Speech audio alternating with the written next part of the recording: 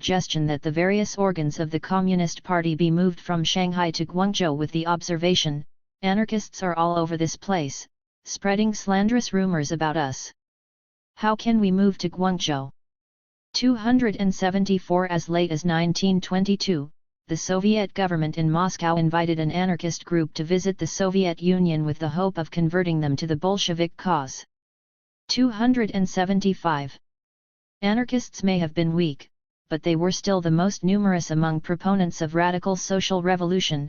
They were still better organized than others in the early 20s, and there was more systematic anarchist literature available to Chinese intellectuals than was true of any other ideology of Western origin.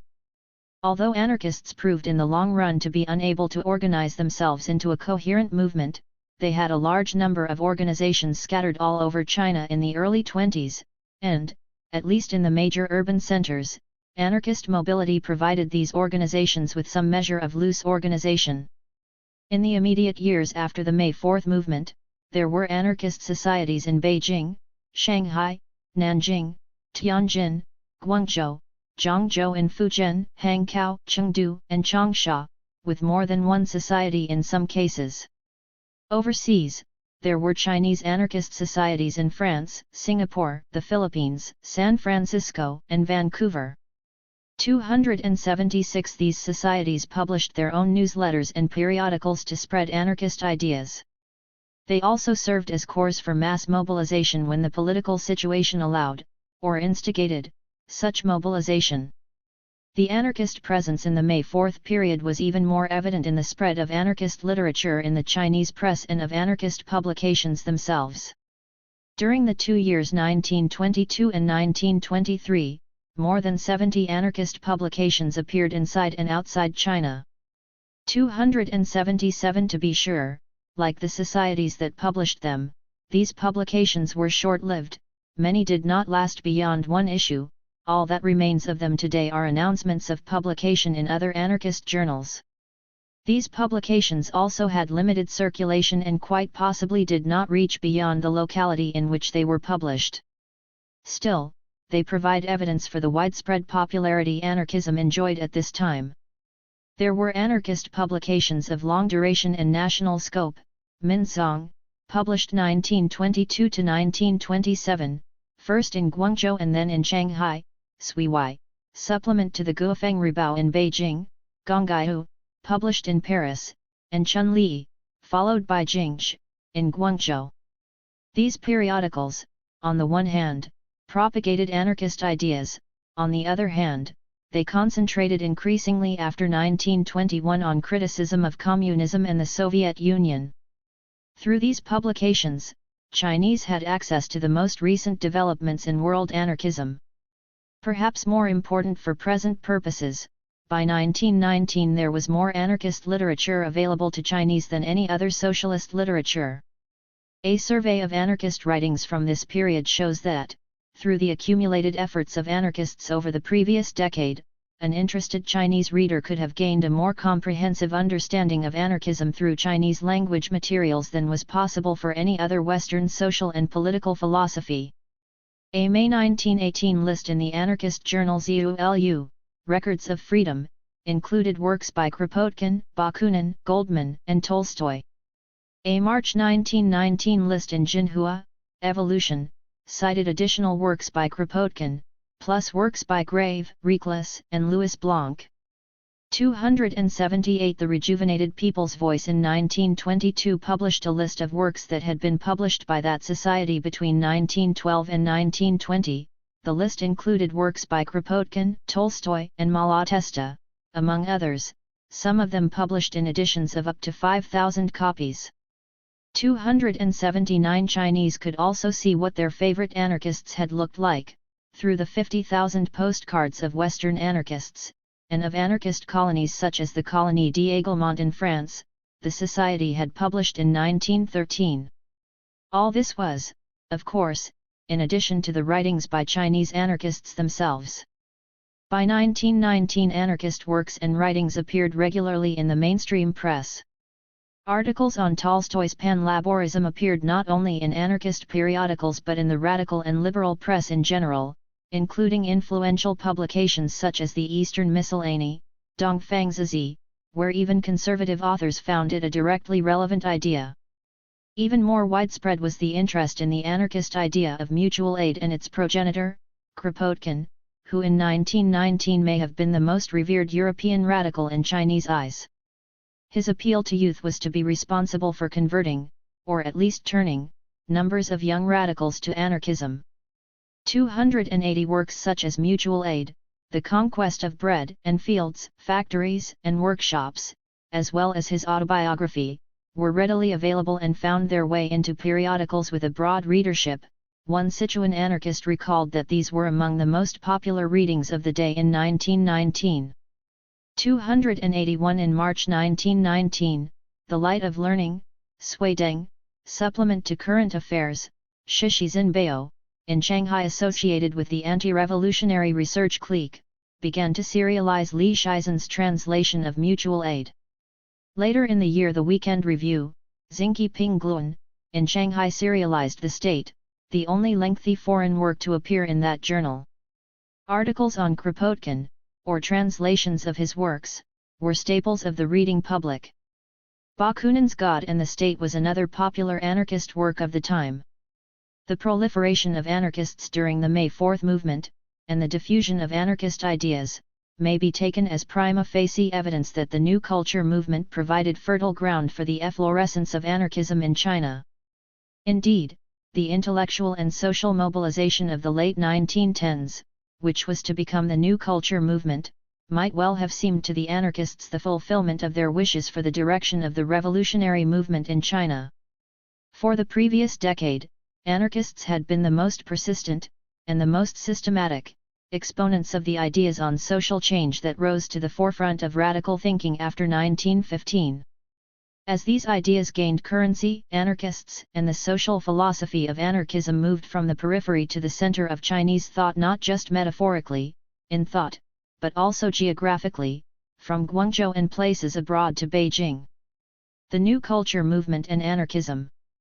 The New Culture movement, the first unambiguous manifestation of the demand for cultural revolution in the Chinese revolutionary movement, got underway in 1915 and blended in 1919 with the May 4th movement, which spread the message of new culture broadly beyond the small group of intellectuals, mainly in Beijing, to which it had been restricted initially. Its ideological premises and demands are well known and do not require extensive elaboration. Here I shall only highlight its most outstanding concerns.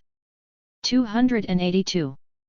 According to historiographical convention, the movement was initiated by the prominent intellectual Chen Duxiu, later a dean at Beijing University and the first Secretary-General of the Communist Party, when he founded the New Youth, Xin Qingnian, magazine in late 1915 and began to advocate a new culture for China.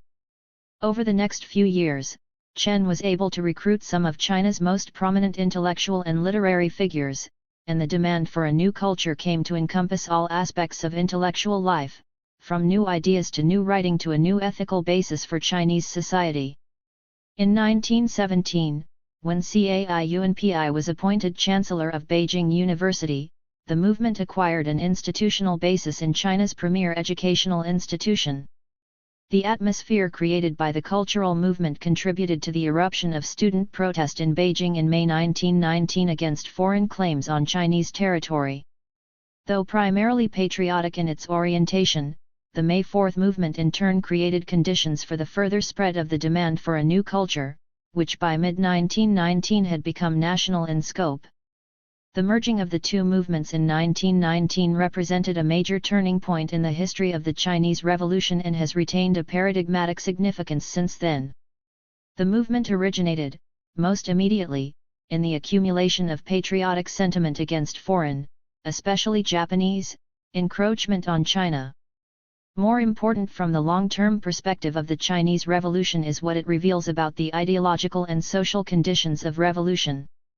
The turn to culture was a response to the failure of the political institutions created by the Republican Revolution of 1911, which not only created a disgust of politics, but turned intellectuals away from the pursuit of political solutions to search for answers to China's political problems at the more fundamental level of culture and mentality. It would be erroneous to assume that this represented a shift from public to private concerns. Indeed, advocates of a new culture had come to view polities as being in the realm of selfishness, corruption, and the pursuit of private interest, and believed that a genuine public consciousness could be created in China only outside of politics, a position reminiscent of the first generation of radicals but now reinforced by the experience of a political revolution.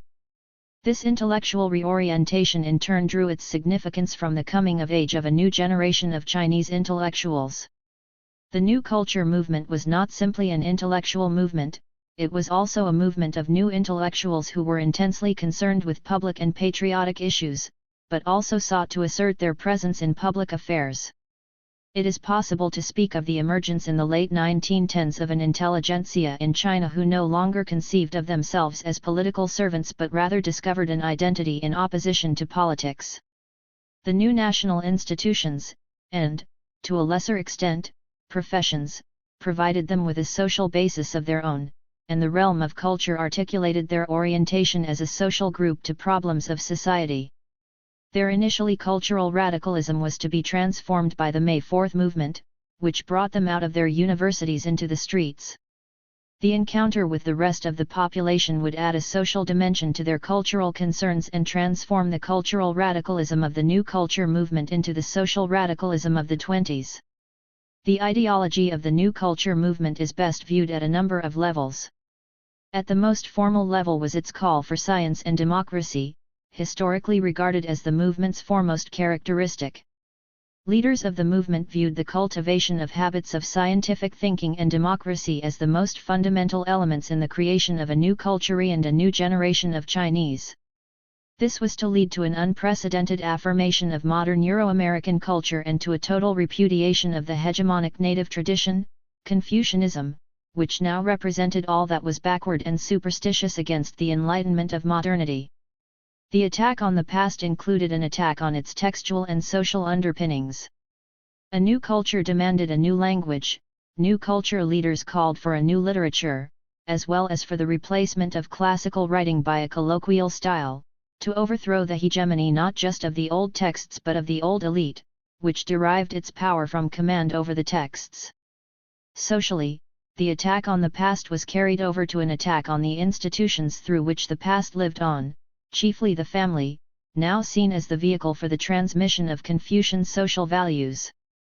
The overthrow of the family was crucial to the liberation of youth from the past and, therefore, to the creation of a new generation of Chinese. The affirmation of modernity was to lead to an iconoclastic, in Lin Yusheng's term, repudiation of the past, which was total because the New Culture movement ultimately challenged the very values that held the old society together. 283. In its very preoccupation with culture, the New Culture movement, like the May 4 movement in general, was itself a cultural phenomenon. In other words, the advocates of new culture, and their youthful audience, not only advocated a new culture, they tried to live it. In its concern with culture, the movement focused on education as the primary means for changing China. While formal education was central to its conception of education, it was not a limiting boundary.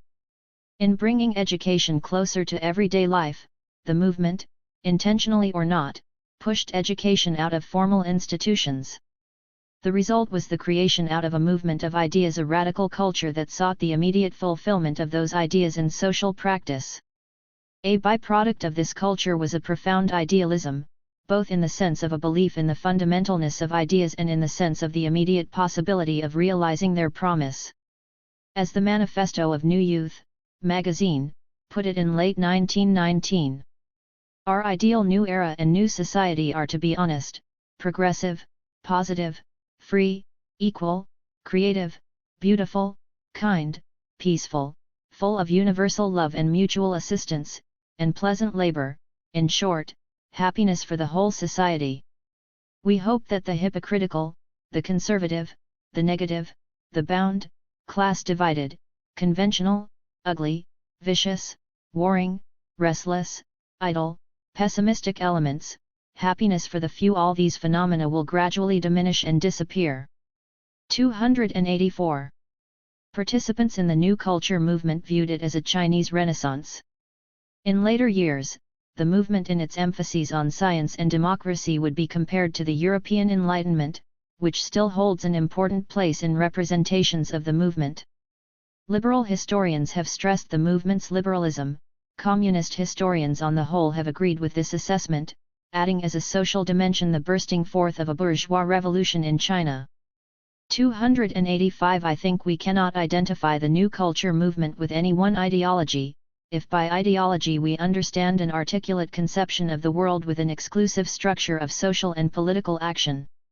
The New Culture movement was not informed by an ideology that, having captured the consciousness of a generation, stood guard, as it were, at the gates of that consciousness to determine the flow of ideas. The New Culture movement was a movement of ideas, a consciousness in the making with a history of its own. Anarchism was one of these ideas. Anarchist ideas were readily available to anyone who sought them. During these years more people sought them than ever before or after in Chinese thought. Anarchists proliferated, and anarchism spread in Chinese thought as the movement gained momentum. The efflorescence of anarchism during the May 4th period is not inconsistent with the representation of the May 4th movement, in its New Culture phase, as an enlightenment. Anarchism in Europe had deep roots, April Carter has argued, in the political philosophy and outlook of the 18th century Enlightenment. It is possible to view an anarchism such as Kropotkin's as an uncompromising reaffirmation of the Enlightenment promise when others, including liberals, had already given up on the possibility of its realization. 286. Any such analogy, however, is of necessity imperfect and may conceal more than it reveals. The popularity of anarchism was bound up primarily with concrete problems that emerged as the Chinese Revolution unfolded following the Republican Revolution of 1911, problems to which anarchism seemed to offer solutions consistent with the prevailing mood of Chinese radicals. One Chinese historian has written, "Under the conditions of several thousands of years of feudal despotism, especially with the decline of government with constant warlord disaster and repeated by ineffective efforts at governmental reform, it was easy for the people at large to become disgusted with politics. On the other hand, the Chinese intelligentsia was mostly of petit bourgeois origin. It had a personality that was subjective, superficial, evanescent, and impatient. When they began to demand revolution, what best suited their taste was not scientific socialism but empty and high-blown utopias, an anarchism which flaunted existing customs." 287. It is questionable that when members of the Chinese intelligentsia turned to scientific socialism after 1920, they became any the less petit bourgeois, but the statement tells us something about the mood that prevailed during the immediate May 4th period. In his 1936 interview with Edgar Snow, Mao Zedong reminisced, "At this time 1918–19 my mind was a curious mixture of ideas of liberalism, democratic reformism, and utopian socialism. I had somewhat vague passions about 19th-century democracy, utopianism, and old-fashioned liberalism, and I was definitely anti-militarist and anti-imperialist." 288. Chao Tse-tsung has observed of this statement that this curious mixture of ideas was not a particular state of mind belonging to a particular young student at the time. It actually represented the main current of thought of the active and restless youth in the middle of the May 4th movement. 289. Chinese youth responded with enthusiasm to the flood of new learning that inundated the intellectual world after 1915. A generation that sought liberation in ideas absorbed as the proverbial sponge every idea that promised liberation, without much regard for its ideological origin or its social and political implications. The mood that prevailed at the time was not reflective discrimination but a euphorious revolutionary eclecticism that could imagine a basic unity in diverse ideas so long as these appeared progressive, democratic, and scientific. Under the circumstances, the ideas anarchists contributed to the New Culture movement were not easily distinguishable as anarchist ideas, especially since the anarchists did not claim them explicitly for anarchism. But the open-endedness of anarchist ideas proved to be an advantage in the diffusion of anarchism among Chinese youth. The utopianism to which Mao referred was at the time largely a product of the diffusion of anarchist ideals among Chinese intellectuals. Anarchism had no monopoly over the ideas that were to become commonplaces in Chinese thinking of the May 4 period, but anarchists had been the most consistent promoters of those ideas in the years that preceded the New Culture movement, and now, on the left wing of New Culture thinking, they stood ready to benefit from the diffusion within the Chinese intellectual scene of ideas of which they were the most enthusiastic proponents. Anarchist inspiration probably played some part in the thinking of New Culture leaders who were not otherwise anarchists. Liberals such as Hu Shi disliked anarchism for obvious reasons. But others were more open to anarchist ideas. More than one biographer has suggested that Chen Duxiu, who was to turn against anarchism after 1919, was aware of anarchist ideas before 1911 and was possibly sympathetic to them. 290 There is no concrete evidence for this suggestion, even if it seems plausible. In the early part of the New Culture movement, Chen worked closely with anarchists in Beijing University and, as editor of Xin Qingnian, seemed to be more than willing to publish anarchist contributions. An important statement he made in 1917, where he urged a shift of attention from politics to culture, was inspired by a speech given by the anarchist Li Shizhen. The intellectual authorities he called upon to support his position were all anarchists, Wu Zhihui and Zhang Ji, in addition to Li. 291 In 1918 he contributed an article to the anarchist periodical Labor, Liadong. 292 Li Dazhao, who disapproved of anarchists because of their advocacy of terror, was attracted in 1913 to the socialism of Zhang Kanghu, which had overlapped anarchism. In the May 4 period, even after he became a Marxist, he was a foremost proponent of mutual aid. 293 Yi Beixia, brother of the more famous Yi Peiji, later the head of the anarchist-inspired Labor University in Shanghai, and prolific critic of Confucianism in New Youth magazine, was, according to Chao Tse-tsung, an anarchist. 294 So were Qian Xiantong, prominent philologist and historian, and Zhou Ziuren, brother of Lu Xun, an important literary figure in his own right, who would play an important part in the mass New Village movement in 1919. 295. The interest in anarchism was partially a product of the coincidence between the issues raised by the anarchists and the issues that became the focal points of intellectual concern during the New Culture movement. Charlotte Firth once observed that with the exception of the advocacy of science, there was no new culture idea that had not been taken up by Chinese intellectuals in earlier years. 296 One might argue, on the basis of anarchist literature before 1915, that all the ideas of the New Culture movement, including science, had been anticipated by the anarchists a decade before the movement. Anarchists, moreover, had raised these ideas more systematically than had any others on the Chinese scene. It would seem natural, therefore, that anarchism should have received the attention it did during the New Culture movement. Anarchists, obviously, were not mere observers of the New Culture movement, they participated. They not only influenced the intellectual orientation of the movement, they provided its vocabulary. Anarchists had consistently advocated the cause of science against tradition, religion, and superstition. They had been the first in China to call for a revolution against Confucianism. Their insistence on individual liberation, especially the liberation of women, had led them to a repudiation of the family and of the Confucian values, the 3 bonds and the 5 constants, that informed the Chinese family. They had called for an ethical revolution that would transform individuals, and while they had seen in education a key to such transformation, they had viewed education not as formal education but as education in the transformation of quotidian life. Most relevant, however, may be the logic of the anarchist argument. Anarchists had repudiated politics, not only in the name of freedom, but also because they viewed politics as inimical to a genuine public consciousness and an organic social existence.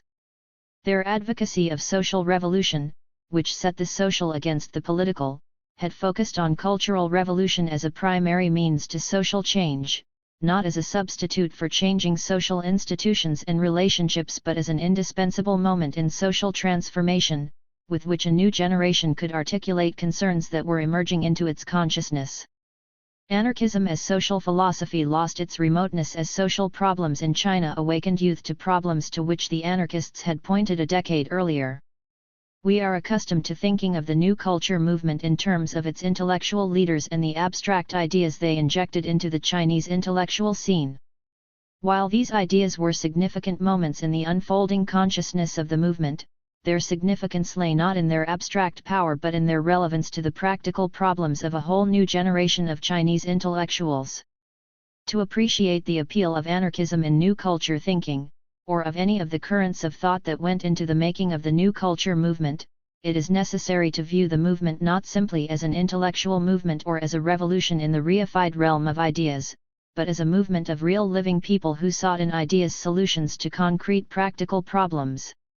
The turn to culture as the arena for significant change was itself provoked by the failure of the Republican experiment in China and by the political degeneration that followed. As Chen Duxiu put it in 1917, referring to a recent speech by Li Shizhen, which had argued for the priority of ethical change.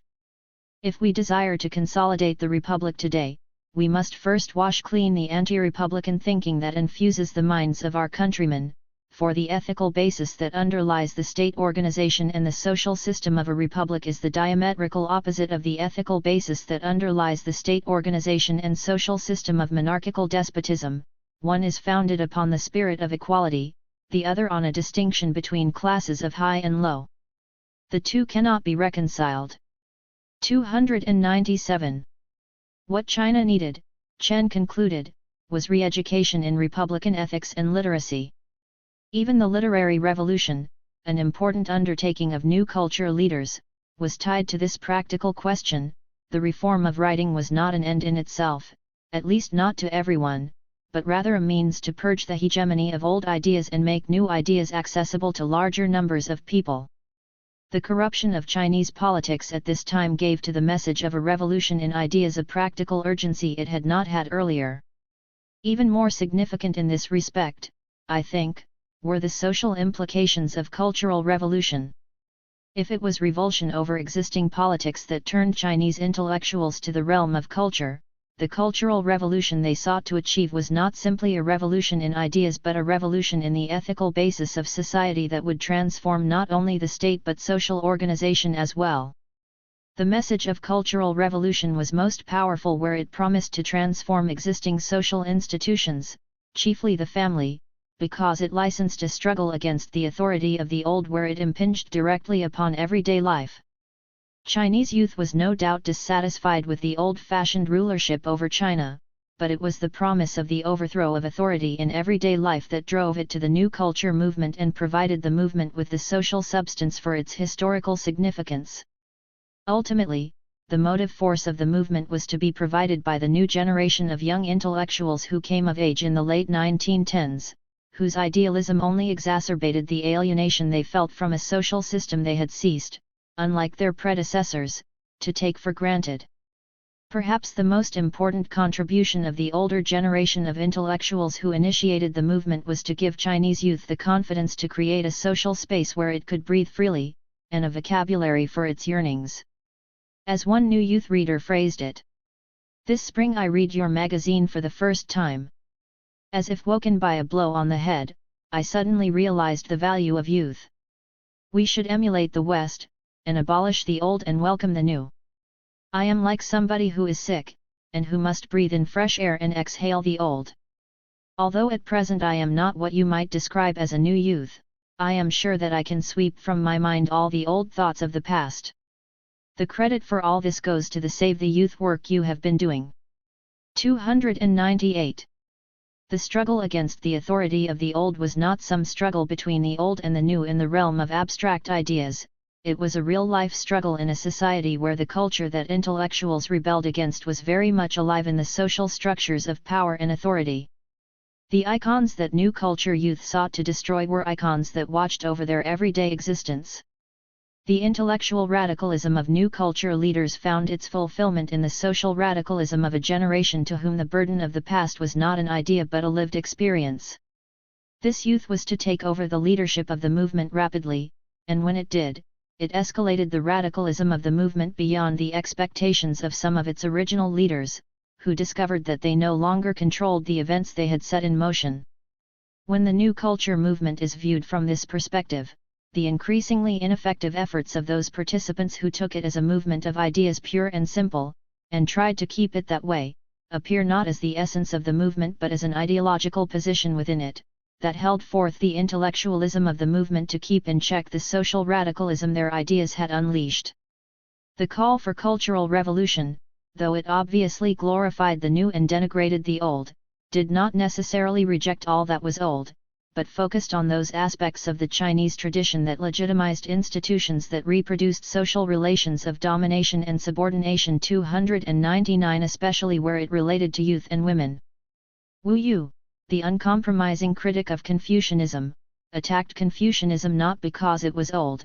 He did not extend the same attack to Daoism and legalism but used them rather to criticize Confucianism, but because it upheld the Chinese family system. His remark that the effect of the idea of filial piety has been to turn China into a big factory for the manufacturing of obedient subjects, is revealing of the material, because social, understanding of culture that infused the call for cultural revolution in these years. 300 It was not abstract issues of cultural or ideas, but the call for the struggle against the hegemony of the old over the young, of men over women, of the rich over the poor, of state over society, in short, against authority, that in these years fashioned a social movement out of ideas. The new culture idea of culture, as it had emerged by the May 4 period, was a social idea of culture. Cultural revolution, in other words, required the revolutionization of basic social institutions. There was a conjuncture between the social logic of this idea of cultural revolution and the cultural logic of the anarchist idea of social revolution. Indeed, the distinction between culture and society lost its meaning in either idea of revolution that conceived of society as the institutional embodiment of a culture of authority, and of culture as the architectonic expression of social structures of domination and oppression. In their search for cultural liberation, new culture youth sought out social spaces where they could live in freedom. More than any other group participating in the new culture movement, anarchists offered to youth such spaces. Anarchists promised that their idea of new culture was to change not ideas but life at its most basic, everyday level. The work-study institutions they promoted, perhaps even the syndicates, represented spaces in which youth could find a new life. As Wang Guangqi was to observe in 1920, work-study groups were not simply utilitarian institutions, but havens from the families youth sought to escape, where they could live in freedom and equality. 301. The social plight of Chinese youth, as well as its hopes and the promise of the new culture movement, has been captured most cogently in the autobiographical novel Family by the prominent Chinese anarchist writer Bajin, who came of age at this time, and became an anarchist, adopting the name Bajin, made up of the first syllable of Bakunin's name and the last syllable of Kropotkin's. 302 Anarchist and new culture concerns resonated not just at the level of ideas, but at the very social basis of the ideas and in their underlying logic. This is not to claim the new culture movement for anarchism, nor to reduce the anarchist advocacy of social revolution to new culture concerns. There were many points of divergence between the general concerns of the new culture and May 4 movements and anarchism. Not the least important of these were the patriotic frustrations and aspirations that would shortly redirect the course of the new culture movement. Anarchism, while integral to new culture thinking, occupied a place in its broad spectrum somewhere on the left. Indeed, anarchist participation in the movement was to bring to it concerns that turned its preoccupation with culture in the direction of social change. Anarchists were not passive beneficiaries of the movement. Through their activities, they contributed both to the radical activity of the movement and to its ideological orientation. Ironically, anarchists, for all their incapacity for organization, would make the most important contribution by providing organizational principles to the radical experiments with new forms of social life the movement produced. Anarchists were also to benefit from the October Revolution in Russia, of which they were the first Chinese interpreters. Thanks mainly to their interpretations, the prevailing impression in China initially was that the Bolshevik Revolution was not a Marxist but an anarchist revolution. Given its prestige in China, the revolution in 1918–1919 was to stimulate considerable interest in anarchism among radicals, including those radicals who shortly would turn to the establishment of a communist party in China. In the immediate May 4 period, communism in China was still for the most part identified with anarcho-communism, which, Chinese communist historians have complained, delayed, in the confusion it created, the acceptance of Marxism by Chinese radicals. Anarchist activity after 1915. As of 1915, there were two identifiable and related groups of anarchists in China, the Paris anarchists, and the Guangzhou anarchists of the Anarchist Federation, in Shanghai and Guangzhou, which Shifu had established before his death. By the time of the New Culture movement, Li Shizhen and Wu Zhihui were among China's most prominent intellectuals, of the same generation as the initiators of the movement, such as Chen Duxiu. They were well placed through personal connections to influence cultural life.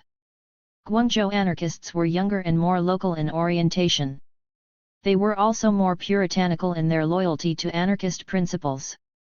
Although not so influential as the Paris anarchists, they were more active at the local level and more involved with social organization. Many of them were students and school teachers and provided much of the anarchist social activism during the New Culture movement. After 1919 they would emerge as intellectual leaders in the anarchist movement as well. While on the whole they followed the lead of the older anarchists, there was also some tension between the two groups over anarchist purity in personal life, as well as the nature of anarchist activity, a tension no doubt exaggerated by regional loyalties. The Paris anarchists were to make the most visible contributions to the New Culture movement. This was due not so much to their ideas as to their activities in the realm of education. The work-study program they initiated after 1911 became in these years a training group for anarchists and an effective means for the propagation of anarchist ideas. Indeed, some of the ideas generated by this program were to last beyond the anarchists and have a lasting effect on revolutionary thought in China. After the 1911 revolution, Wu Zhihui and Li Shizhen, the two leaders of the Chinese anarchists in Paris, had returned to China to work within the context of the new republican regime. In 1912 they established the World Society, Hijishi, named after the society the anarchists established in Paris in 1906, to promote education, especially education abroad, which they thought would resolve basic social problems, including class division. As the declaration of the association put it, far-sighted men regard the fact that higher education is not yet universal as the reason why classes are born. They grieve about this and think that the way of remedying the situation is to make education equal for all. 303. Out of this goal was born the New Society movement, Xin Yundong, which sought to increase people's happiness by advancing their morality. The anarchists of the World Association, who were also Francophiles, believed that France, with its libertarian and revolutionary tradition, offered the most attractive environment for Chinese students who wanted a modern education. With this goal in mind, in 1912 they established the Society for Frugal Study in France, Liaofujiangsui. Frugality, the anarchists believed, would not only serve the practical goals of the movement, but also help build moral character. 304. The Society for Frugal Study sent a number of students to France and Britain before World War I, but this activity declined with the onset of the war. During the war few Chinese students went to France for study. Anarchist activity in France, however, had a boost from another source, Chinese labor. During the war, about 200,000 Chinese laborers were imported to help with labor shortage created by the war. Some of these laborers worked as coolies in French armies, others in French factories.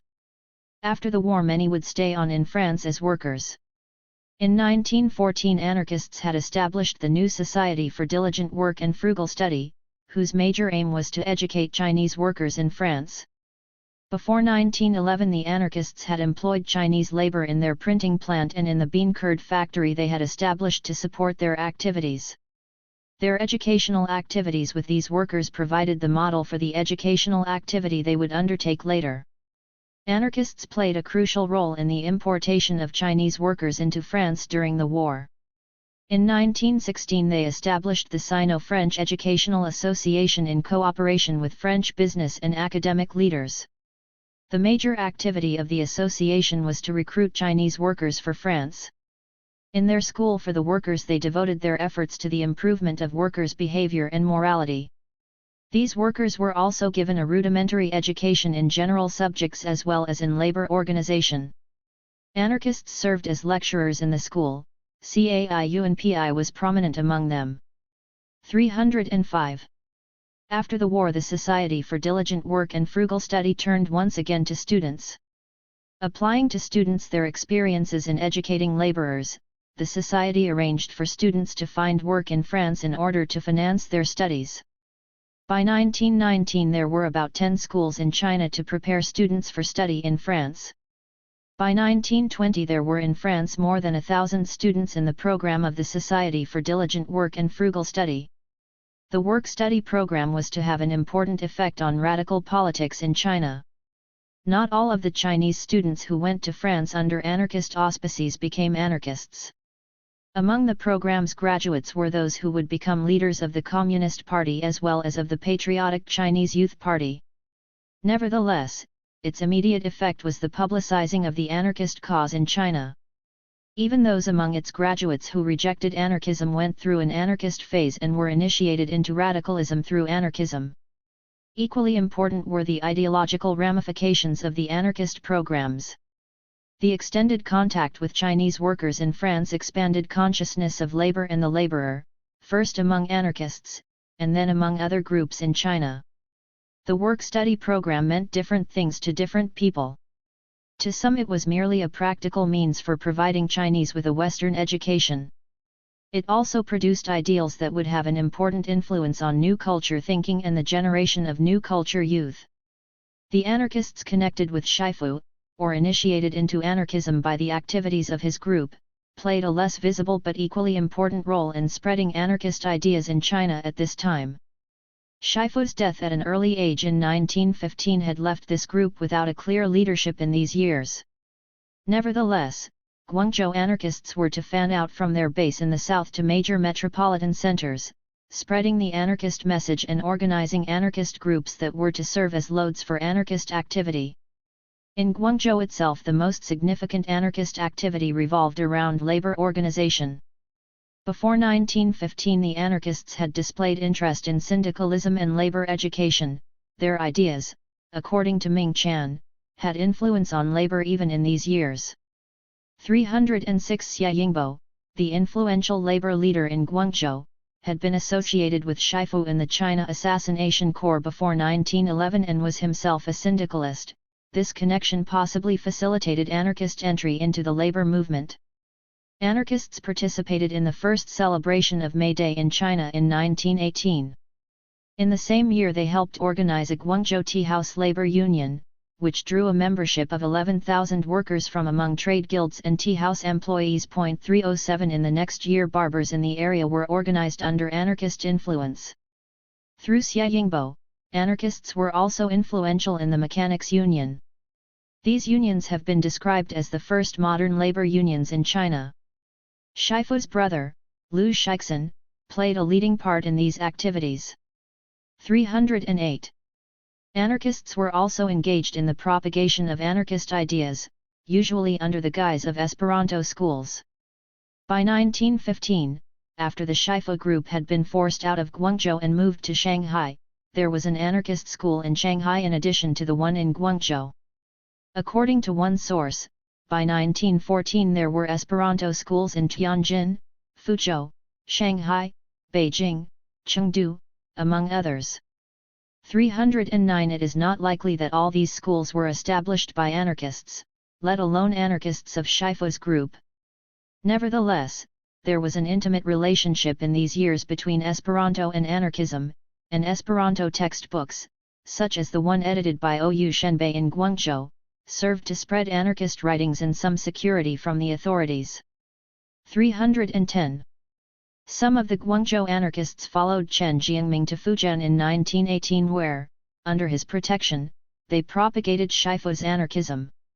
As in the case of Xia Yingbo, the labor leader, Chen's connection to the anarchists was a personal one. He, too, had been associated with Shifu in the China Assassination Corps and after 1911 extended his protection to Shifu and his followers. The protection, however, went beyond purely personal considerations. Chen himself, ironically for a militarist, had some sympathy for anarchism. According to Winston Hussey, at this time he was also responsible for financing the Sino-French University in Lyons. 311. One anarchist recalled that under his leadership Zhengzhou in these years became a model city. Anarchists operated freely under his protection and even published a newspaper. Both lines of anarchist activity, the work-study program in France and the activities of Shifu's followers in China, illustrate the ambivalent relationship of anarchists to the authorities whose overthrow they advocated. This relationship reflected a persistent tendency among Chinese anarchists to instrumentalize anarchism in the service of goals that contradicted their own professed aims. The Paris anarchists hobnobbed openly with both the political and the economic elite in China and abroad. The Sino-French Educational Association was a semi-official organization. Shifu's followers, much more clearly anarchist in their identity at this time, accepted protection from the authorities when they could. This acceptance was partially due to a genuine need for protection. Discussions of radical activity in China at this time rarely stress the adverse political circumstances under which radicals operated. Wu Zhihui's name was among those listed by the Shanghai police as dangerous Bolshevists in China. Chinese authorities, central or local, were ever ready to suppress extreme radical activities. American consuls were able to get the local authorities to intervene against the anarchists in Fujian, in spite of Chen's protection. Radical literature was often smuggled between false covers to avoid detection, as is illustrated by the example of an anarchist manifesto published in Beijingfu, which authorities discovered within the covers of a Chinese Bible. 312. Anarchist association with authority was also a consequence of the persistence of personal relationships that often contradicted the verbal commitments of the anarchists. It also gave anarchists false hopes about the possibility of reliance on authorities that appeared favorable to their cause. Anarchists were to discover this, much to their regret, in 1928, when their flirtation with the Kuomintang under Chiang Kai-shek was to result in a tragic betrayal of their cause by Chiang and by the doyens of anarchism in China, who obviously placed their personal relationships and official influence above their long-term ideological commitments. With the appointment of Cai Yunpai as the Chancellor of Beijing University, anarchist activity, like the New Culture movement in general, gained a new momentum. The appointment of Cai was particularly meaningful for the anarchists, because Cai had long been involved with the Paris anarchists, most recently in the work-study program in Paris, and was himself a philosophical anarchist, see Chapter 2 above. After 1917 Baida was to emerge as a center of anarchist activity in China. No one has suggested that Cai tried actively to propagate anarchist ideas at Baida, but his reforms at the university created an atmosphere in which anarchists could flourish, and he was responsible, albeit indirectly and in somewhat reified form, for publicizing ideas that had originated with the anarchists. His reforms attracted to the university anarchists who had been his close intellectual associates over the previous decade, such as Li Shizhen, who taught moral philosophy as well as biology, and Wu Zhihui, an academic advisor. Of the Guangzhou anarchists Huang Lingshuang and Yuan Zhenying were professors at the university, Ou Shenbei and others enrolled as students. According to Su Diheng, anarchists constituted one of the three major groups in the university faculty, in addition to the New Youth Group and the Conservatives. 313. Cai's own activities could at least have been construed by the anarchists as favorable to their cause. One of the important components of his educational philosophy was the fostering of a group spirit and habits of mutual aid. To this end he encouraged students to establish groups that ranged all the way from discussion groups to cooperatives. Soon after he became chancellor he sponsored the establishment of the Promote Virtue Society, Jinda Hui. 314 This society, which derived its name from the Anarchist Society of 1912, adopted for its guidelines the principles of another, Shifu's Conscience Society, Xinshi. The declaration of the society referred specifically to the Jinda way of the early republic which, it said, had been founded by socialists such as Cai, Wu, and Li, to deal with the questions of how to achieve communism and abolish marriage. 315 The society was able to recruit about 1,000 members by the May 4 period. The teaching of Esperanto was another area of anarchist activity. The anarchist Sun Kuozang, later associated with the radical Fendu Struggle magazine, which advocated a nihilistic anarchism, was in charge of the teaching of Esperanto, according to a notice in the Student Daily of the university in December 1917. His Esperanto class had attracted 53 students, although it is hard to tell whether these students were all from Baida. 316 In the same month, the paper started to serialize an article by Ou Shenbei on Zamenhof, the inventor of Esperanto. There is also considerable evidence that anarchists formed a powerful group within student activities in the university. In February 1918 Sun Kuozang became the editor of the Student Daily, which then began to publish articles in Esperanto. Chen Duxiu was a faculty advisor. 317 In 1920 Zhu Qunzi, later to gain fame as a proponent of nihilist anarchism, became editor of the Student Weekly. Under his editorship the weekly published debates on anarchism and labor. Two of its issues carried the pictures of Kropotkin and Bakunin on the cover. 318 There is also indirect evidence of anarchist power in the university. In 1918 students at the university organized a society to protest Japanese activities against China. The students wanted to call the society the Patriotic Society, Aguo Hui, but, according to Su Diheng, changed the name to Save the Nation Society, Jukuo Hui, under pressure from the anarchists. 319 If anarchists were active in the various organizations in the university that were not explicitly anarchist, they also had their own organizations. In 1917 students and faculty organized the Truth Society, Shishi, to promote anarchist goals. Its members were Huang Lingshuang, Hualin, Ou Shenbei, and Yuan Zhenying, all leaders of the anarchist movement in the 1920s. In 1919 this society was replaced by Evolution Society, Jinhuashi, which brought Baida anarchists together with anarchists from other parts of China. Other Baida anarchists, led by Zhu Qunzi, established in 1923 the Struggle Society, Fendushi, to propagate their own version of anarchism. 320. Anarchist activity was reflected in anarchist publication. Anarchists had participated in the New Culture movement from the beginning through their contributions to New Youth. The names of Wu Zhihui, Huang, Lingshuang, Yuan, Zhenying, Hualin, Liang, Bingxian appeared frequently in the journal before 1919. Their contributions to New Youth, however, lacked a clear identity. 321 These contributions ranged from discussions of Nietzsche's philosophy to translations of Tolstoy and Emma Goldman. They were almost wholly in support of that journal's advocacy of individual liberation from social institutions. While they performed an important function in acquainting new youth readers with the names of famous anarchists and their views on the individual, marriage, and the family, they did not impart any clear picture of anarchism as a comprehensive social and political philosophy with an identity of its own. More important as sources for anarchism were a number of journals published by the anarchists, or guided by them. In August 1916, Chinese in France started to publish the Luouzzi.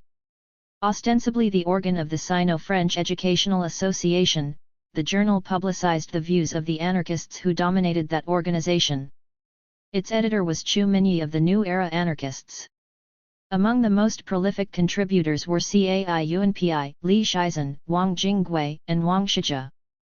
This was followed in January 1917 by Huigongzi, Chinese Laborers' Journal, a journal addressed to Chinese workers in France. The journal published pieces to educate the workers and rid them of their undesirable habits. Its mottos were diligence, frugality, and study. Lectures by Li Shizhen and Cai Yunpi in the Workers' School took up most of the journal's space devoted to discussions. In July 1917, Truth Society at Baida began to publish Zulu, Records of Freedom. According to Huang Lingshuang, Truth Society was one of the three legs of the tripod of anarchism in China, the others being Xinxi, Conscience Society, in Guangzhou, and the Kunxi, Masses Society, in Nanjing. Records of Freedom was devoted to the search for anarchist organization in politics and advocacy of the true principle of communism in economics. 322 Its contributors included prominent members of a rising generation of anarchists. Aside from Huang Lingshuang, these were Hualin, Ou Shenbei, and Yuan Zhenying. Other anarchist periodicals appeared in 1918, Ronkan, Masses, published by the Masses Society in Nanjing, and the Ping Shizizi, Peace Society Journal, published by Peace Society in Shandong. These journals were short-lived because of internal difficulties and harassment by authorities. In January 1919, four anarchist societies, People's Voice in Guangzhou, Masses in Nanjing, Peace Society in Shandong, and Truth Society in Beijing, merged to establish a new society, Jinhuaxi, Evolution Society, and started publication of a new journal, Jinhuazizi, Evolution Magazine, in Nanjing. The journal barely made it past the May 4 movement, when it was closed down by the authorities. 323. The participants in these activities give us a clue to the rapid spread and proliferation of anarchist groups outside major urban centers during the May 4 movement. According to Lu Shixin, the Masses Society in Nanjing drew its membership from former members of the Socialist Party, the Pure Socialists of Taixu's group. 324 members of the socialist parties of the early Republican period, with their anarchist inclinations, may have provided a pool of potential members. It will be recalled that Zhang Kanghu himself had returned to China at this time, and was engaged once again in organizing activities, among which was a 3/2 society, no government, no family, no religion, from each according to his ability, to each according to his need. If not anarchist, strictly speaking, it is plausible nevertheless that these groups in the provinces did play a part in the propagation of anarchism. The most novel anarchist publications in the period before the May 4 movement were two journals devoted to labor, Mirror to Labor, Liaodong Beijian, and Labor, Liaodong, both published in 1918. Of these two, by far the more important was Labor, China's first journal devoted specifically to the promotion of the cause of laborers, and to carry labor in its title. Mirror to Labor raised labor issues mainly in passing in its discussions of general issues of anarchism, which were continuous with discussions in People's Voice earlier. Labor, edited by Liang Bingxian, addressed questions of labor directly. The journal discussed the conflict between labor and capital and advocated social revolution to resolve it. Among its firsts were discussions of the significance of May Day and of labor activities in China.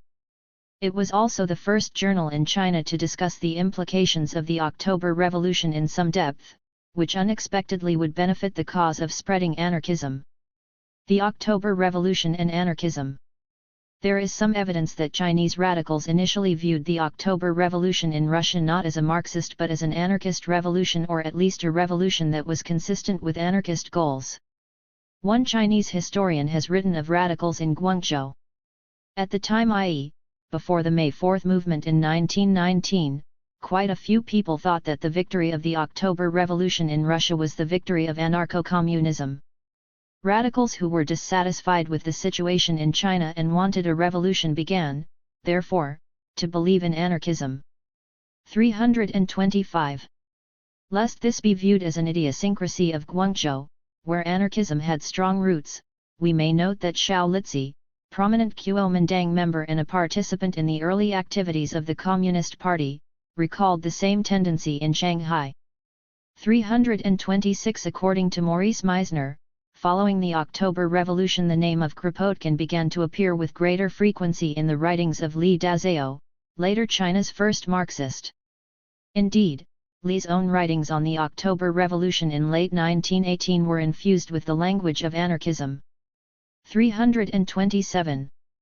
Much of this confounding of the October Revolution with anarchism was a consequence of worldwide confusion over the revolution in 1918.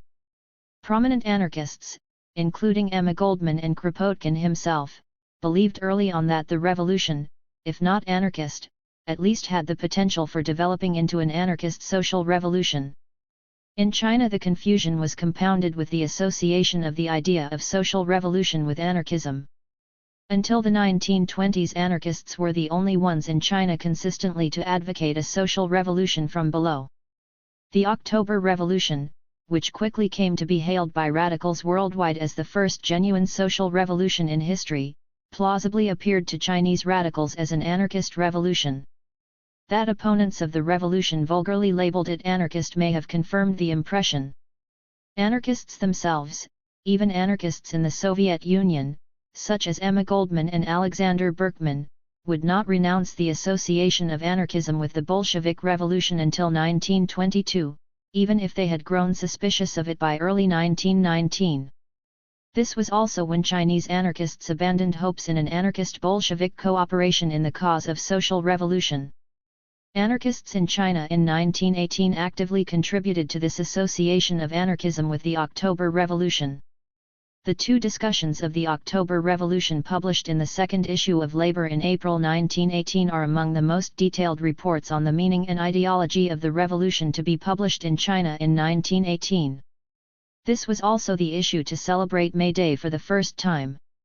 These reports may have shaped the views of Chinese radicals on the revolution well into 1918 and, in their identification of anarchism with a revolution that carried considerable prestige in radical eyes, helped add to the prestige and the propagation of anarchism as well.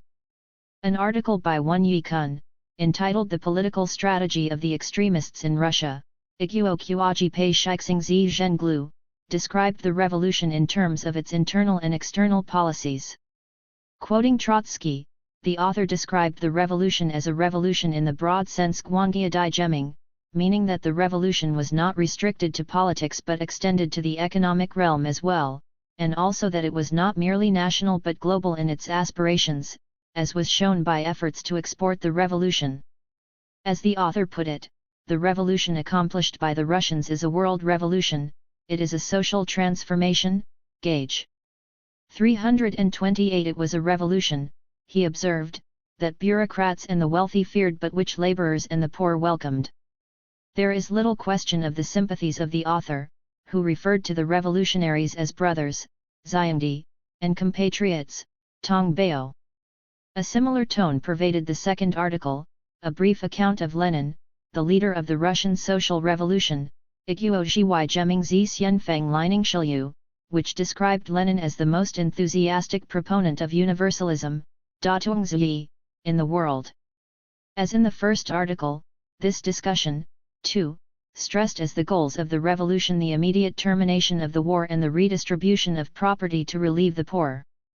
It described the revolution in our neighbor Russia as a social revolution to make equal the rich and the poor.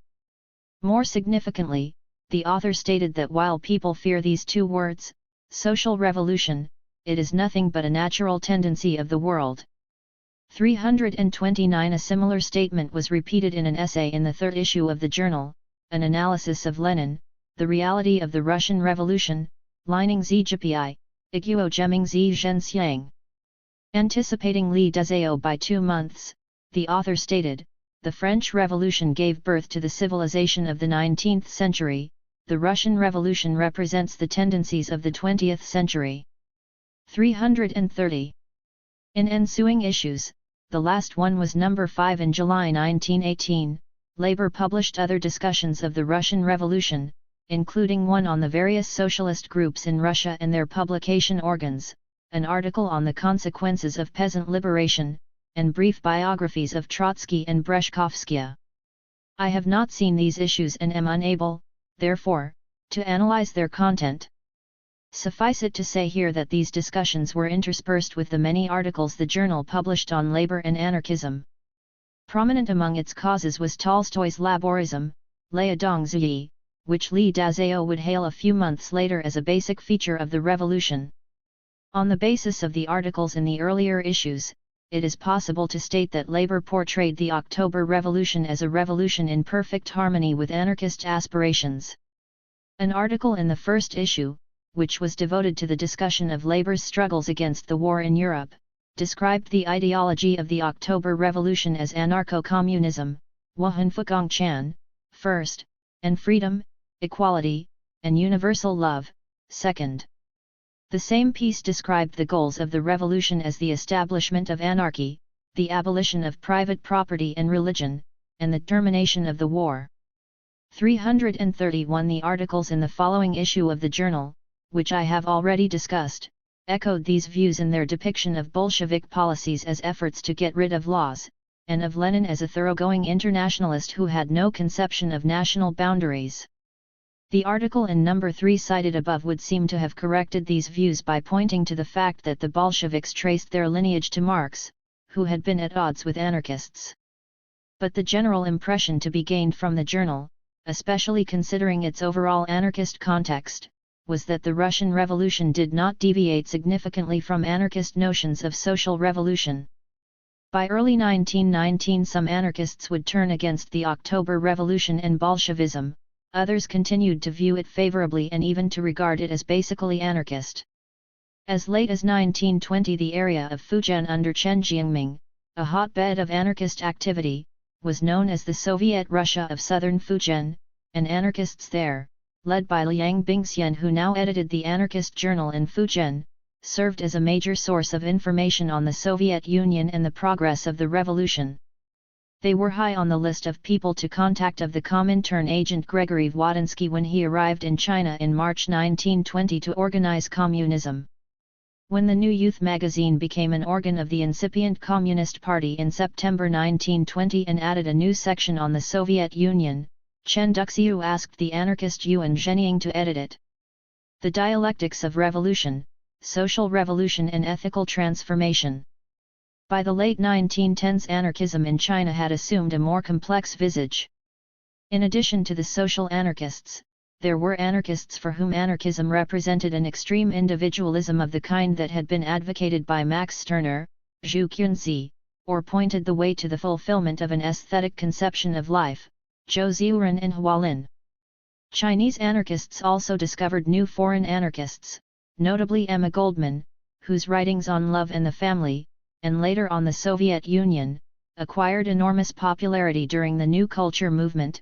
Goldman would make a profound impression on one anarchist in particular, Bajan, who would come to view her as his spiritual mother and form a lifelong devotion to her.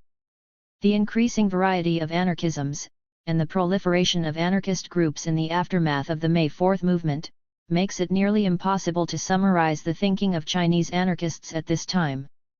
Much of this remains to be uncovered. I will restrict the discussion here to the social anarchists and focus on those ideas that were to make a lasting impression on May 4 radicalism and the revolutionary discourse in China. Anarchists spread their ideas in these years not only in anarchist journals, but through contributions to publications of general interest, as well as the circulation of pamphlets, among which Schiffo's writings were very prominent, which through clandestine means found their way into even provincial localities.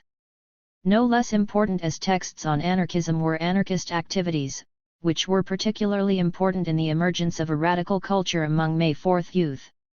Among the ideologies that went into the making of the New Culture movement, anarchism emerged early on as the ideology of the radical left, which sought to steer the cultural revolution in the direction of a social revolution, saw in the cultural transformation of Chinese society a means of moving China toward socialism, and desired, at least in theory, to expand the cultural revolution beyond intellectuals to encompass the common people, Pingman. 332 studies of the New Culture movement, including studies by communist scholars, leave the impression that socialism was not a significant component of the movement until after 1919 when, under the influence of the Russian Revolution, Chinese intellectuals began to show interest in it. This is misleading, and valid only if we deny the socialism of the anarchists. It is true that the word socialist does not appear very often in New Culture literature before 1919. Chinese anarchists themselves did not advertise their anarchism in their contributions to mainstream journals such as New Youth or The Renaissance, The word anarchism appears rarely in anarchist contributions to these journals, and then in the description of the political philosophy of authors such as Tolstoy and Emma Goldman, whose works the anarchists translated into Chinese. What distinguished anarchist writings in these years was not their claim to socialism, but their advocacy of a social revolution, the hallmark of socialist ideologies in China since 1905. During the New Culture movement, anarchists were to emerge as the champions in Chinese thought of a social revolution that went beyond changes in culture or politics, and though their ideas may not be readily identifiable as constituting a socialist program, they were responsible for introducing into new culture discourse not just socialist ideas and a socialist vocabulary, but a socialist vision as well. This not only prepared the ground for the efflorescence of socialism following the May 4 movement, but also helps explain why anarchism should have enjoyed the greatest popularity among competing social revolutionary ideologies in the early May 4 period. Anarchist ideas and activity in the May 4 period followed along the lines established by earlier anarchists. Basic to them was the anarchist commitment to social revolution through education, whose ultimate goal was the ethical transformation of individuals to discover the natural anarchist inclinations that were a universal human endowment. Two aspects of this endowment became particularly prominent in discussions of anarchism in the May 4 period, with lasting implications for revolutionary discourse: mutual aid and the combination of labor and learning in the creation of a new generation of youth. By 1919 these two ideas had become fundamental to the experiments in the reorganization of social life, a communal movement, so to speak, that expressed more eloquently than words the radical culture that anarchists had helped fashion. A brief summary of the premises concerning the role of education that had earlier informed the anarchist idea of social revolution may be useful here, for these same premises shaped the ideology of May 4 anarchists. Anarchists believed that a revolutionary society could be only as good as the revolutionary process that produced it. In the earliest phase of anarchism in China, anarchists such as Zhang Ji had believed that the ends justified the means. Anarchists continued to express a similar orientation in later years. Anarchist writing and programs well into the 20s often displayed a penchant for violence. Propaganda by the deed was a regular feature of anarchist programs, and in 1925 the Manifesto of Hunan anarchists declared bravely that one bomb is better than 1,000 books. 333. Determination of the extent to which anarchists practiced the kind of violence they preached must await a different kind of research. The evidence is that the majority of anarchists, and the most influential, placed peaceful propaganda and education ahead of violence, which was consistent with the conception of revolution that underlay most anarchist writing, that violence and oppression perpetrated in the name of revolution would create a violent and oppressive society that betrayed the promise of revolution. Indeed, the distinctive feature of the anarchist program of social revolution was that revolution, in order to produce a genuinely revolutionary society, must in the very process of revolution create the institutions of the future. Basic to this program was a conception of revolution as a process rather than as a discrete historical undertaking. Anarchists by the May 4 period refused to distinguish ends and means, the goals of revolution from the means employed to achieve those goals. Revolution must in its progress create the institutions that contained, in embryo, the society of the future. These institutions would in turn secure the further progress of revolution by providing social spaces for the transformation of individuals and their social consciousness. To the anarchists this revolutionary dialectic ruled out the utilization of any means that contradicted the ultimate goals of the revolution, since bad means would further distort the social nature of individuals and lead them away from, not toward, the cherished goal of revolution. This, we shall see, was the point of departure for anarchist critiques of Bolshevism in the 20s. New Era anarchists a decade earlier had established the place of education in revolution. Education was but the positive aspect of revolution, as violence was its negative aspect. The negative purpose of revolution was to clear away the institutional and material obstacles to the liberation of the human potential, but it was education, its positive aspect, that nurtured the morality demanded by the anarchist ideal and made possible the creation of the embryonic anarchist institutions that marked the progress of social revolution. The anarchist revolutionary idea resolved itself ultimately into a dialectic between the individual and social institutions.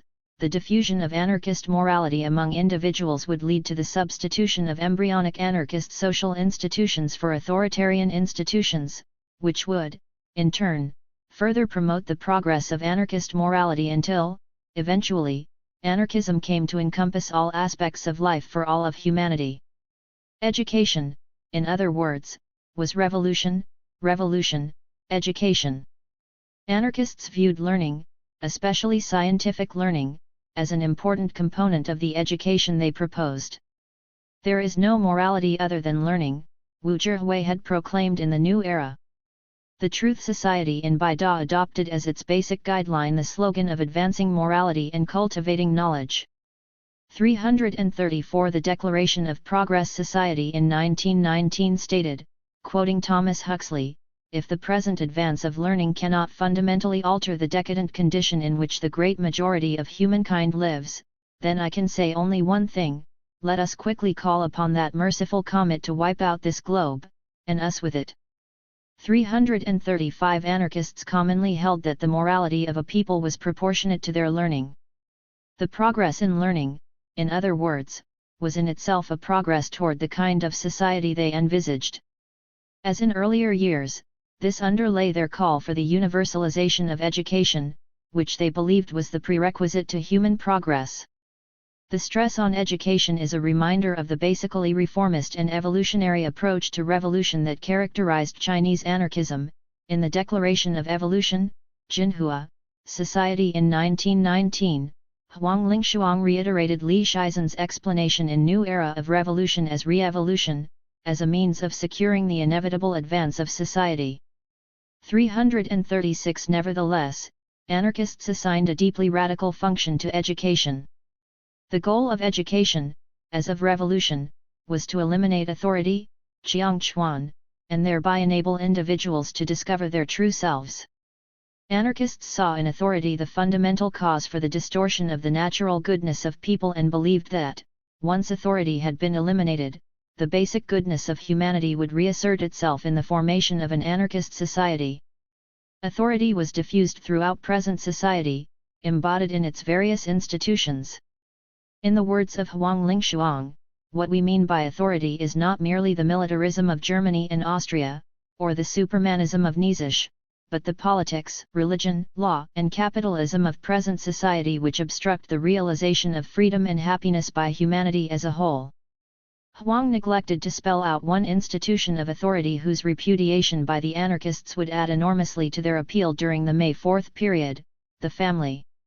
Anarchists had believed all along that the family was the embodiment of authority in everyday life. It was also, as the manifesto of Hunan anarchists put it, an instrument for the production of selfishness. 337. With the abolition of authority, the instinctive goodness, and sociability, would assert itself, and the tendency to selfishness, plunder, and oppression of individuals under present-day society would be eradicated. As a manifesto that issued from Zhangzhou, most probably one of Shifu's essays, put it, the principle of anarchical communism was a truth hidden in every individual's mind. 338 Moral transformation, or rather moral restitution, of the individual was key to the anarchist view of an education that would result in social revolution. This morality was ultimately a social morality. Anarchists desired to abolish institutions that embodied authority, institutions that divided people from one another and obstructed the creation of an organic society that derived its cohesiveness not from coercion but from the natural tendency of humankind to voluntary association. The anarchist conviction in the possibility of realizing such a society was grounded in a vision of humanity that was at once natural, aesthetic, and rational.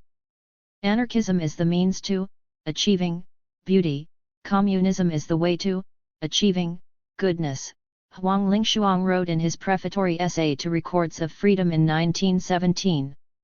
At the heart of this vision was a conviction in the instinctive goodness of human beings.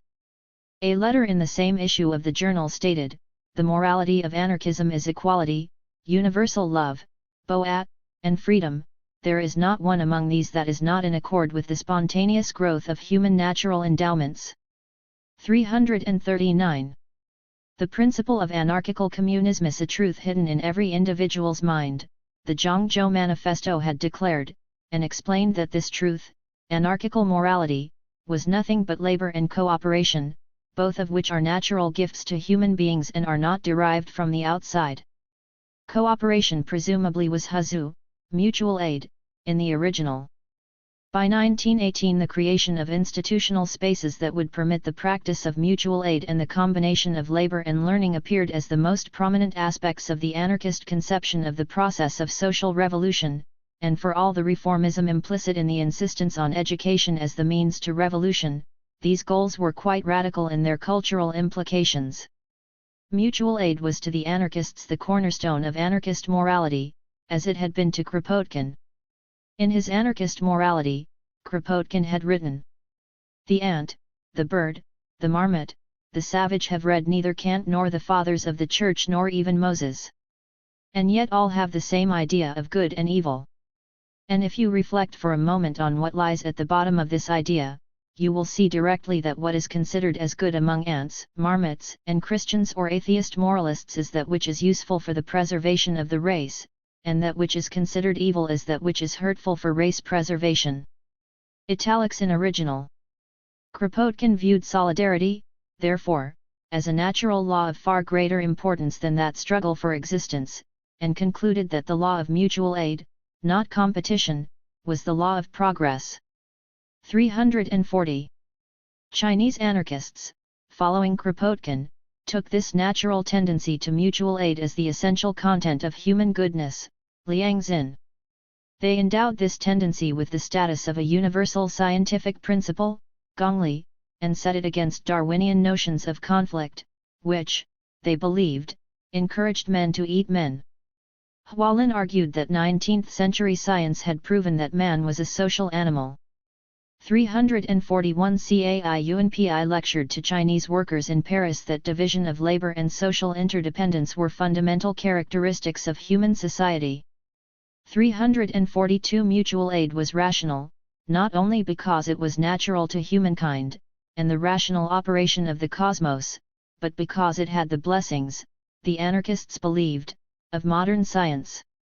If mutual aid was one instinctive endowment of humanity, labor was the other.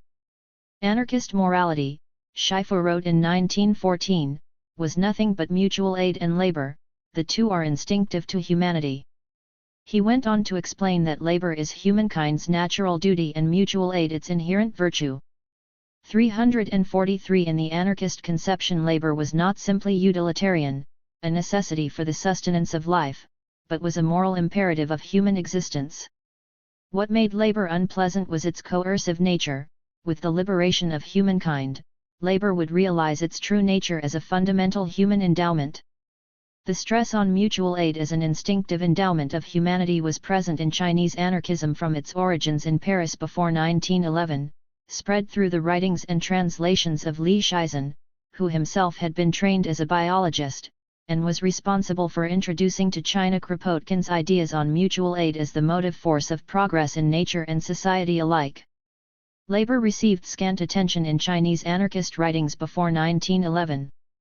In the hundred-some issues of New Era published before 1911, only 2 articles dealt with labor, and those in the most general terms.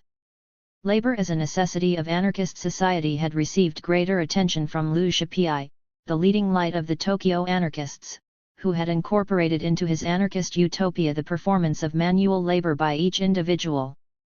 The Anarchist Federation of Shifu in 1915 had also stressed the importance of universal labor.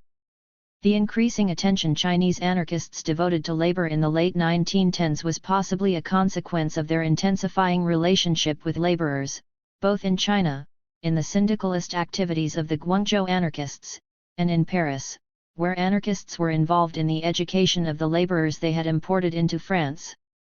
There was also a subtle but significant change in these years in attitudes toward labor. Even in the Declaration of Anarcho-Communist Comrades, cited in Chapter 4, Shifu displayed an ambiguity on the question of labor. He presented labor as an instinctive human endowment, but went on to explain that labor would become more pleasant in the future with help from technology.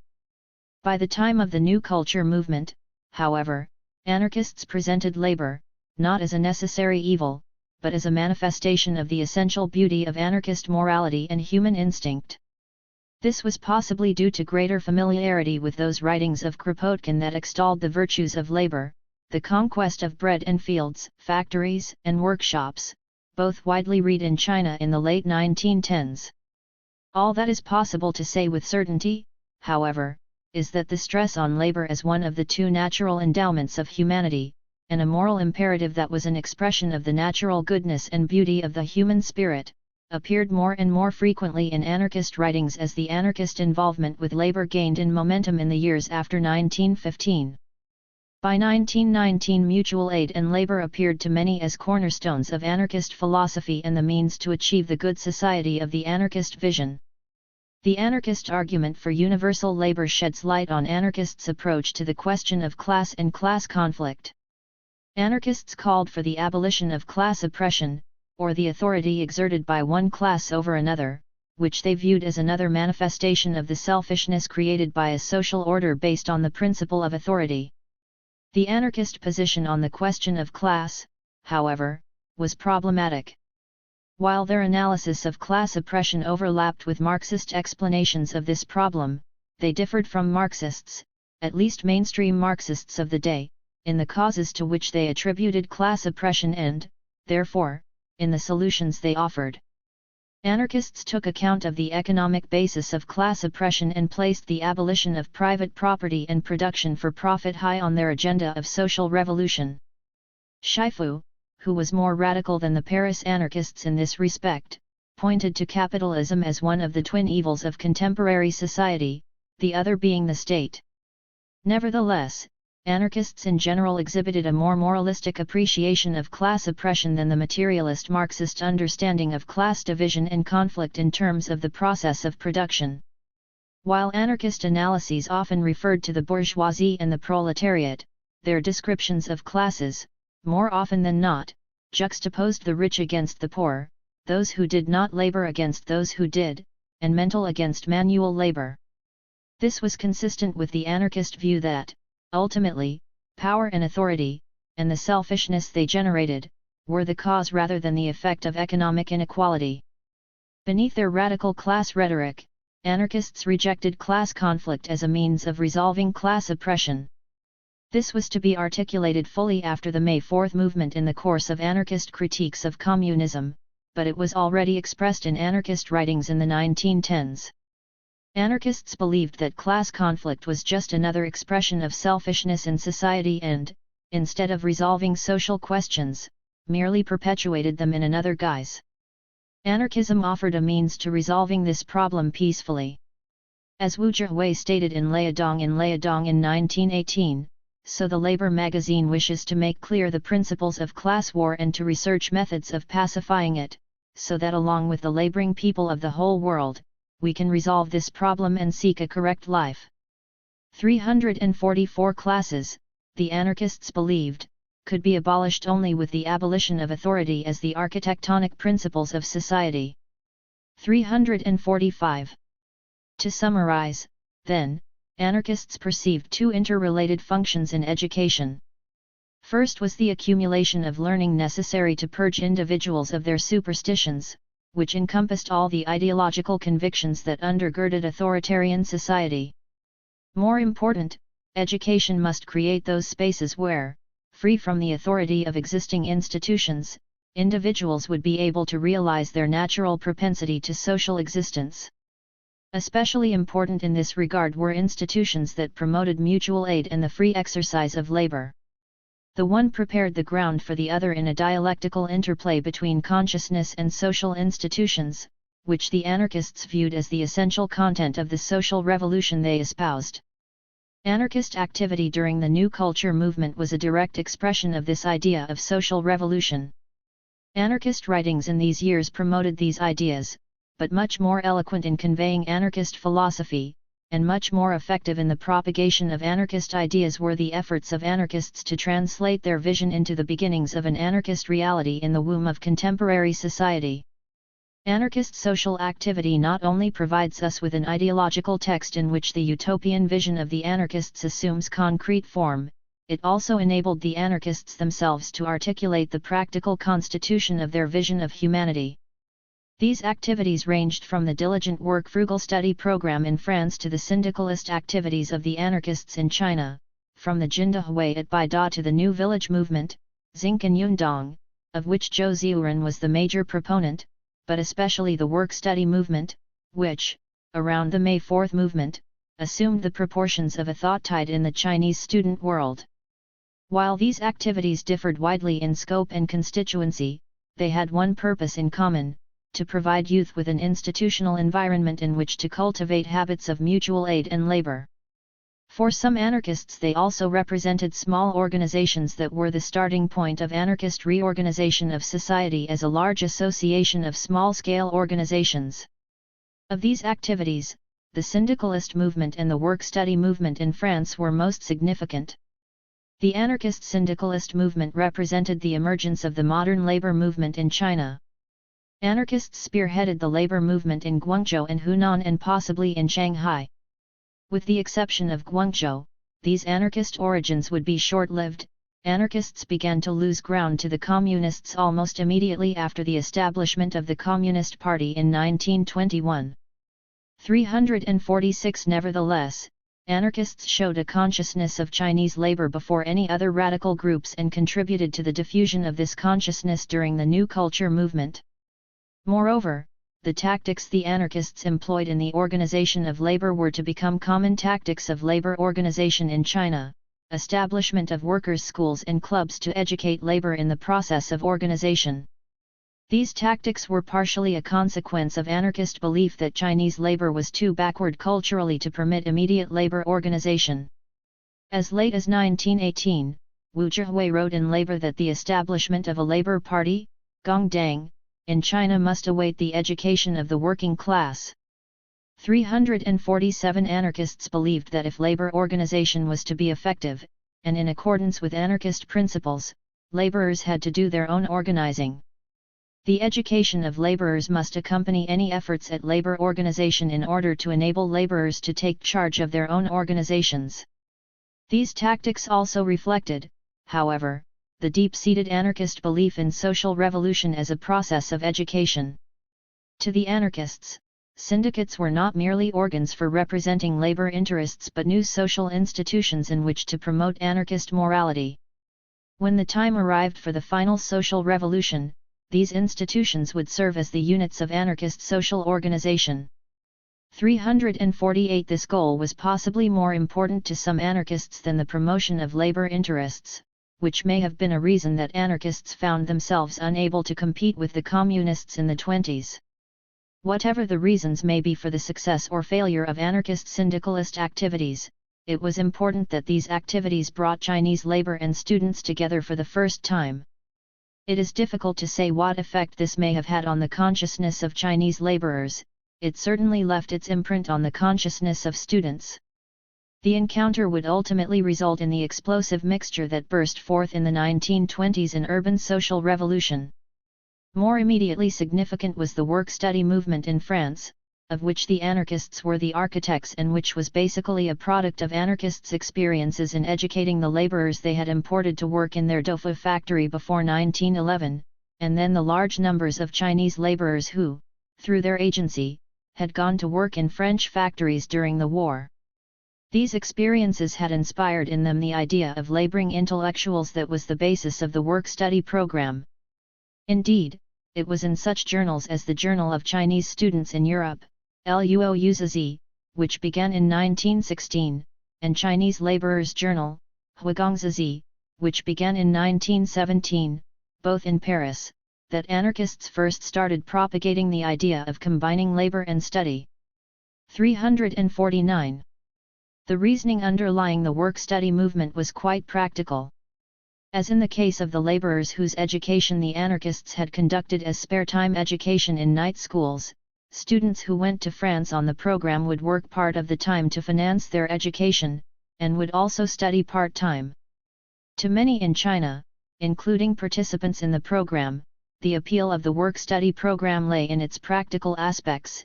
It provided the means to acquiring an education that might otherwise have been financially difficult or impossible. To some, such as Hu Shi and Wang Jingui, who was himself involved in the program and was, for a while, editor of Luozizi, this practical aspect was the most important aspect of the program.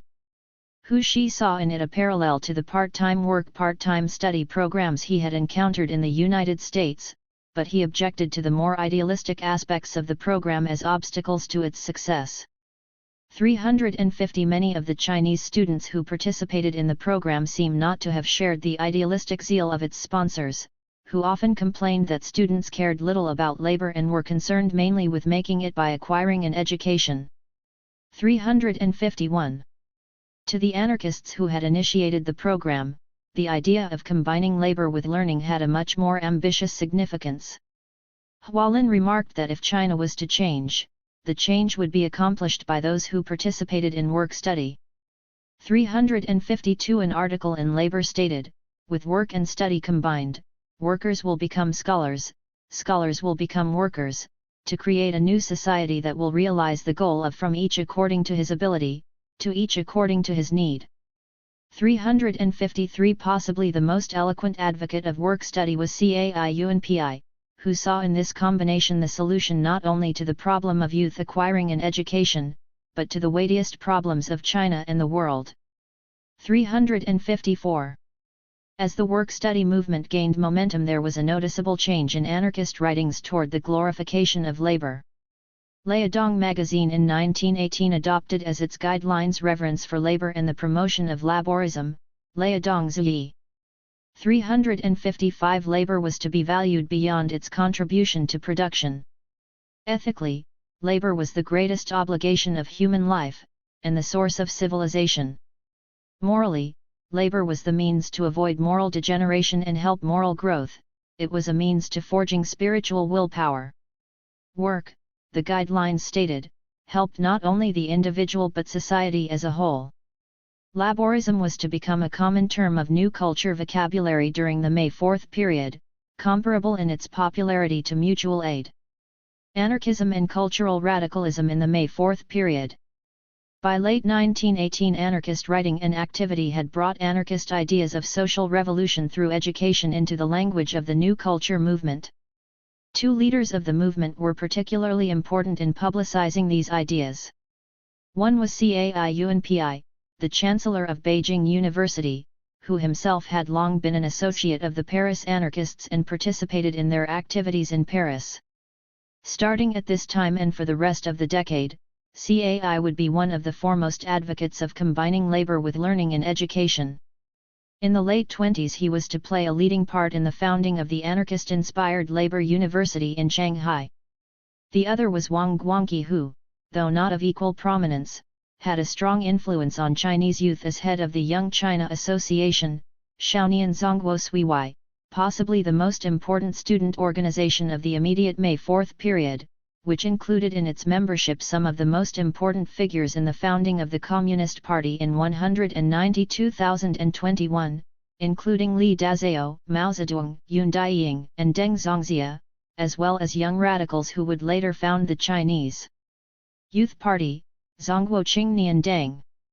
Under the leadership of Wang, who showed an unmistakable inclination to anarchism in 1919, the Young China Association would emerge in 1919 as the foremost exponent of reorganizing China from the bottom up through the agency of small groups, Xiaozuzi, an idea that figured prominently in socialist thinking in 1919.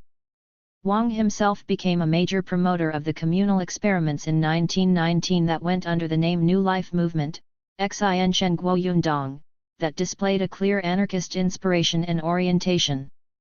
The anarchist advocacy of labor caught the popular imagination in a phrase used by Cai Yunpi in a speech late in 1918. Cai proclaimed, "The world of the future is the world of labor. The labor we speak of is not the labor of metal workers, of carpenters, and so forth. The undertaking of all those who use their own labor power to benefit others is labor regardless of whether it is mental or manual. Farmers do the labor of cultivating, merchants do the labor of transporting, writers and inventors do educational labor. We are all laborers. We must all recognize the value of labor. Labor is sacred, Lei Dong Shen Sheng. 356. Labor to the anarchists was the great equalizer. Anarchists differed from Marxists in their class analysis in the emphasis they placed on those who labored and those who did not. The economic problems of contemporary society, they believed, arose largely from the exploitation of laborers by a parasitic class.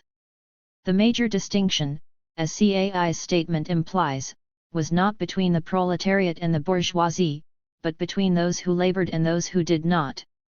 The distinction had a special relevance in China, where Confucian tradition had for 2,000 years drawn a distinction between mental and manual labor as the justification for distinguishing the governors and the governed. The combination of manual and mental labor was, to the anarchists, a means of overcoming economic exploitation in society. CAI's views on this question are relevant to an understanding of anarchist views on labor and its significance for achieving social equality.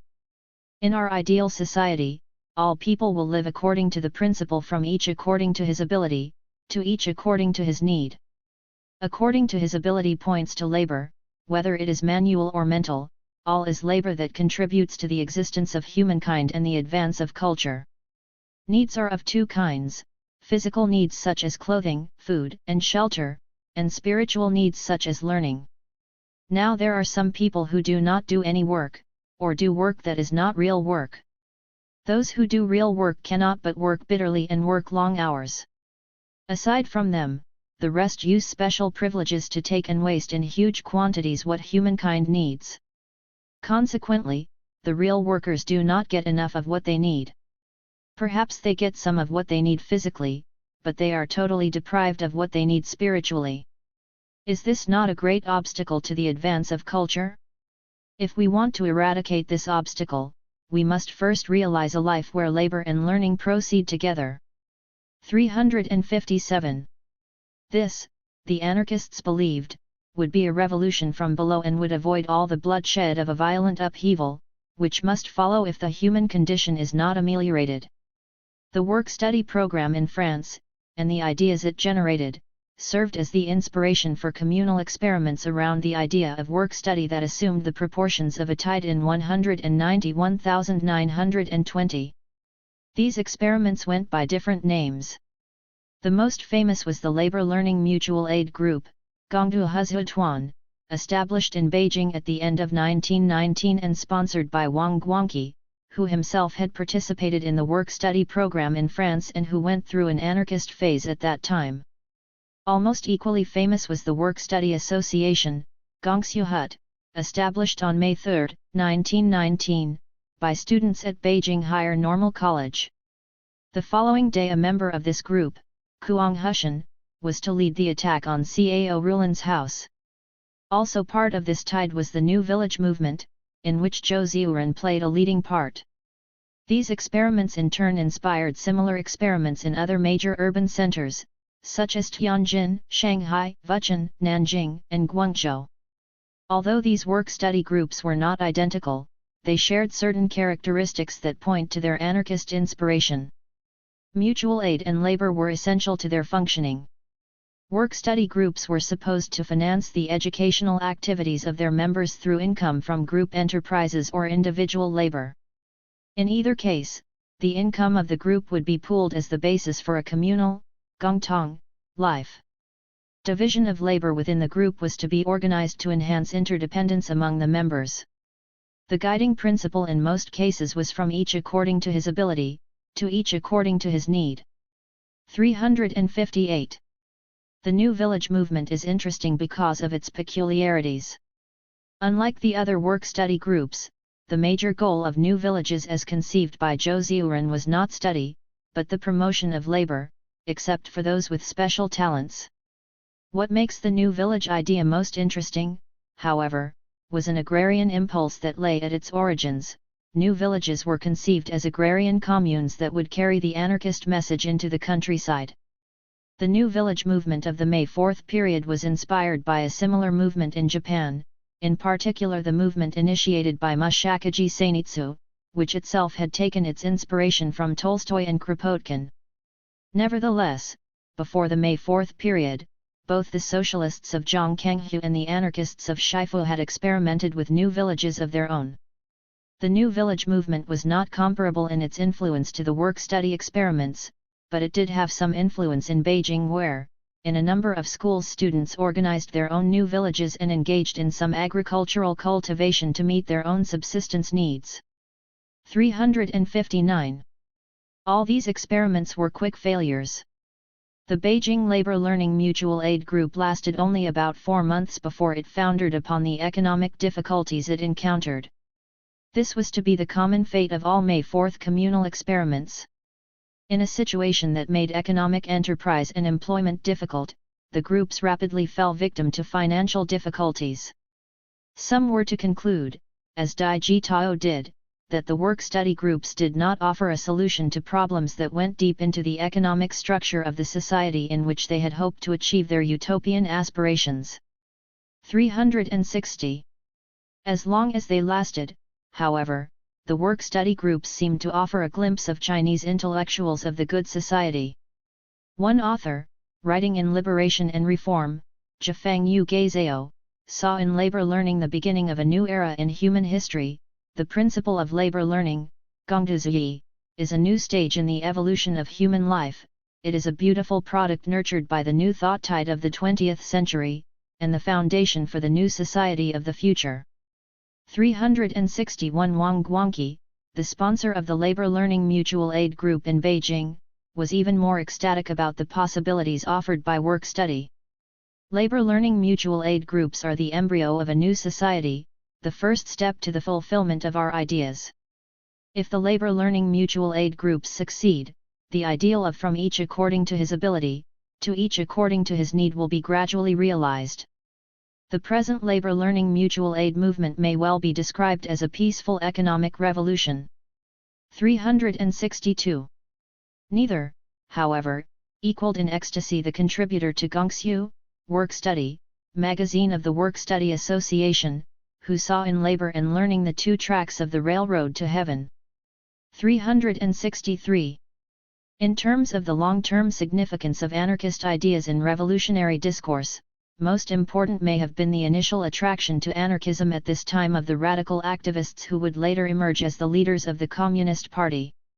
Li Dazao's attraction to anarchism in the aftermath of the October Revolution was replicated by other founders of the Communist Party who, with the possible exception of Chen Duxiu, all went through an anarchist phase before turning to Marxism in 2021.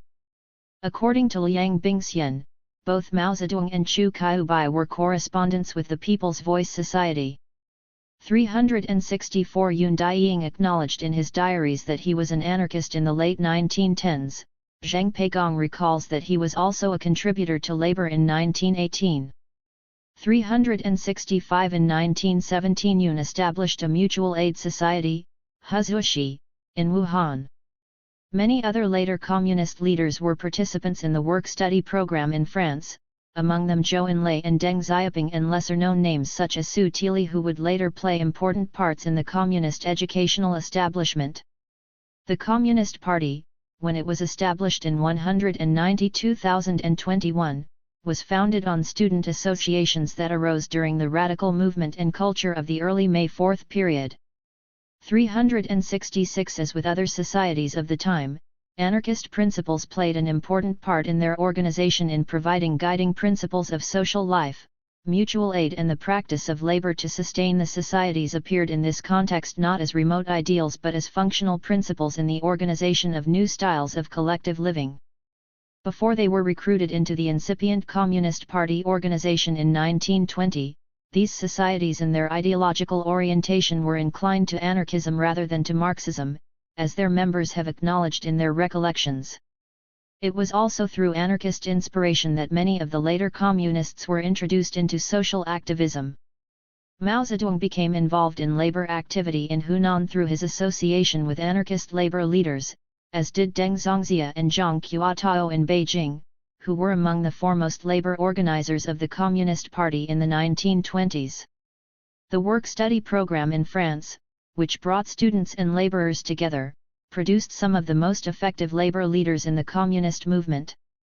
Anarchists, who were among the first radicals to turn to agrarian organization, may have provided the inspiration for the first communist agrarian organizers. Peng Pai, the most prominent communist agrarian organizer of the 20s, was inclined to anarchism when he made his first forays into the countryside. So was Shen Suanlu, Zhejiang radical and co-editor with Dai Jitao of the Kuomintang Marxist publication, Xingqi Pinggluan, the weekend critic. Shen, a Kuomintang member and a member of the Zhejiang Provincial Assembly, had a background as a landlord but found inspiration in Tolstoy. His activities in Zhejiang would lead to one of the first major rural movements to emerge out of May 4 radicalism. 367. This anarchist phase in the radicalization of later communist leaders made for considerable confusion between Marxism and anarchism in 191,920. It may also have imprinted on their minds memories of radical practices that, as practices of everyday radical culture, may have been more lasting in their implications than formal intellectual commitments. Chapter 6. The Anarchist Alternative in Chinese Socialism, 1921–1927. The appearance and rapid ascendancy of Marxian communism, or Bolshevism, in the 1920s has long overshadowed in historians' consciousness the role anarchism played in nourishing social revolutionary thinking and activity for the previous decade and a half, which contributed directly to the founding of the Communist Party of China in 1921. Well past the establishment of communism, anarchism continued to serve as a fecund source of social revolutionary ideals that kept alive a radical alternative to Bolshevism. Anarchist thinking and activity during this period overlapped with the Communist Party's conception of revolution, but also sharply differed with it on questions of strategy and the ultimate premises of revolution. Communist Party spokesmen, then and now, have charged that anarchism was a petit bourgeois ideology that offered no viable strategy of revolution. By the late 20s, when the decline of anarchism as a contender in the revolution had become all too apparent, anarchists themselves were willing to concede some validity to this assessment. Anarchists' behavior showed a fickleness that belied their professions of commitment to the cause they espoused, even those, such as Ou Shenbei and Huang Lingshuang, who played leadership roles in the movement seemed to give priority to personal interest over a sustained commitment to the movement. 368. This may have been a general characteristic of radical activism in the May 4 period. Initially, the founders of the Communist Party, too, seemed uncertain in their commitment to the cause. In their case, however, the necessary submission to organizational discipline gradually brought about some regularity in behavior. Anarchists, who continued to insist on the ultimate autonomy of the individual and resisted organizational discipline, had no comparable institutional frame of reference to give direction to their activity. In the absence of organizational coherence, there were no checks on interpretive autonomy, and ideological activity, too, remained self-centered and fluid in its orientation. The proliferation of anarchist groups in the aftermath of the May 4 movement, ironically, enhanced the impression of diffuseness and transiency. About the only thing that unified the anarchists was opposition to other revolutionaries, especially the Communist Party. We must remember that the ineffectiveness of the anarchist approach to revolution was due in some measure to the anarchists' conscious self-limitation in the choice of revolutionary strategy, as a consequence of their efforts to remain true to the revolutionary ideals embedded in the anarchist vision. In terms of specific revolutionary tactics, and at the local level, anarchists were quite creative. They took the lead in China in devising tactics of popular mobilization that, although without consequence in their hands, would be put to effective use by the Communist Party in its own quest for revolution. The contrast has much to tell us about the ingredients that made for revolutionary success in the circumstances of Chinese society, and also about the price that revolutionary success was to exact in the attenuation of revolutionary ideals. Anarchists demand our attention, not for who they were or what they accomplished, but because against a revolutionary strategy that presupposed a necessary compromise of revolutionary goals in order to confront the demands of immediate political necessity, they reaffirmed a revolutionary consciousness that provides an indispensable critical perspective from the left on the unfolding of the Chinese Revolution. Like anarchism worldwide, with one or two exceptions, anarchism in China went into a decline during the decade following the October Revolution in Russia and would disappear as a significant force in radical politics by the late 20s. The decline of anarchism was in historical hindsight not just the decline of anarchist influence, it also signaled the disappearance of a social revolutionary vision that had fashioned radical thinking for the previous 2 decades. The significance of anarchism does not lie merely in the critical perspective it affords to historians and socialists. In the eyes of contemporaries, anarchism was a serious contender in the Chinese Revolution, and, at least until the mid-20s, there were more anarchists than Marxian communists in China. So long as Chinese radicalism retained the exuberant idealism that had characterized it at the turn of the decade, anarchism continued to impress radicals for the authenticity of its revolutionary vision.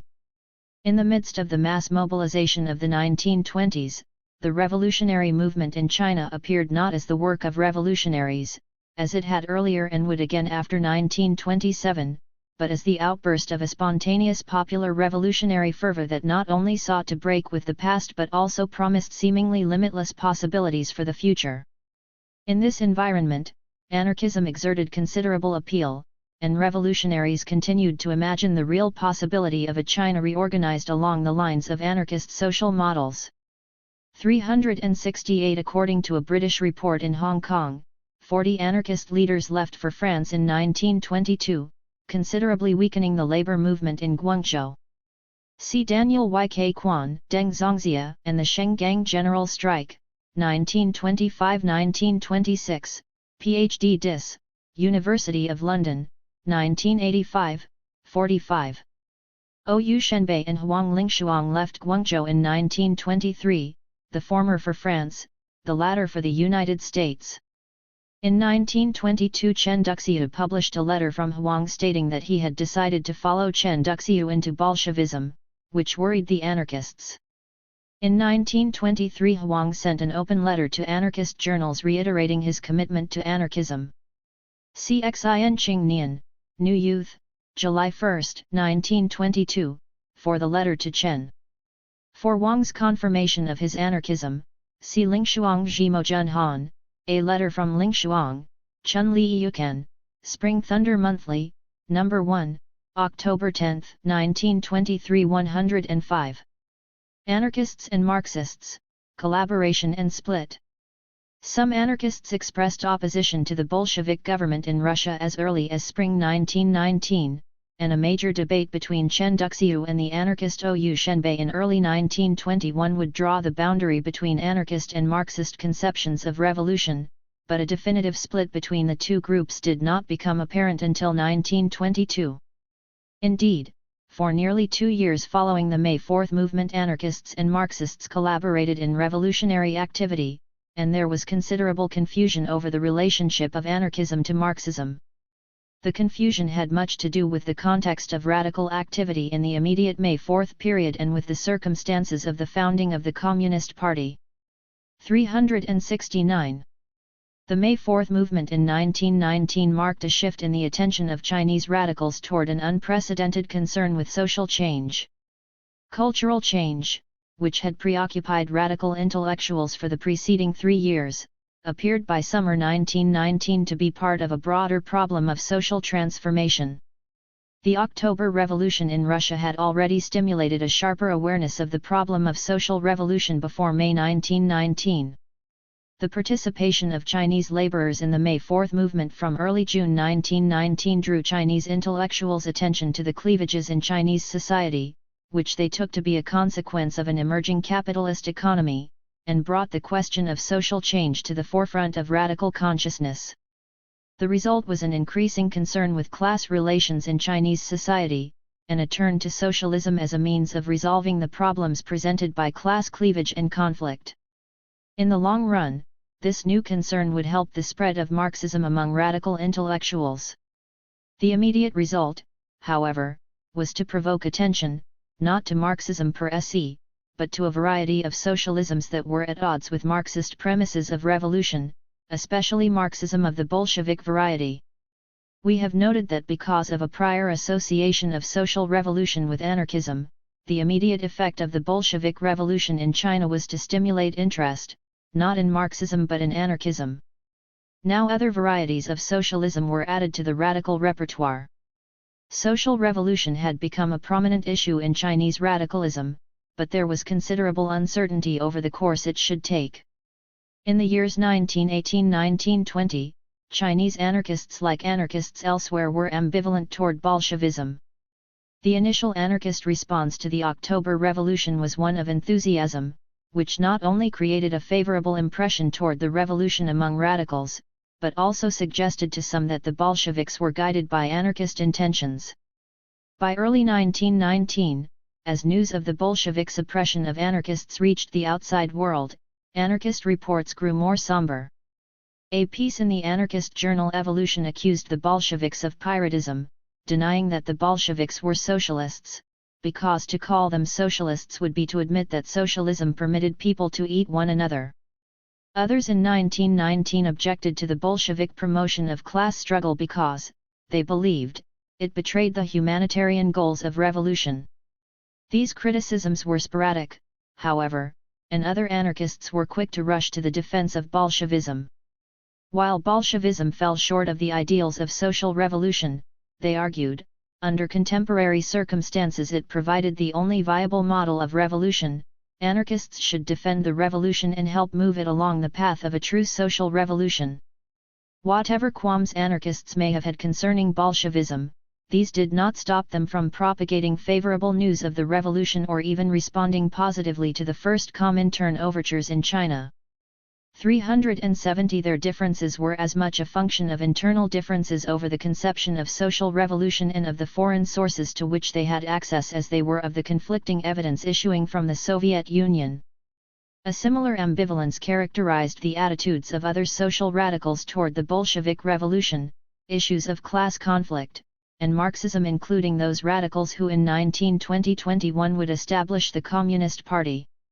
I must emphasize here that until November 1920, when an embryonic communist organization came into existence, it is not possible to speak of Marxists, or of a clearly defined Marxist political identity, in Chinese radicalism. A Marxist ideological identity was clearly established only after the founding of the Communist Party. Even then, uncertainties would persist. When the Communist Party was established in 1921, it was on the basis of Marxist study groups that had come into existence during the summer and fall of 1920, which in turn drew upon the study societies of the May Fourth period that had sprouted in major urban centers with the intellectual ferment of preceding years. As we have seen, these study societies were ideologically diffuse and were animated by vague ideals and organizing principles informed by anarchism.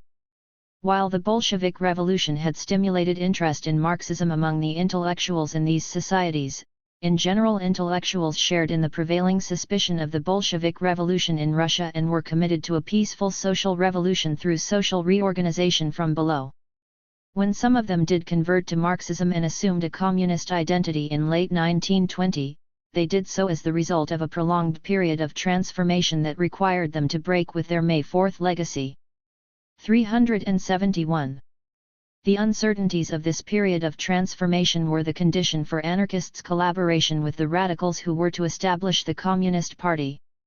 According to the anarchist Zheng Peigong, sometime during the summer of 1919 Huang Lingshuang collaborated with his colleagues at Beijing University, Chen Duxiu and Li Dazhao, the two founders of the Communist Party in 1920, in establishing a socialist alliance, Shiwai Tongmeng, which itself was possibly a product of a clandestine meeting of East Asian radicals held in Shanghai under Comintern guidance.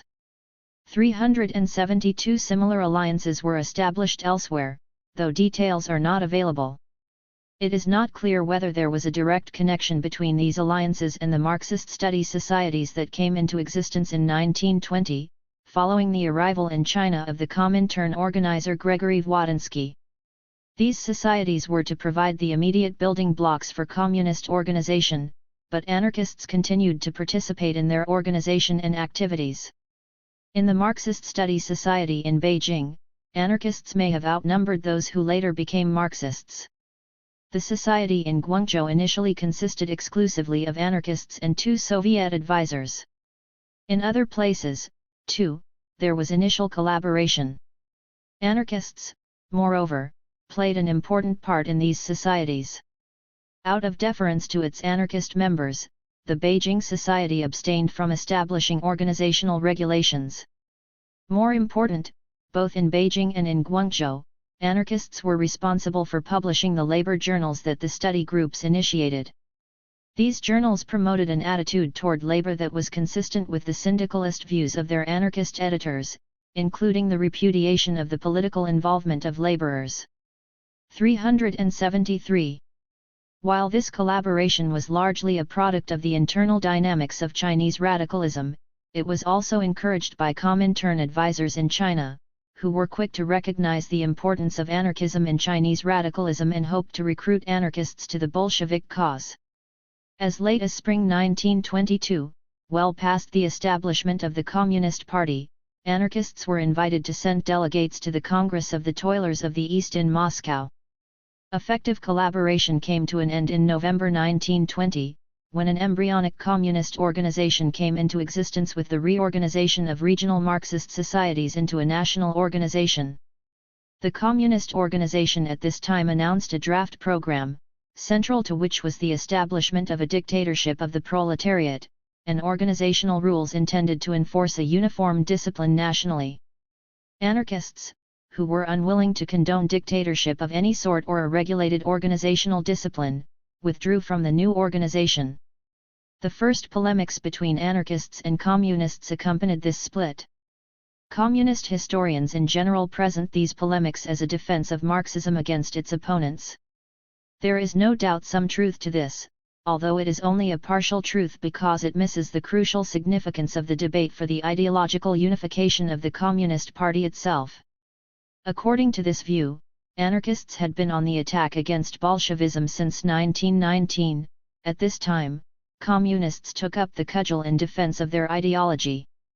While it is true, as we have seen, that anarchists were critical of developments in the Soviet Union and were opposed to the dictatorship of the proletariat, this interpretation ignores the fact that communists cooperated with anarchists well into the fall of 1920 and that some anarchists, as in Beijing, had even been members of the communist nuclei initially.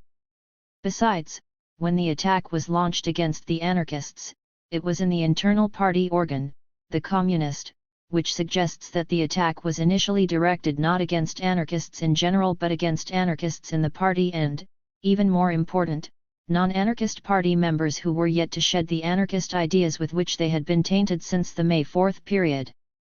This suggests that the polemics against the anarchists, which sought to expose the deficiencies of anarchism, were intended primarily as a campaign for ideological purification within the party. The tone of the discussions confirms this interpretation. Neither the split nor these polemics ended hopes for unity between the two groups of social revolutionaries. Anarchists were invited to and attended the Congress of the Toilers of the East in early 1922. Huang Lingshuang recalled in 1923 that upon his return from the Congress, Chen Duxiu, now the Secretary-General of the Communist Party, suggested further collaboration on the grounds that anarchists and Marxist communists shared similar goals. 374 In 1923 Ou Shenbei in turn extended a similar plea to Chen Duxiu.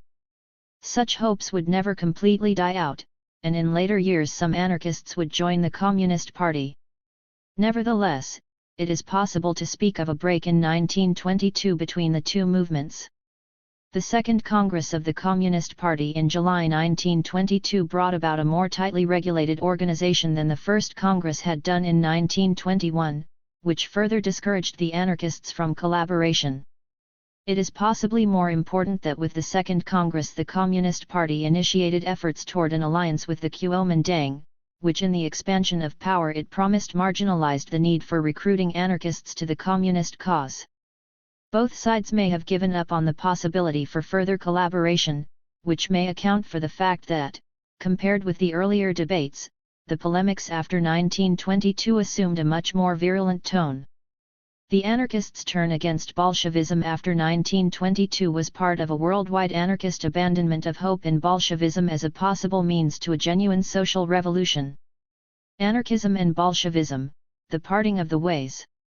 The communist polemics against anarchism did not get underway until November 1920, in the newly established organ of the Communist Party, the Communist, Gongchandang. Nevertheless, it was the founder of the party, Chen Duxiu, who in September fired the first salvo against the anarchists in his essay on politics, published in New Youth magazine, which had just been made the public organ of the communist group in Shanghai. 375 Chen's article addressed anarchists as well as other socialist competitors. The discussion here is restricted to what he had to say about anarchism. Chen's discussion addressed itself, on the one hand, to those who were opposed to the discussion of politics and, on the other hand, to those who advocated political discussion. In the first group he included scholars such as Hu Shi and Zhang Dongsun, merchants of the Shanghai Chamber of Commerce, and the anarchists. His main concern was with the anarchists. He believed that the opposition of the first two groups to politics was temporary and relative, based upon fear of warlords. Anarchist opposition to politics was fundamental, absolute, and systematic, and called for careful consideration. Anarchists' opposition to politics, Chen conceded, had considerable validity. Their criticism of the state and naked force, Jiangchuan, in politics was based on plausible evidence. The states of the past, he pointed out, citing Franz Oppenheimer, had indeed usurped people's rights by the use of political authority. The anarchist position was also supported by Bertrand Russell, who had argued in his Principles of Social Reconstruction that while the state was in theory the concentrated expression of popular sovereignty, in reality it constituted itself as a power outside of and above society. Chen agreed with anarchist views on past and present states. Where he disagreed with them was in their extrapolation from past states to future states. Anarchists argued that no matter how the state and its laws were reformed, they would still be based on coercion, no fundamental change was possible, therefore, that did not reject absolutely the state and its laws. Against this position, Chen offered two sets of arguments, one theoretical, the other factual. Theoretically, he argued that anyone who understands evolution theory ought not to speak of fundamental or non-fundamental, since the denial of reason to the reality of the world deprived action of any ability to penetrate it. Moreover, he argued, indiscriminating opposition to force, Jiangchuan, was unscientific. Human beings used force daily in their efforts to conquer nature for human purposes, there was nothing wrong with the use of force that served human ends. Whether or not force is evil depends on how it is utilized, he concluded, since evil does not inhere in force itself. 376. Factually, Chen presented three arguments in favor of using force. First, human misery was a product of the oppression of the many by the minority bourgeoisie. Since the latter would not relinquish its power voluntarily, there was no way to achieve significant change without violent class struggle against it. Second, the bourgeoisie was experienced in the manipulation of power, even after its overthrow, therefore, force would be necessary to control it. Finally, force would be necessary even to direct the people at large. Human nature had a bad as well as a good side. Whatever original human nature had been, laziness and selfishness had by now become second nature to human beings. This would not change overnight with revolution, but would require the use of coercion for some time to come. Chen's concluding message to the anarchists was that those who were opposed to the state and the laws of the working class might as well be viewed as friends of the bourgeoisie. Anarchists were quick to perceive the implication of Chen's argument. The following issue of New Youth published letters from two anarchists, Zheng Xianzong and K. King Shi, that criticized Chen for his views on laws and politics, but especially for his implicit defense of the dictatorship of the proletariat. 377 Zheng criticized Chen for his seeming defense of a perpetual existence for the state. The state, he argued, represented only one stage in human progress and should not, therefore, be viewed as eternal. He rejected the distinction Chen had drawn between the past and the present, arguing that the state of its very nature prevented human fraternity by dividing people. It may have been necessary in the past, but now it was no more than a relic. Zhang further criticized Chen for his assertion that anarchists rejected violence. Only some anarchists inspired by Tolstoy rejected violence, he pointed out, otherwise most anarchists agreed that violence was necessary in order to achieve liberation. But the need for violence would disappear with the success of the revolution. Capitalism would have no hope of resurrection once private property had been eliminated. If further suppression became necessary, it should be only on a temporary, transitional basis. Zhang also challenged Chen's view that force would be necessary to overcome ingrained habits of laziness and selfishness. In his opinion, Chen confounded the evils of one historical period with the eternity of human nature. Besides, he observed, even if some people did not work, it would be very difficult to establish standards for the correct application of violence that did not violate the rights of others. Zhang, in other words, preferred to err on the side of freedom from coercion. The other respondent, K, agreed with Chen for the most part, adding only that there was no need to worry too much about the state, because with the abolition of property the state would disappear automatically. What seemed to bother the two anarchists the most was Chen's suggestion that the state, the dictatorship of the proletariat, might be a permanent fixture for the future as it had been for the past. In his response to Zhang, Chen denied that he had assigned permanence to the state. The major difference between himself and his two critics lay in the time period they assigned to the transition to a stateless society. He believed that the state would have to exist for a fairly long time, since it would take a while to purge the legacy of the past. He did not share their optimism that once private property had been abolished, the evils of capitalism would disappear automatically. Private property had taken hold of people's hearts, and it would take some time to rid them of their attachment to it. He disagreed with Zhang for his suggestion that states divided people. People were divided by many things, including their language and religion. Abolition of the state would not eliminate these other divisions. In this, as in the question of acquired habits, the weight of the past had as much power as instinctive nature. It would take effort, laws, and coercion to purge people of the hold of the past on them.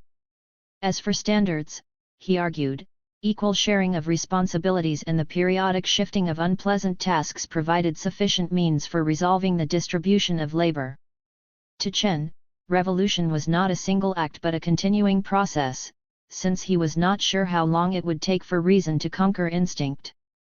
What ultimately distinguished him from his anarchist respondents was the greater sense of pessimism that pervaded his reply to his critics. The state and coercion would be necessary for the foreseeable future, which was the only future he was willing to speak of, because there was no reason to be overly optimistic about human nature. Neither was it meaningful to speak of fundamental transformations, since the task at hand required piecemeal resolution of problems inherited from the past. Revolution was not a single enormous effort followed by an eternity of ease, it was a task that required continuing, and arduous, work.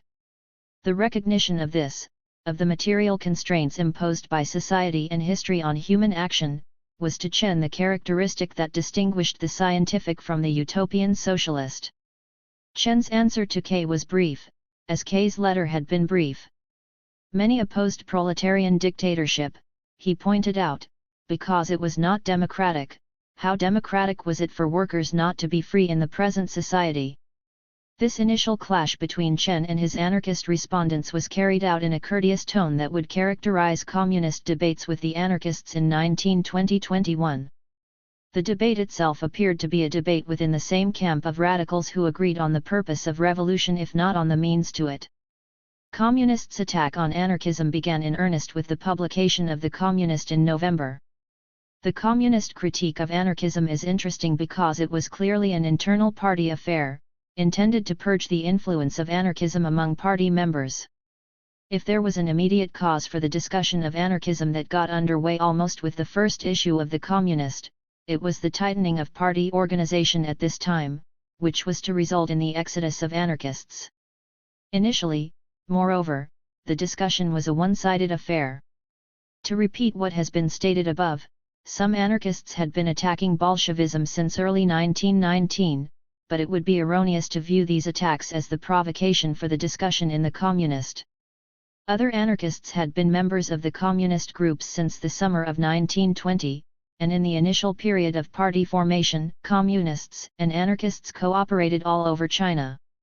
Communist criticism of anarchism now is best viewed, therefore, as an effort to clarify issues of Bolshevik versus anarchist revolution, which was still a source of considerable confusion among members of the communist groups, most of whom had been under the sway of anarchist ideas until recently. The discussion of anarchism in the communist, moreover, was not addressed to any group or individual, but took the form of asserting the superiority of Bolshevism over anarchism in general. Unlike the simultaneous debate with the Guild Socialists, whom communist writers freely described as the running dogs of capitalism, the tone the journal adopted in the polemics with anarchists was one of extreme friendliness, intended more to persuade the anarchists to abandon their wrongful ways than to discredit them. This tone of friendliness persisted even when the ideological differences broke out in public debate between Chen Duxiu and his former student Ou Shenbei in the spring of 1921. Communist-anarchist polemics would not assume a tone of acrimony until 1922, by which time the inevitability of the break between the two groups had become obvious. The issue raised by Ou Shenbei at this time would provide the basis for anarchist attacks on the communists until the end of the decade, when anarchism would disappear from the Chinese scene as a significant ideological alternative. The Communist was the first Bolshevik propaganda organ in China and the first publication to propagate systematically a revolutionary Marxist ideology. In its 6 issues published between November 1920 and July 1921, its readers, mostly party members, were exposed for the first time to Lenin's ideology of revolution, mainly through translations of foreign works on Lenin and the October Revolution. It was here that sections of State and Revolution were first translated into Chinese, and Chinese Marxists first became cognizant of Comintern discussions on world revolution. Most of the journal was devoted to reports on Bolshevik-inspired movements around the world, labor movements in various countries, including long reports on the international workers of the world, and conditions of labor in China. The journal also published discussions on the problems of revolution in China that represent the first publications in China to treat seriously the relevance of Bolshevism to the Chinese Revolution. These articles, most of them written by Li Dai, Zhou Fahai, and Shi Kuntung, were to lay the ground for discussions of Bolshevism in later years. At the time, however, anarchism seemed to be the most important issue. The introduction to the journal in its first issue enunciated the political line that it would propagate as an organ of the Communist Party. The editorial affirmed the priority of economic change to all other change. It presented capitalism and socialism as the only alternatives in economic organization in the contemporary world. Capitalism had developed in Europe and was already in decline. Socialism, on the other hand, was still emerging. Russia, it declared, had become a laboratory for socialism. Communist parties around the world followed the Russian example, and so should China, where the evil effects of capitalism were already beginning to be felt. Chinese laborers, the editorial asserted, filled the world. Those abroad were slaves to foreign capital, those in China slaved for foreign and Chinese capitalists alike. If they were to be saved from this slavery, the example of the Russian Revolution provided the only course of action. The editorial rejected unequivocally parliamentary means to change as a lie intended to deceive laborers. The only way for laborers to liberate themselves was to wrest power from capitalists through class struggle and establish their own power. The ultimate goal was the creation of a stateless society, which would follow a guarantee that the capitalist class had no hope for revival. It ended with a call upon the anarchists to join the Communist Party. Anarchists, too, opposed private property and capitalism, hence they must participate in the struggle to transfer power to the working class. To do otherwise would be to serve the capitalists whom they desired to overthrow. 378. The agenda laid out in this editorial set the course for articles that followed in the Communist. The basic issue was social revolution, in particular, differences between an anarchist and a Bolshevik, now identified with communism, strategy of social revolution. The idea of social revolution propagated in the communist represented the emergence in Chinese socialism of a new idea of social revolution that integrated politics and the social movement in a process of social revolution. The state corporatist solutions favored by some socialists, including Kuomintang socialists, state socialists, and Zhongkanghe socialism, had eschewed class struggle in the name of an immediate political revolution, leaving the task of social transformation to the period after the socialist political revolution had been achieved. Anarchists and the social corporatist guild socialists, on the other hand, had rejected politics in the name of a social movement that would gradually transform society and thereby abolish politics altogether or create a new kind of politics, as the case might be. The communist idea of revolution that now emerged in Chinese socialism represented an idea of social revolution that gave equal importance to politics and the social movement, conceiving of them in a dialectical relationship in a process of social revolution. While communist writers in the communist dismissed offhand the socialism of the other alternatives, they took much more seriously the anarchist idea of social revolution, with which they expressed a sense of kinship. Any differences were presented as differences within the same revolutionary camp, pertaining to the means rather than the ends of revolution. The author who went farthest in reaffirming the essential unity of Marxism and anarchism was Shi Kuntung, who asserted in How We Must Carry Out the Social Revolution, Women's Ganchi Geming, that he believed in all the goals of anarchism, free organization, free association, and the principle of from each according to his ability, to each according to his need, even though he was not an anarchist. She portrayed communism and anarchism as merely different stages in history, with the one serving as the means to the other. As I see it, if one wants to realize anarchism, one must first institute communism.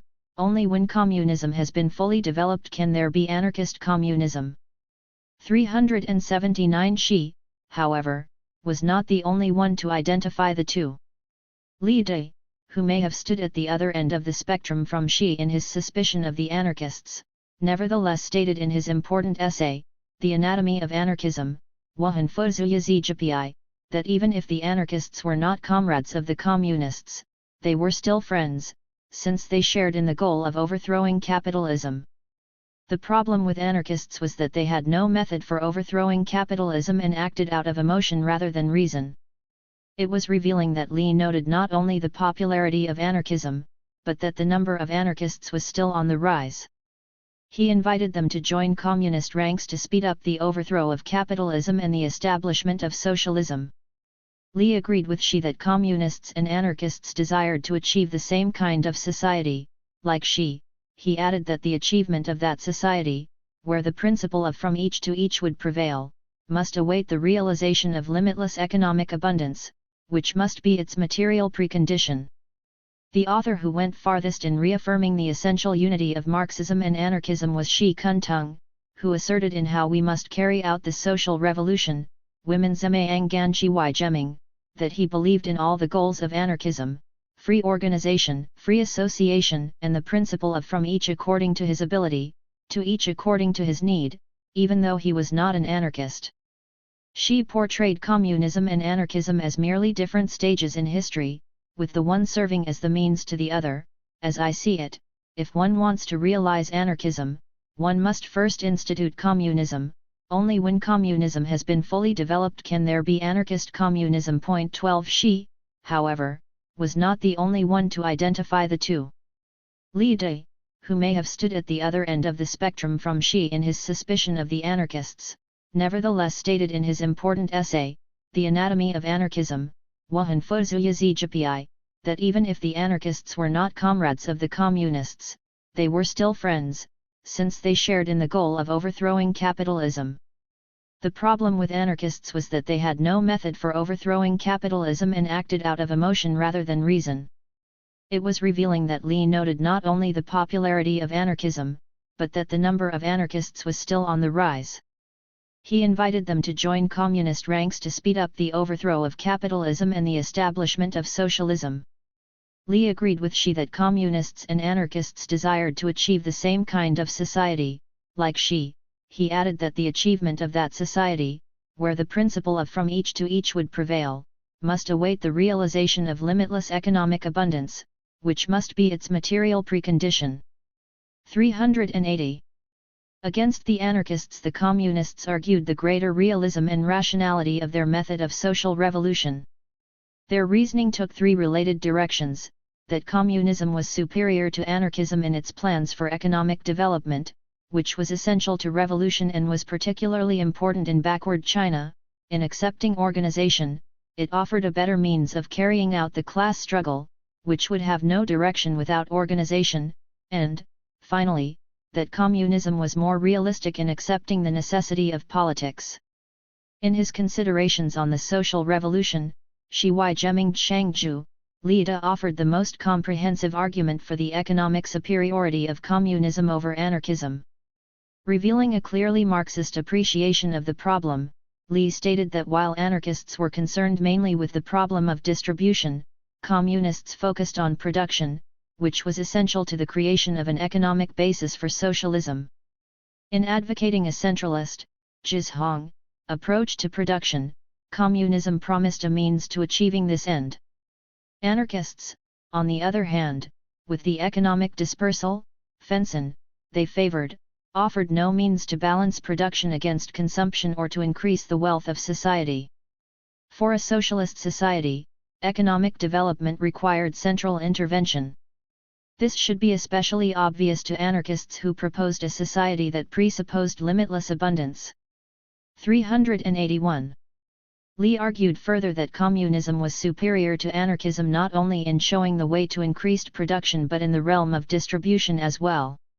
Distribution had two aspects: income and consumption.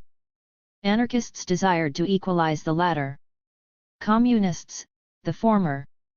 Anarchists desired to abolish money and to distribute goods according to need.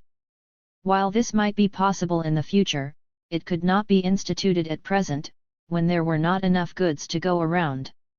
Li did not say how income equalization would prove superior in this respect except to note that with the continued use of money, it would be possible to regulate production and consumption. What he had in mind, presumably, was the continued existence of a commodity economy where people would have a choice on how to spend their money. Whatever problems may have been suggested by Li's own alternative, the difference was clearly between the immediate creation of a communist society, which stressed freedom of production and consumption, and a society that postponed its communist goals until productive abundance had become a reality. Until then, state direction and control of the economy would be necessary to increase production. Shi Kuntung, who believed that the appropriate material conditions were essential to the creation of any society, reaffirmed this position in arguing that machine production in both agriculture and industry was the precondition for a socialist economy. In Western capitalist societies, with their advanced production, the grounds were ready for the establishment of socialism. In China this must await the development of production. People who thought that socialism would be easier to achieve in China because of the underdevelopment of capitalism, Xi argued, were misguided because they overlooked the material conditions necessary to socialism.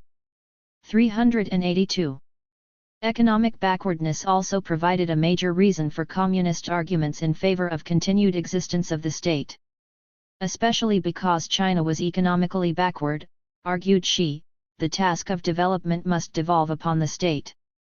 But politics was also important for the success of the revolution, as Zhou Fahai argued in two articles published in May and June 1921, respectively, Why We Advocate Communism. Women Weishema Zuzang Gongchan Ziyi, and Seizing Political Power, De Zhang Chuan, 383, which brought Leninist arguments to bear against anarchist opposition to power, Jiang Chuan, and the state.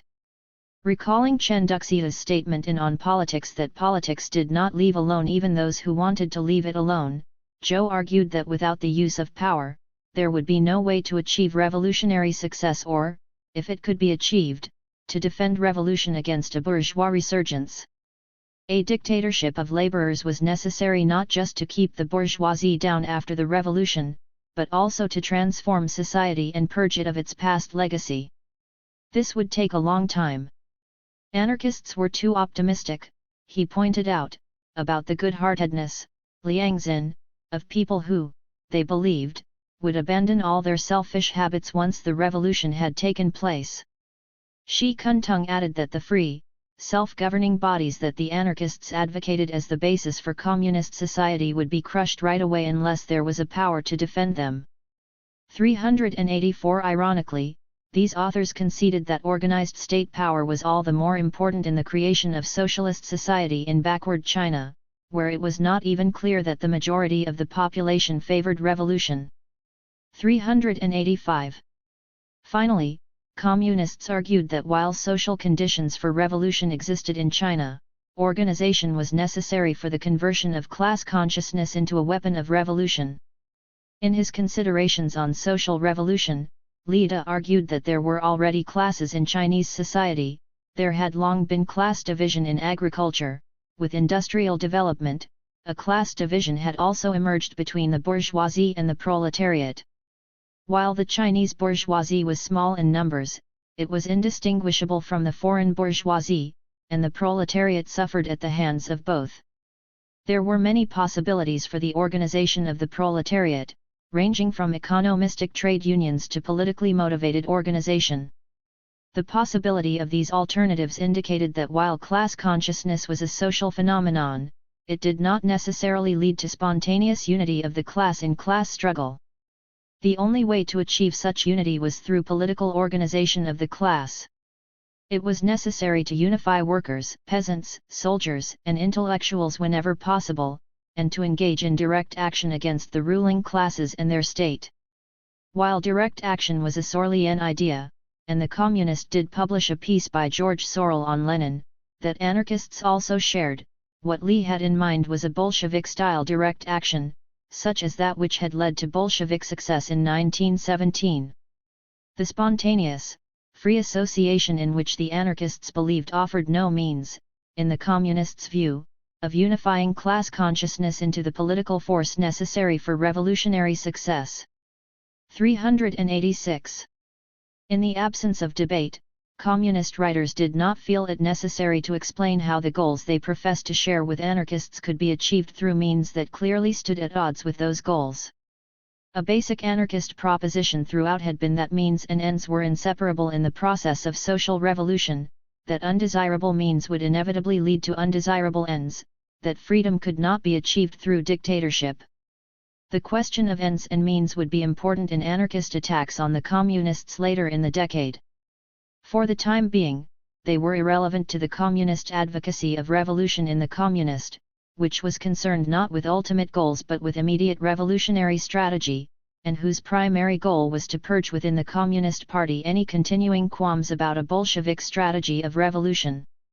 What communist authors argued, with considerable justification and self-consciousness if not with wisdom, was that noble though the goals of anarchism were, anarchism offered no means of achieving them. Whether this required the rejection of anarchist considerations on method is a moot question, at least historically. The immediate concern in early 1921 was to draw with unambiguity a distinction between Bolshevism and anarchism. The criticism of anarchism in the communist may have achieved this purpose. Its inevitable concomitant, however, was to drive the communists themselves into an ideological corner, which obviated the need for a critical appraisal of the revolutionary methods they advocated. Anarchism may have been impractical, as they claimed, but whether it was therefore irrelevant in the consideration of revolutionary strategy is another question.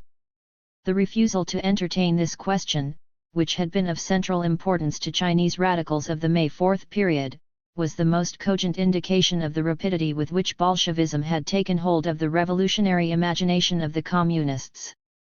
When an anarchist response came in March 1921, it was not in response to arguments within the communist, of which the anarchists were presumably unaware, since the communist was semi-secret as an internal organ of the communist groups, but in response to Chen Duxiu's public criticism of anarchism.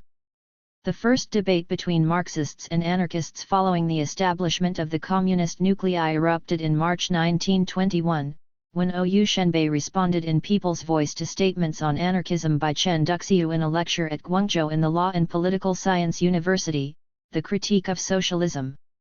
The exchange of letters to which this led, restricted to Guangzhou, as far as it is possible to tell, marked the first public debate between communists and anarchists. This debate, unlike the communist polemics against anarchism, was carried out at a very abstract, hypothetical level.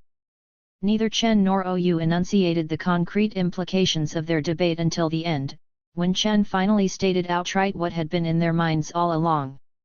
Until then, they both danced around the issues with hypothetical examples to prove or disprove the viability of anarchism, with charges and counter-charges of misrepresentation and mutual charges of inconsistency. The issue that provoked and dominated the debate was whether anarchism was compatible with group life. Chen had stated in his lecture that while anarchism had much of value to say with regard to the individual conduct of life, it was irrelevant where social organization was concerned because the anarchist advocacy of absolute freedom, was incompatible with group existence. 387 In his open letter to Chen, OU took exception to this statement. He criticized Chen for blurring important distinctions among anarchists. While some anarchists such as Stirner had advocated absolute freedom for the individual, they were the exception rather than the rule. Anarcho-communists, with whom he identified himself, did not object to group life, or even to the interference of the group in individual lives. What they rejected was the despotism of the group over the individual, of the kind that was implicit in the use of abstract laws to coerce individuals. What they advocated was voluntary association, that recognized the right of the individual not to participate in the group's activities, and the substitution for abstract laws of a flexible public will, that would determine the group's functioning but, unlike laws, would be subject to change. Anarchists objected to indiscriminating interference in individual life without regard to whether the individual was good or bad. They themselves believed in the necessity of interference with individuals whose activities impinged upon the rights of others or threatened group existence. Instead of coercion, however, anarchists believed in education to change people for the better. To prove his case that anarchism was compatible with group life, OU cited examples of voluntary association in the contemporary world. His examples, curiously, did not serve his argument.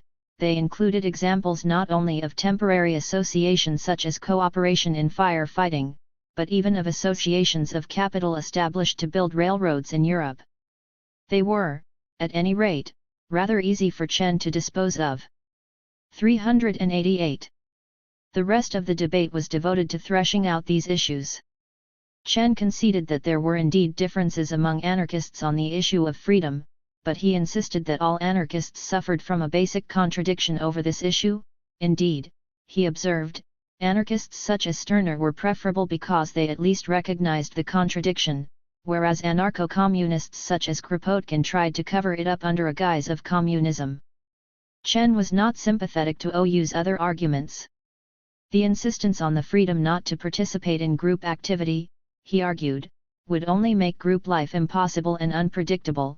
What would happen to production, for instance, if individuals suddenly decided not to participate? While voluntary association might be possible on a contingent basis, as OU's examples indicated, Chen believed that it provided no basis for sustained social existence that inevitably demanded coercion and sacrifice of individual rights to the welfare of the group. What is the need for anarchism, he inquired sarcastically, if capitalism already provided the grounds for free association? As for public will, Chen felt that it was unreliable because it was subject to the vagaries of mass psychology, which could lead to terror as easily as to association. Chen had considerable praise for laws as elements in human progress.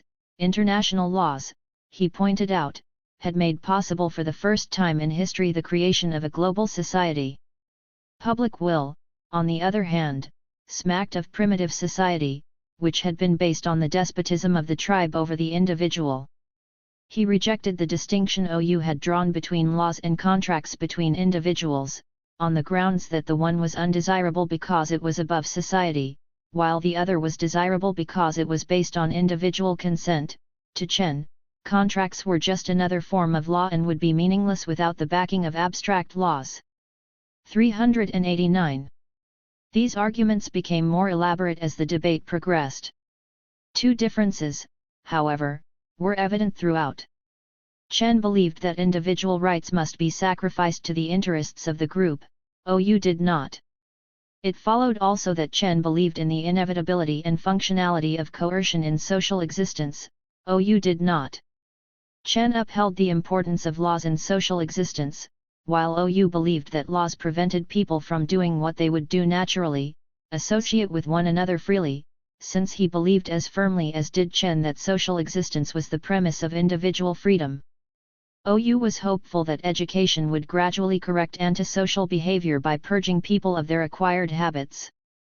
Chen thought the anarchist position was excessively optimistic about the goodness of human nature, and he was especially suspicious of the possibility of effective education for social ends within the context of a bad society.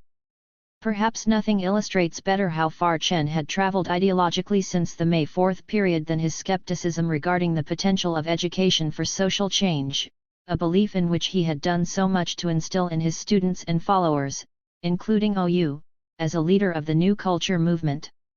Ultimately, however, this debate over the relationship of the individual to the group was a debate over revolutionary strategy.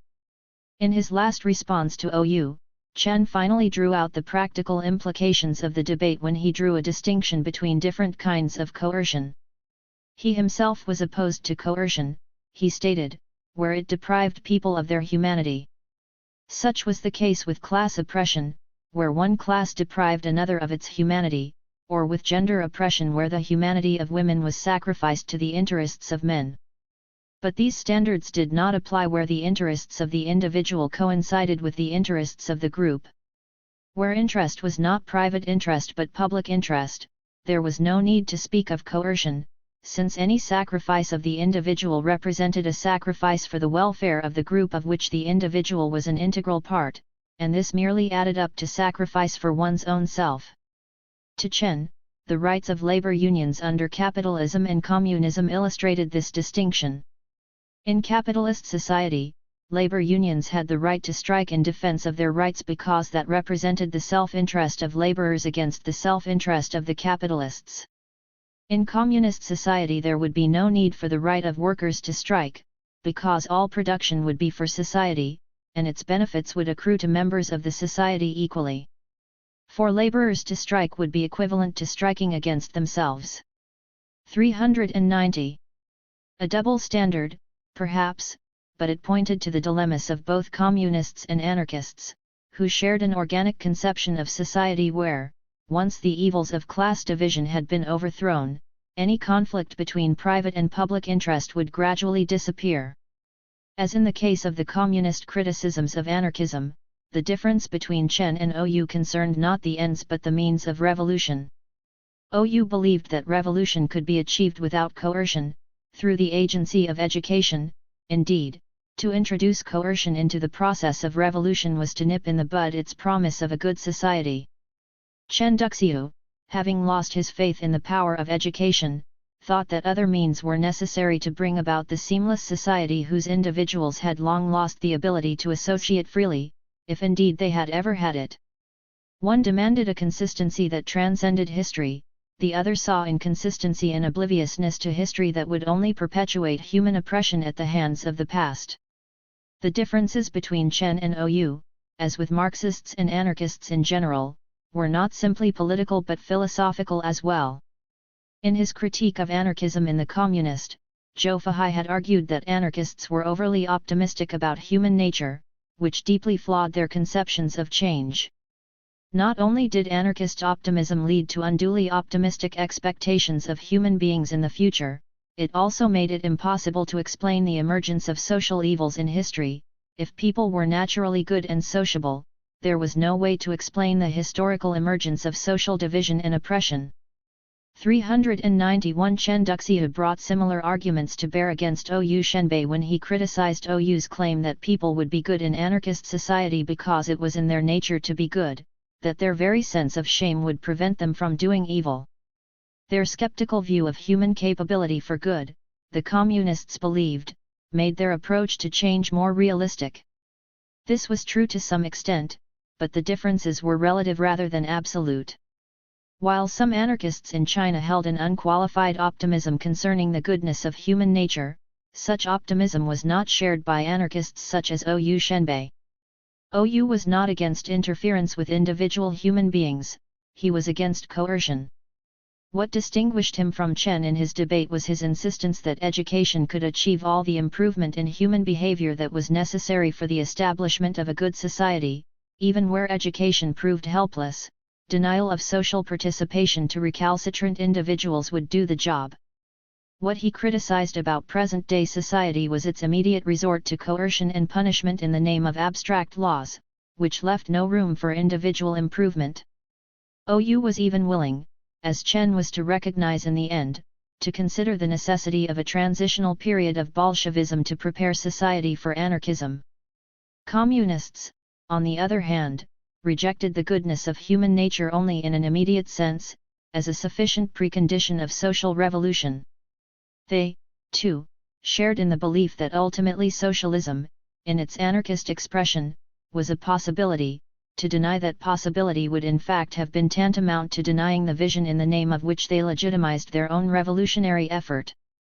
They assigned priority, however, to the achievement of appropriate material conditions that they believed were necessary to the functioning of communist society. Once that had been achieved, they believed, communism would become a possibility. The human personality that they deemed necessary to a communist existence did not otherwise differ significantly from its anarchist counterpart. The difference pointed nevertheless to a fundamental philosophical and epistemological problem that has long plagued anarchists and Marxists in China and elsewhere: how to describe post-revolutionary society in the political language of bourgeois society. Richard Saltman has argued perceptively that this was a problem for Bakunin in his confrontation with Marx and accounts for most of the inconsistencies in his anarchism. 392 Marx himself was deeply aware of the problem when he wrote that the beginner who has learned a new language always translates it back into his mother tongue, but he has assimilated the spirit of the new language and can produce freely in it only when he moves in it without remembering the old and forgets in it his ancestral tongue. 393 The problem for both Marxists and anarchists in this debate was how to speak in a new language without losing touch with reality. This was ultimately what divided Chen and Ou, the Marxists and the anarchists in China. Chen observed somewhere along the line that anarchists accused him of being unable to appreciate anarchism because he looked to the future through the spectacles of the present. How are we to create the future, he retorted, if we do not start with present reality? 394 His observation captured the pathos of both Marxism and anarchism in this initial confrontation.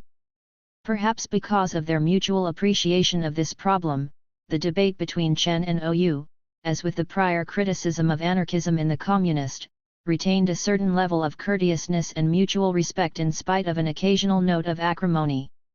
In his concluding lines to the debate, Chen had nothing but praise for his former student.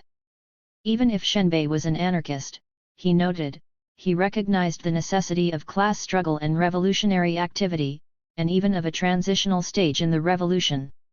He was, moreover, a follower of Kropotkin and a sincere revolutionary youth, unlike some of the low-quality Chinese-style anarchists, Zhu Qunzi. I only regret, he concluded, that there are few like him among Chinese anarchists. 395. This debate was conducted in a relatively friendly tone, partly because of the close personal relationship between the two men, but also because among the anarchists, Ou Shenbei came closest to accepting a Marxist analysis of society. It is also possible that anarchists held back their criticism of Bolshevism so long as further cooperation with the Communists remained a possibility. After 1922, when the break between the two groups became evident, anarchist criticisms would assume a much harsher tone. Anarchism against Bolshevism and Marxism. While internal developments in revolutionary politics would play an important part in shaping anarchist attitudes toward Bolshevism, their criticism of the Soviet Union and of Marxism was almost entirely derivative of foreign anarchists' writings on the subject. Indeed, the latter's disillusionment with the Soviet Union may have played a significant part in the increasingly intransigent repudiation of Bolshevism by the Chinese anarchists. With the conclusion of the crisis in the Soviet Union that had been caused by foreign aggression and internal insurrection, and the end of war communism, which ushered in the new economic policy, it was no longer possible for anarchists to blame the shortcomings of Bolshevik socialism on external causes. Such was the case with Emma Goldman and Alexander Berkman, who left the Soviet Union in 1921 in final disillusionment. Their attacks on the Soviet Union thereafter left a deep impression upon Chinese anarchists. It may even be suggested that the writings in particular of Emma Goldman, which were broadly circulated in China, and her personal contacts with Chinese anarchists were responsible in large measure for shaping Chinese anarchists' attitudes toward the Soviet Union. Also important was the testimonial against the Bolshevik government of Russian anarchists. Madame Kropotkin's criticisms of the Bolsheviks provided an authoritative voice in Chinese criticisms of the Soviet Union. Kropotkin had died in early 1921, relieving the anarchists who had been concerned about his safety of the need for caution in their criticisms. Most important, however, were the writings of Varlam Cherkessov, a Georgian anarchist who had long been a close associate of Kropotkin's. 396 before his death in 1925, Cherkessov wrote extensively on Marxism, to which he traced the failings of the Bolsheviks. His writings were translated into Chinese and incorporated freely into Chinese criticisms of Marxism. If Goldman shaped anarchist views on the Soviet Union, Cherkessov provided a theoretical perspective that extended the critique of Bolshevism to a criticism of its roots in Marxist theory. 396 Paul Avrich, The Russian Anarchists, New York, Norton, 1978, 3940. Bolshevism and the Distortion of Revolution. The Chinese who led the way in the criticism of Bolshevism and Marxism after 1922 either had personal experience of the Soviet Union or were personally acquainted with foreign anarchists critical of Bolshevism, Huang Lingshuang, Qin Baopu, Bai Xiaoxiao, and Bajin. Wang's experiences in the Congress of the Toilers of the East in early 1922, as well as his contacts with Russian anarchists, including a visit with Madame Kropotkin, convinced him of the bankruptcy of Bolshevism. He resolved even before his return to China that the Chinese public should be informed of the true visage of Bolshevism. 397 Bai Xiaoxiao, who was in France from 1920 to 1925, not only was acquainted with prominent French anarchists such as Jean Grave, but met Madame Kropotkin when she was in Paris in 1923. 398 Qin Baopu played an especially important part in these criticisms. Qin had been a student in the Soviet Union between 1920 and 1923, sent there with the first contingent of Chinese students to study in the Soviet Union in preparation for the founding of the Communist Party. While there, he had extensive contacts with both Goldman and Madame Kropotkin as well as with other Russian anarchists. Upon his return to China in 1923, he was responsible for introducing Goldman's writings to the Chinese public and wrote a number of articles, and a book-length account of the Soviet Union, critical of Bolshevism. He was also responsible for introducing Goldman to Bajin. Bajin, who entered into a correspondence with Goldman at this time, which would last until her death, emerged quickly in the mid-20s as a prolific translator of foreign anarchist works into Chinese, including works by Goldman and Berkman.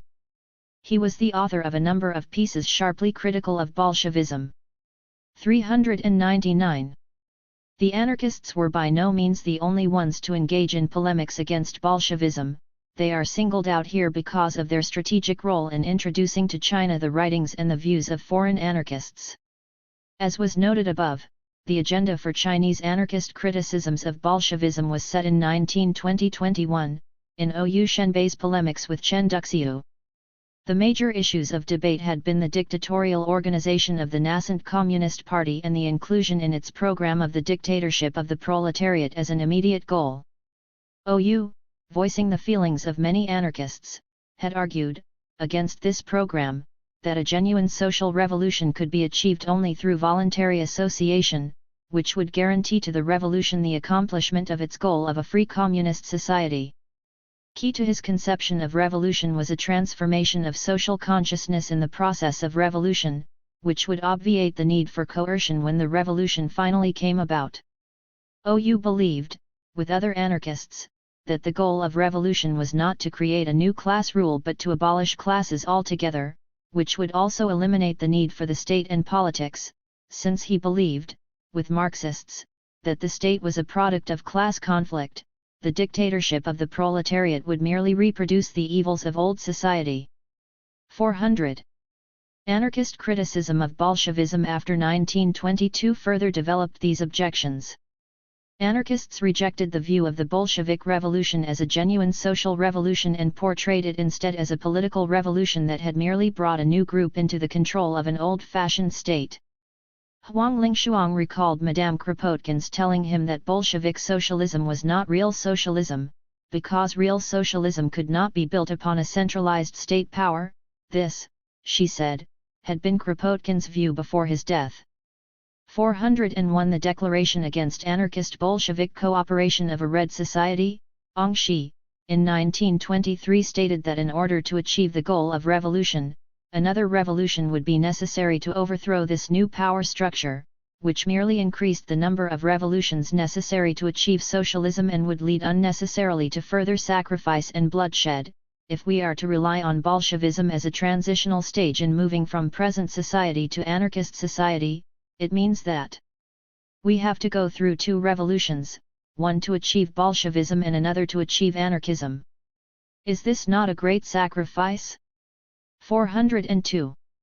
The central anarchist objection to Bolshevism was over the issue of the dictatorship of the proletariat.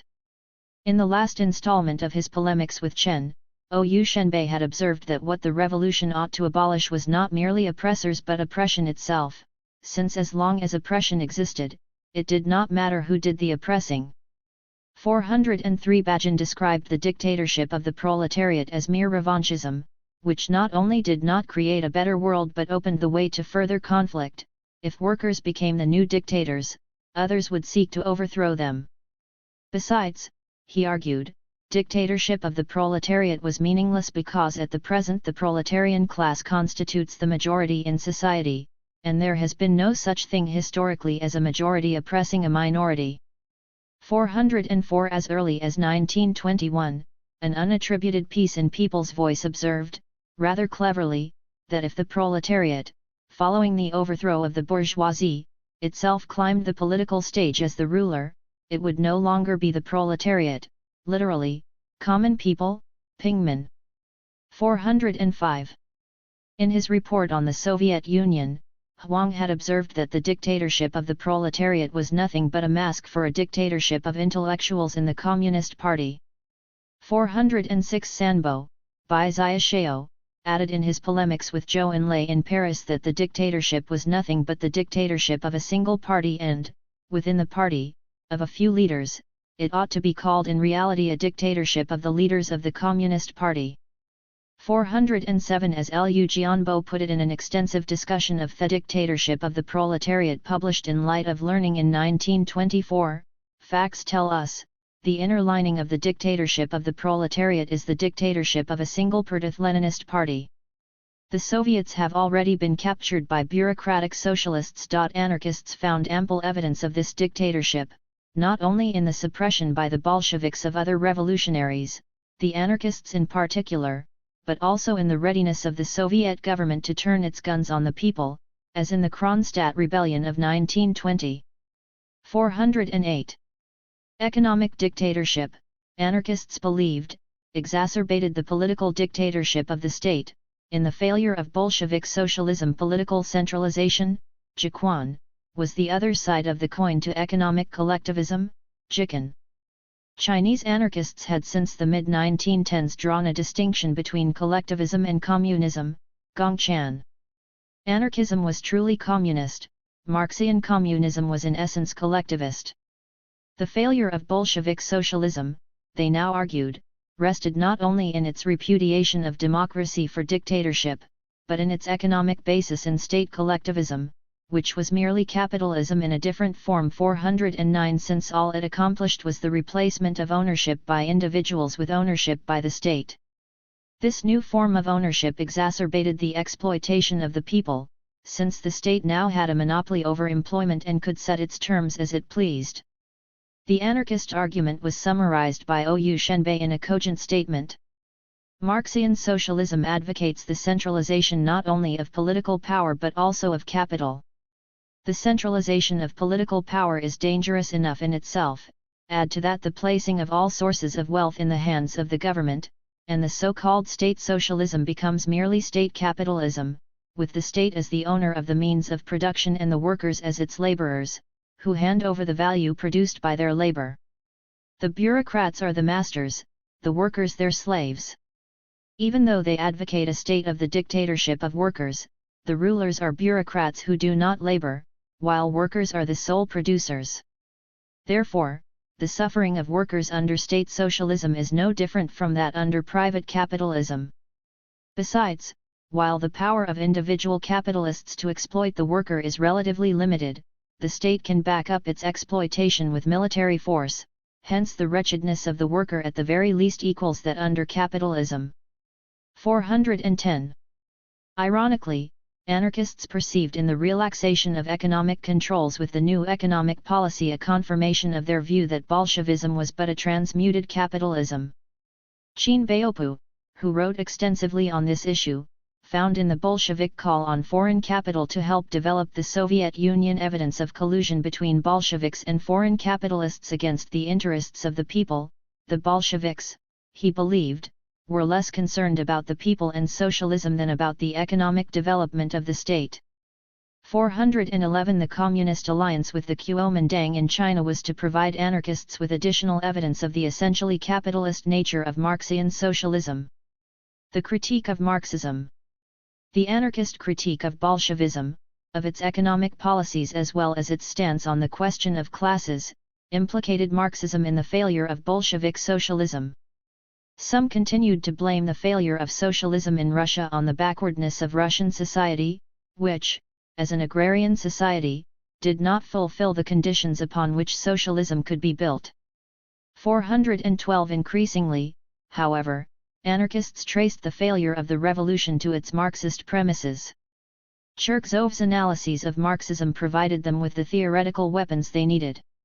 In spite of a measure of simplification, these writings presented an analysis of Marxism that was more sophisticated than any other available in China at the time, including to the communists, whose understanding of Marxism was shaped almost exclusively by a Leninist interpretation. As it appeared in Chinese anarchists' writings, which for the large part consisted of rephrases of or direct quotations from Cherkessov, Marxism suffered from a fatal ambivalence, which had entered the theory at its very origins. It shared with all socialism, including anarchism, a vision of the future in which society would be managed by free associations of workers and peasants' organizations, Gongnong Zuzhide Zihu Zi Shi Gongtong Guanli. 413 At the same time, however, the method the theory suggested for reaching this goal compromised its vision irredeemably, since all of the key concepts that Marx had utilized to formulate his theory, hence the theory itself, were derivative of the ideas of bourgeois economists and philosophers, which meant that his methods were shaped by the premises and prejudices of bourgeois society. Marxism, in other words, suffered from a fundamental contradiction between its socialist visionary goal and a method for attaining that goal that was thoroughly infected by bourgeois ideology. The method itself, moreover, contained a contradiction, between a tendency that was social democratic but reformist and a tendency that was revolutionary but Jacobinist, hence divorced from the people. Different though they were, neither method broke with bourgeois politics. While these writings insisted that Marx had lacked originality as a social thinker, since he had received all of his theoretical insights from others, they nevertheless recognized in him considerable complexity, drawing a distinction between a young Marx and a mature Marx in terms of his attitude toward the state. In his earlier writings, including the Communist Manifesto, Marx had privileged the state as an agent of change and seen in the socialist capture of the state the key to bringing about socialism. The Paris Commune had constituted a turning point in Marx's thinking. It had inspired him to a new view of socialism as a federation of free associations, Zihu Zuzhide Lian Bang. Thereafter, he had abandoned his former reliance on the state as the agent of socialism. Although in his critique of the Gotha program he had once again turned to the theme of the dictatorship of the proletariat, it was not clear whether he meant a dictatorship of the state, as some Marxists claimed, or a dictatorship of the people after the example of the Commune. If there was a villain in the account, it was Engels. It was Engels who had elevated Marx to the status of a creative genius, therefore covering up Marx's intellectual debt to bourgeois scholars. It was Engels who had sought to synthesize the irreconcilable philosophical ideas of materialism and the dialectic into a dialectical materialism, which he then presented as a science, which, Cherkessov argued, distorted Marx because it privileged the deductive method over the inductive method, which Marx had favored, and restored to Marxism the Hegelian metaphysics, which Marx had repudiated. Finally, Engels had been responsible for restoring to Marxism its pre-Paris Commune prejudice for the state by once again privileging the state as an agent of change. In the process, he had also taken revolution out of Marxism and made it into a strategy of peaceful change. Engels, in other words, appeared as the immediate source of contemporary social democracy. Lenin had broken with Engelsian Marxism both in his insistence on violence and in his elevation of the idea of proletarian dictatorship. He, too, however, had departed from the post-commune ideas of Marx. Rather, his approach to Marxism had revived the Jacobinist tradition, which reduced the real revolutionaries, workers and peasants to mere appendages to the revolution. While the Bolsheviks sought to represent themselves as champions of the people by claiming the Soviets for their own, this had little basis in reality, for the Soviets had been anarchist in inspiration and origin. Lenin's socialism, Cherkessov concluded, was but a modified state capitalism, concerned primarily with carrying out the task of economic development, which in advanced countries had been accomplished by the bourgeoisie. This portrayal of Marxism was itself quite reductionist in some of its key conclusions. Nevertheless, it raised questions concerning Marxism that retain their significance to this day and, in the context of China in the 1920s, was without parallel in sophistication. The questions it raised concerning the relationship of Marxism to its bourgeois legacy, the role Engels played in the formulation of Marxism after Marx, and especially the meaning of the dictatorship of the proletariat in the post-commune writings of Marx were basic issues, which are debated to this day. Cherkessov, moreover, backed up his arguments with an extensive coverage of Marxist and non-Marxist literature that was very impressive for its grasp of fine details in the history of Marxism. The issues Cherkessov raised quickly assumed nearly formulaic status in anarchist discussions of Marxism, as may be gleaned from an article by Shen Zongju published in People's Tocsin in early 1927. 414 Shen raised 6 objections to Marxism. 1. Marx had copied his most basic ideas from others: class struggle, Guizot, considerant, Blanc, Proudhon, the concentration of capital, considerant, surplus value, Sismondi, Blanqui, rate of profit, Ricardo, historical materialism, Vico, Herder. 2. Marxism is utopian, not scientific because science is based on the inductive method whereas Marxism is metaphysical, hence its errors on such questions as the concentration of capital, or its inability to account for the role consciousness plays in society because of its assumption of technological determinism, which ignores that it is human consciousness that creates technology. 3. Marxism advocates private property, the state takes over production and remunerates individuals according to their contribution, which turns everyone into a capitalist. 4. Marxism is reformist, not revolutionary. 5. Marxism advocates dictatorship of the few. 6. Marxism stresses industry and ignores agriculture, hence it is irrelevant to China. The last item, to be discussed further, was a particularly Chinese concern, the rest were merely summaries of Cherkessov's argument, as Shen acknowledged in his essay. 2 of the issues that Cherkessov raised were of particular importance in Chinese discussions of Marxism: the concentration of capital, and class struggle. An essay of Cherkessov's on the former issue appeared in anarchist publications more than once, complemented by Chinese discussions on the subject.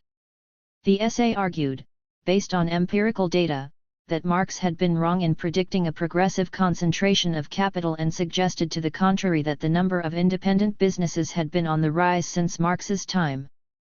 Anarchists were impressed by Cherkessov's idea that Marx had copied this notion from other economists. More important, however, may have been the implications of the question for the future of socialism. In imperialism, the highest stage of capitalism, Lenin had perceived in the concentration of capital a process that would facilitate the establishment of socialism. The state needed only to take over from large corporations in order to convert an economy from capitalist to socialist. The proliferation of small enterprises would suggest, to the contrary, that state socialism could be established only by going against economic trends, which lent additional support to the anarchist critique of Bolshevism. Whether anarchists also perceived in this an argument in favor of anarchism is more difficult to say. 415. The issue of class was more complex, if only anarchists were themselves divided over it. Some anarchists rejected it altogether because they viewed class struggle as another expression of selfishness in society, which, in the social divisions it promoted, contravened the humanitarian goals of anarchism. This view of class would provide Kuomintang-related anarchists with an ideological weapon against the communists in the late 20s. Others, while they were willing to recognize the importance of class, were nevertheless reluctant to attribute to it the centrality with which Marxists endowed it. An unattributed article in People's Voice in 1921 argued that there was little reason to view all history as the history of class struggle, as Marxists claimed, because classes were not always distinguishable from one another in their interests, and even if class struggle at times moved to the center of history, it was not always central, since other loyalties, such as national loyalty, took precedence over class loyalty. Most interesting was the thought experiment the author suggested. Suppose someone suggests another method of revolution on the basis of the 3 lines in the Communist Manifesto: 1. Women of the world, unite; 2. Overthrow the present-day male political order; 3. Establish a woman's dictatorship.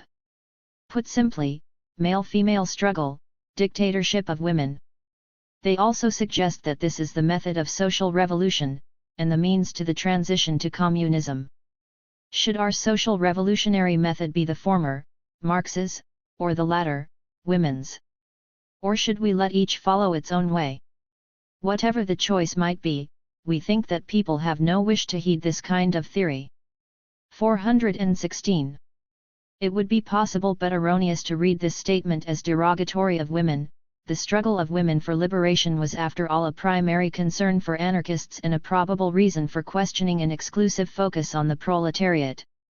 Rather, the point was to challenge the Marxist assumption of a central thread to history in class struggle and the consequent centering of the struggle for liberation on the proletariat. The goal, in other words, was to further open up the possibilities available in the struggle for liberation by denying to history a center. Even those anarchists who took class struggle for granted viewed it in terms slightly different than those of Marxism, not as a function of the production process but rather in terms of rich and poor, those who lived off the labor of others and those who labored, or even the educated versus the uneducated. For anarchist advocates of class struggle, the concept created a problem, moreover, because of the relationship that the Leninist argument established between class and the dictatorship of the proletariat. While they conceded that class struggle was a basic datum of history, they insisted that classes could not be allowed to exist after the revolution because this would mean the inevitable resurrection of the state. The revolution, in other words, must pursue a strategy that would abolish not only existing class oppression but the very existence of classes. Ou Shenbei, who may have been closest to the communists on the issue of class, explained. I advocate class war because I believe that classes must be extinguished. If the ruled classes do not unite to overthrow the ruling class, the class system cannot be easily abolished. But I wish to use class war to abolish classes, not to overturn them as you the communists do. Most anarchists pursue the syndicalist movement and advocate class war. When I speak of the working class, it is the real working class.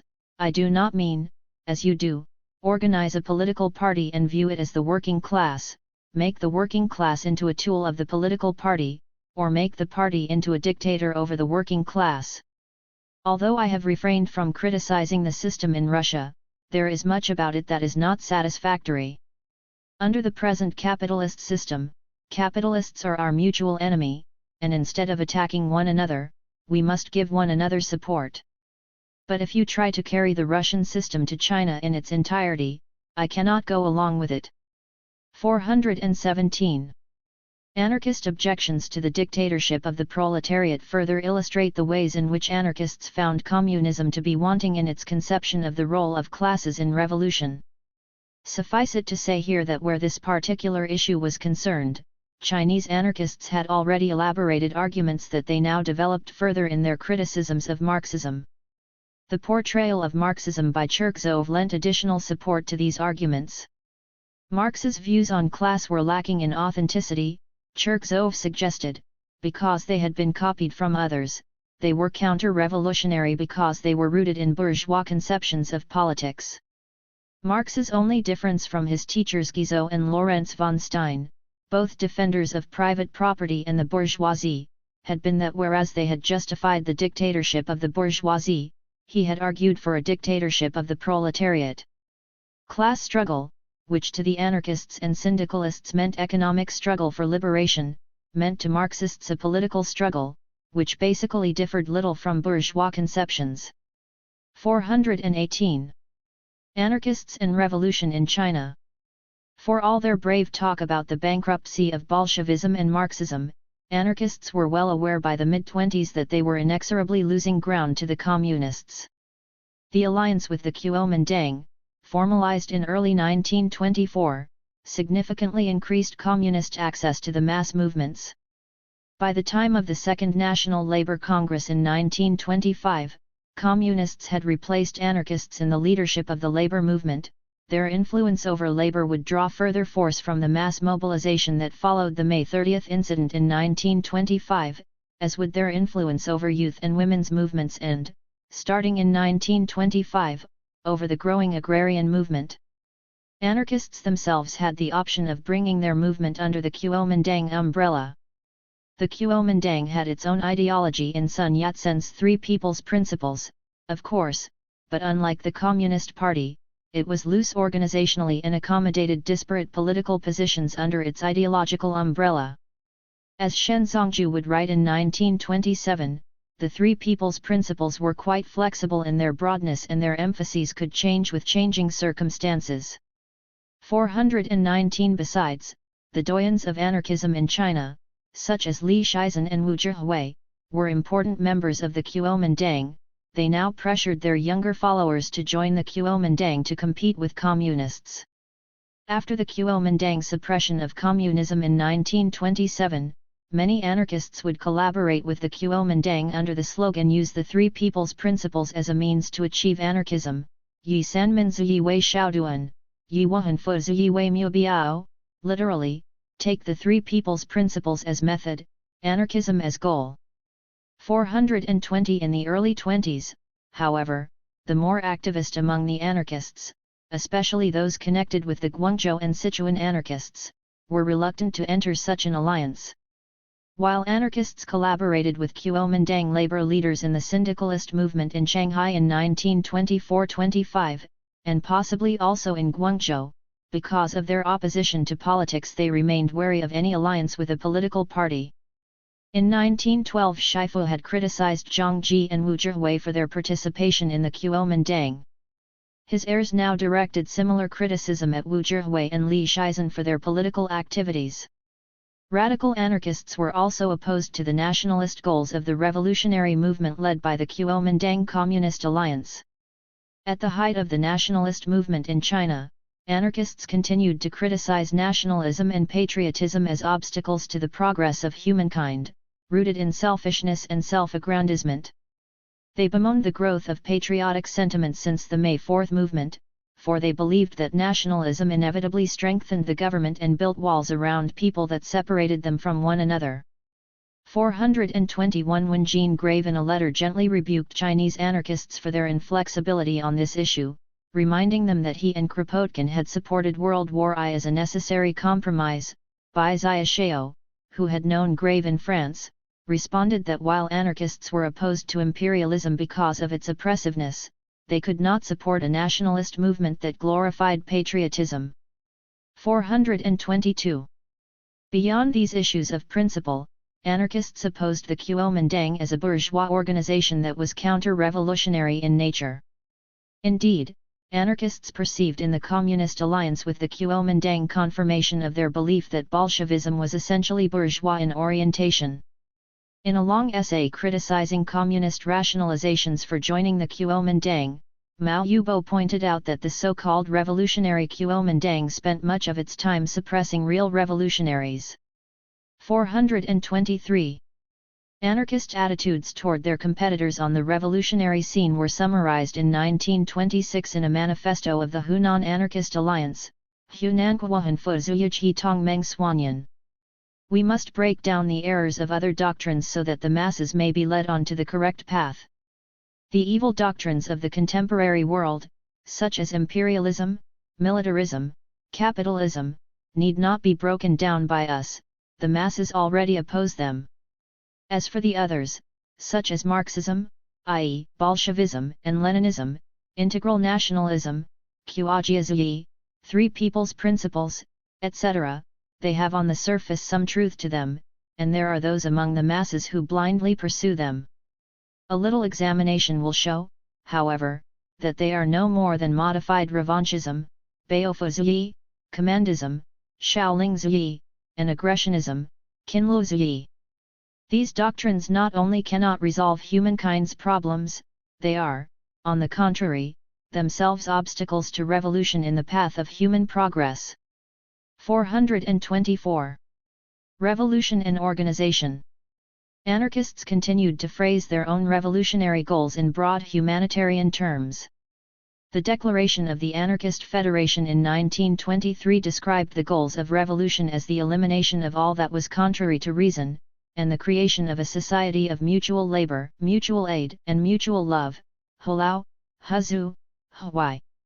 425. The Equality Society, Junshi, in Sichuan sought to bring about a world organized around love, not killing, a world of mutual aid, not competition. 426. In 1927 the anarchist Kuomintang periodical Revolution Weekly, Jemmings Hubeo, depicted the goals of anarchism as the elimination of all that was old, irrational, and harmful and, therefore, unsuited to existence, and the creation of a social organization that was new, rational, and beneficial to human existence. 427. All anarchists agreed that the goal of an authentic revolution was to transform social consciousness and life at its quotidian level. In order to create receptivity to such a conception of society, their own role was to incite the masses to action to achieve such a consciousness. Wu Zhihui estimated at one point that the anarchist revolution would take about 3,000 years to achieve, though he added, a few years later, that if every anarchist was a shifu, it might take only 500 years. 428. It would also take many, many revolutions to achieve this goal. Anarchists in the 20s, unlike those in earlier years, could no longer afford to be satisfied by vague statements of revolution. The communist challenge was to compel anarchists to pay closer attention to concrete issues of revolution. While they were opposed to the communist strategy of revolution, anarchists had to evolve a strategy of their own to prove their viability as an alternative to the communists.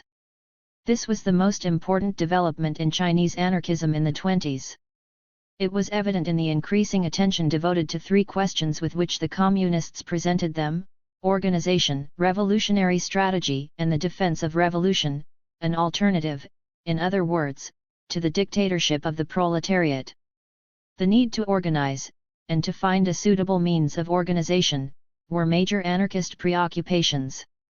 Anarchists insisted that they were not opposed to organization, as the communists charged, that they opposed only the kind of organization that was inconsistent with the revolutionary society they sought to create. In other words, political organization that took as its aim not social revolution but the conquest of political power, which was hierarchical and coercive in its internal functioning. 429. Qin Baopu charged with laziness anarchists who believed that anarchism should not be organized, or that anarchist organization had no room for discipline, rules, and regulations. Organization was a necessity of revolution, he asserted, anarchist organization was distinguished from others in that it must be based on the will of the masses, Kunzong Yazi. Like other anarchists, he believed that anarchist organization must move from the bottom up. He proposed as the initial task of organization the founding of small organizations, xiaozuzi, in localities, productive units, and schools. These organizations would associate with others in their proximity in local congresses, kawai. Except over fundamental issues that required Congress decision, the small organizations would be independent in carrying out day-to-day affairs, represented by their secretaries. In this manner, he believed, whole counties and provinces could be organized for action. While other anarchists at the time called for a national congress of anarchists, Qin believed that such a congress would be premature until after localities had been organized. With the country thus organized, once revolution broke out at the centers of political power, it would spread rapidly. What was most important for the time being was to organize the masses without the use of coercion which alienated them, as the Bolshevik example showed, and to neutralize those others who were potentially opposed to revolution. He envisaged a violent revolution, for he believed that power holders were unlikely to relinquish their power voluntarily. 430. While Qin's proposals represented mainstream anarchist thinking on the question of organization, others were willing to go still further. People's Vanguard magazine, more radical than most in its advocacy of class struggle and its opposition to the Kuomintang, published an article by Mao Yubo that sounded much like the Bolshevik strategy the anarchists opposed. Although revolution was class struggle and must ultimately depend for its success on the consciousness of the masses, all revolutions historically had been the work of the few whose consciousness was in advance of the masses they represented. They, therefore, must play a strategic part in arousing the consciousness of others and in leading them in revolution. 431. Under contemporary circumstances, organization from the bottom up was possibly a hopeless dream, as the communists believed, without a larger organizational umbrella to coordinate and to protect it, but the majority of anarchists refused to entertain any such project. In 1927, Shen Zongju was still pleading with fellow anarchists to overcome their qualms about participating in a national congress. 432. As we have seen, anarchist efforts to federate local anarchist organizations were in the end fruitless because they shied away from any suggestion of centralization in the movement. Anarchist suspicion of centralization accounts also for the direction anarchist revolutionary activity would take. In their discussions of revolutionary strategy, anarchists took as their immediate goal the overthrow of the state and capitalism. In How to Resolve the Problems of Present-Day Chinese Politics, Ou Shenbei, who was held in high esteem by fellow anarchists for his attention to concrete revolutionary problems, discussed the sad state of Chinese politics over the preceding 10 years and outlined a program of action. On the basis of these experiences, we deeply feel that the causes of popular misery are these: 1. Because of the present political system, power is concentrated in a few hands, with the result that the majority of the people do not have the opportunity for free participation. 2. Because of the capitalist system, all means of production are concentrated in the hands of the capitalists, with the result that the benefits that ought to accrue to laborers are usurped by capitalists. Therefore, if we wish to pursue the happiness of the people, we must seek to reform both the political and the economic system. The principle of reform is nothing but advancing from a situation of extreme absence of freedom to relative freedom. The important points are these: 1. Abolish the system of warlord and bureaucratic control nationally and provincially, to institute burghers' self-government in cities and to establish a national association of self-governing cities and villages. 2. Abolish capitalism, return all means of production to public ownership by the producers, so that only the producers have the right to use and enjoy them. From the perspective of political theory, the narrower the scope of state power, the freer are the people. Therefore, before the abolition of the state, those who pursue the happiness of the people should diminish the power of the state to a minimum. Economically, the products of labor should belong to the self or those with whom the self wishes to share, so that each exerts himself or herself to the utmost in the increase of production. Therefore, burgher self-government and the socialization of production are the paths to freedom and equality. 433. While most anarchists agreed that economic and political power holders constituted the major targets of revolution, there was some disagreement over who was to be included among the forces that would carry out the revolution. Ou Shenbei, Qin Baopu, and syndicalists such as Shen Zongju and Liu Jianbo conceived of revolution in class terms and looked to urban and rural laborers as the main force of revolution. Intellectuals were more problematic, while Baopu restricted revolution to the masses, and included the petty bourgeoisie among the forces that had to be neutralized. Mao Yubo, as we have seen, privileged intellectuals with a vanguard role for their revolutionary consciousness. Anarchists also differed over their emphases on urban and rural laborers, although they did not necessarily view rural and urban revolution as mutually exclusive. Some, however, did believe that because China was an agrarian society, the proletariat had but a small role to play in the revolution. One such anarchist pointed to peasants, women, and soldiers as the groups on which anarchists should concentrate their attention. 434. Revolutionary institutions of anarchism, labor syndicates and rural communes. Anarchists had long argued that a meaningful social revolution must in the very process of revolution create the institutions on which future social organization would be based. Two institutions were foremost in anarchist discussions of revolutionary strategy at this time and also provided the main objects of anarchist revolutionary activity: syndicates for organizing urban laborers, and communes for the organization of villages. Some anarchists also believed that the people's militia, Minchuan, in the villages, an age-old institution in China, could be utilized fruitfully both in carrying out and in defending the revolution. Chinese anarchists, starting with Shifu's Federation in Shanghai in 1915, had stressed syndicates, Gongtuan, to be distinguished from labor unions, Gonghui, as organizations that would serve not only as agents of revolution but as the cores for laborers of future social organization.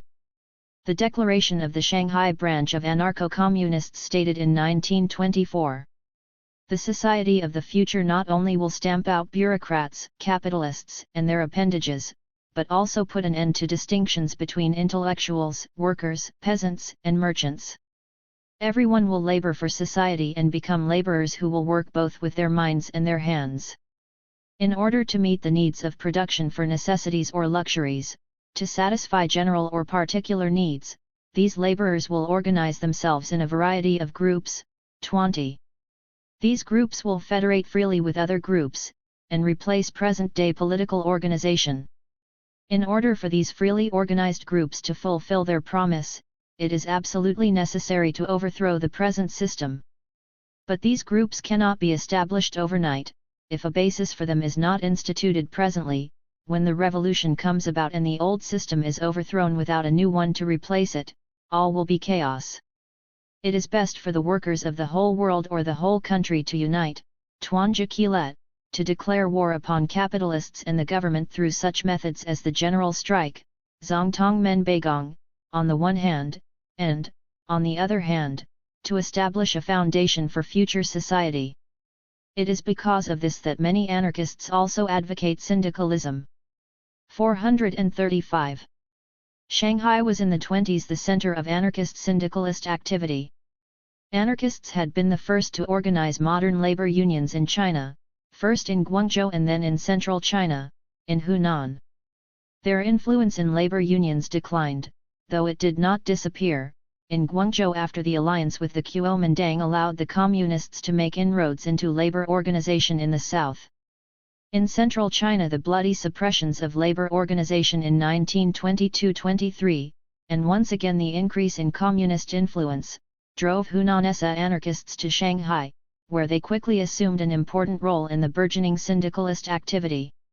The Federation of Shanghai Syndicates organized in 1924 held sway over 40 to 50 labor organizations and roughly 50,000 workers.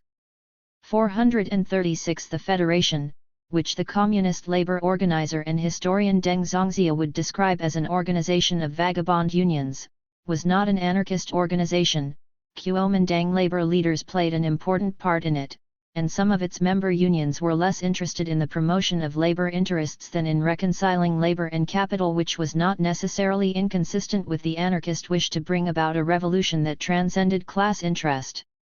Anarchists possibly played an important part in day-to-day activity, however, and the ideological slogan of the Federation, "Let us ask for bread only, and leave politics alone," reflected the orientation of the anarchists, who sought to spread among Federation members the anarchist message: resolve economic problems, oppose all politics, engage in direct action, do not rely upon any party. 437 As did the use of syndicate over labor union by the Federation in describing itself. Anarchists had also been the first among Chinese social revolutionaries to raise the question of a rural revolution. Shifu's followers had made the first attempt to establish an agrarian commune in the mid-191s. Under anarchist inspiration, the idea of going to the people had gained currency in Chinese radicalism during the May 4 movement. The New Village movement that flourished in 1919-20 referred not to the establishment of rural communes but rather to communes that made agricultural work part of their daily activity. It nevertheless helped spread a rural orientation among urban radicals. In the aftermath of the May 4 movement, anarchists took the lead in carrying revolution to the countryside.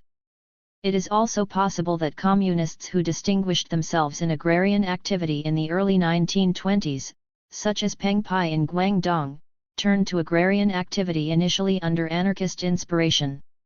Anarchists in the 20s believed that agrarian activity should go beyond the establishment of new villages, which were escapist in nature, and seek to revolutionize the existing village.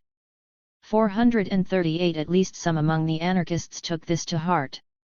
Judging by the literature, which is sparse and sporadic, anarchists associated with Jing Meiju in the north may have played a significant part in this regard. Jing, the editor of National Customs Daily, had been introduced to anarchism in 1907-8 while a student in Japan, and his anarchism carried the imprint of the Tokyo anarchists, who promoted an anti-modernist anarchism that drew upon native ideals and Tolstoyan ideas and stressed a rural life in which mental and manual labor, agriculture, and industry would be combined. Jing himself had engaged in attempts to enterprises in his native Shaanxi even before the 1911 revolution. 439 The Sea of Learning, supplement to his National Customs Daily, often published articles on rural revolution. In June 1923 a draft program for an alliance for an agrarian movement, Nongkan Yundong Tongmeng, appeared in the paper and stated as its goal the use by tillers of their own power to acquire for themselves profit and happiness. The alliance program was to advance the organization of tillers, establish a federation of such organizations, help the tillers acquire land, and promote self-government. 440. The Sea of Learning was not alone in promoting an agrarian movement. Anarchist periodicals were rife with reports on attempts to establish communes or promote rural revolution across the face of China. An anarchist objection to Marxism was that Marxism, with its preoccupation with the proletariat, had a blind spot toward the peasantry and ignored 80% of the world's population. Communism was unsuitable in China, some anarchists believed, because China was still a largely agrarian society. Some went so far as to criticize the communists for their fetishism of development, which led them to overlook the virtues of agrarian society. They argued that anarchism was much more suitable in organizing a society where, owing to thousands of years of agrarian existence over which the state had little power, the population had evolved habits of self-government conducive to anarchism. Others added that revolution was easier in the village, both because of these habits and for tactical reasons. Unlike the proletariat, which had to compel the bourgeoisie to turn over their property to workers, all peasants needed to do by way of struggle was to keep what they already had. 441 An anarchist society in Shaanxi in the north perceived in the self-governing village a model for anarchist reorganization of the world. 442. Some anarchists argued that the village militia offered a particularly effective means for revolutionary reorganization of the village. As self-defense organizations for the rural population, they believed, the militia had played a revolutionary role throughout Chinese history, although most of the time the government had managed to bring them under control and turn them to counter-revolutionary purposes. The task was to render them independent and bring them around to opposition to the state. With the right training, not only the militia but even bandits could be brought around to the anarchist cause. Such training should include military training for both men and women, and education through films and public performances, plays and operas, as well as written materials on revolutionaries and revolution. Once this was accomplished, it was necessary to make sure that they were well provisioned and inclined toward union with other militia. The militia, thus reformed, would play an important part not only in bringing about the revolution but also in defending it against counter-revolution. In the words of Li Shaoling, "The last few years, I have constantly been thinking of a shortcut to revolution without much success. Education is the most reliable method but also very slow. The new village is very difficult under conditions of warlord rule, scattered uprisings sacrifice many lives without significant consequence. After much thought, I have decided that militia offer a relatively reliable and quick method. Just speaking of instances with which I am familiar, the cases of Hunan and Guangdong, in these two provinces the militia are strong, they often chase away government and warlord forces, or render them ineffective. While there are those in them who are no good, their revolutionary spirit in opposing the government is inextinguishable. I raise this issue with the hope that comrades will examine it with care." 443. Some comrades apparently did. In the late 20s, Fan Tianjun participated in an anarchist-led militia in Fujian, which sought to establish a base area, after the communist model. For a brief period its success was such that it even attracted the attention of Japanese anarchists who thought that Fujian might become the base for an East Asian anarchist revolution. 444. Social and cultural revolution in anarchist activity. Whether urban or rural, anarchist revolutionary activity followed a common pattern, one that reveals that in spite of a desire to meet the communist challenge, it was an anarchist conception of revolution that shaped anarchists' revolutionary strategy. The point of departure and the end of this activity was the transformation of workers' and peasants' social consciousness, to stimulate a self-awareness, zizhu, that would enable them to take charge of their own struggles against power. While anarchists did come to play leading roles in the organizations they established, they could claim with some fairness that, unlike their communist counterparts, they did not seek to sway the masses through a political organization, rather, they wanted to help them organize in order to pursue their own interests, which is credible if only because this was the flaw in anarchist revolutionary strategy. The cornerstone of anarchist revolutionary activity was education, not education in the ordinary sense, which they rejected, but an education for revolution that made no distinction between formal education and propaganda, that took as its primary goal the transformation of quotidian life and consciousness. The tactics were simple: establish contact with laborers, proletarian or peasant, through the help of these contacts organize workers' clubs and part-time schools in which worker participation would be encouraged, gradually move on to the organization of a union as the confidence of laborers was secured. If these tactics do not sound very different from communist tactics, it is because they were not very different, except in goals.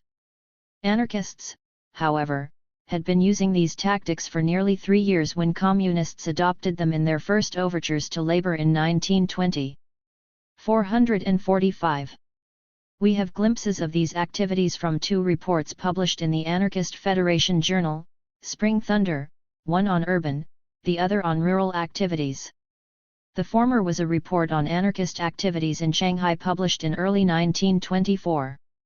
According to the report, anarchists of the Free People Society, led by Shen Zongzhu, who cooperated closely with Hunan SA anarchists in Shanghai, had been active in the establishment of the Federation of Shanghai Syndicates, as well as a complementary organization, Union of Young Laborers, Logong King Nianhui.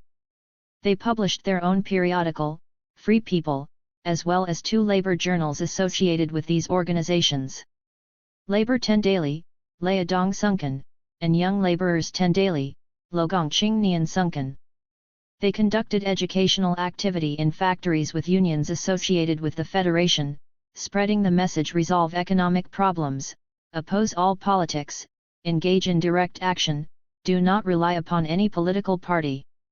In conjunction with these educational activities, they were planning for a labor university, Leidongdagsu. 446. Anarchists would not achieve their dream of establishing a labor university until 1927 when, under the auspices of Kuomintang anarchists, they were able to establish the National Labor University, Kwalai Leidongdagsu, which for a brief period promised to fulfill their goal of training a new kind of labor leader, drawn from among the ranks of laborers, who would be at once a laborer and an intellectual, overcoming a distinction that had long divided society into classes.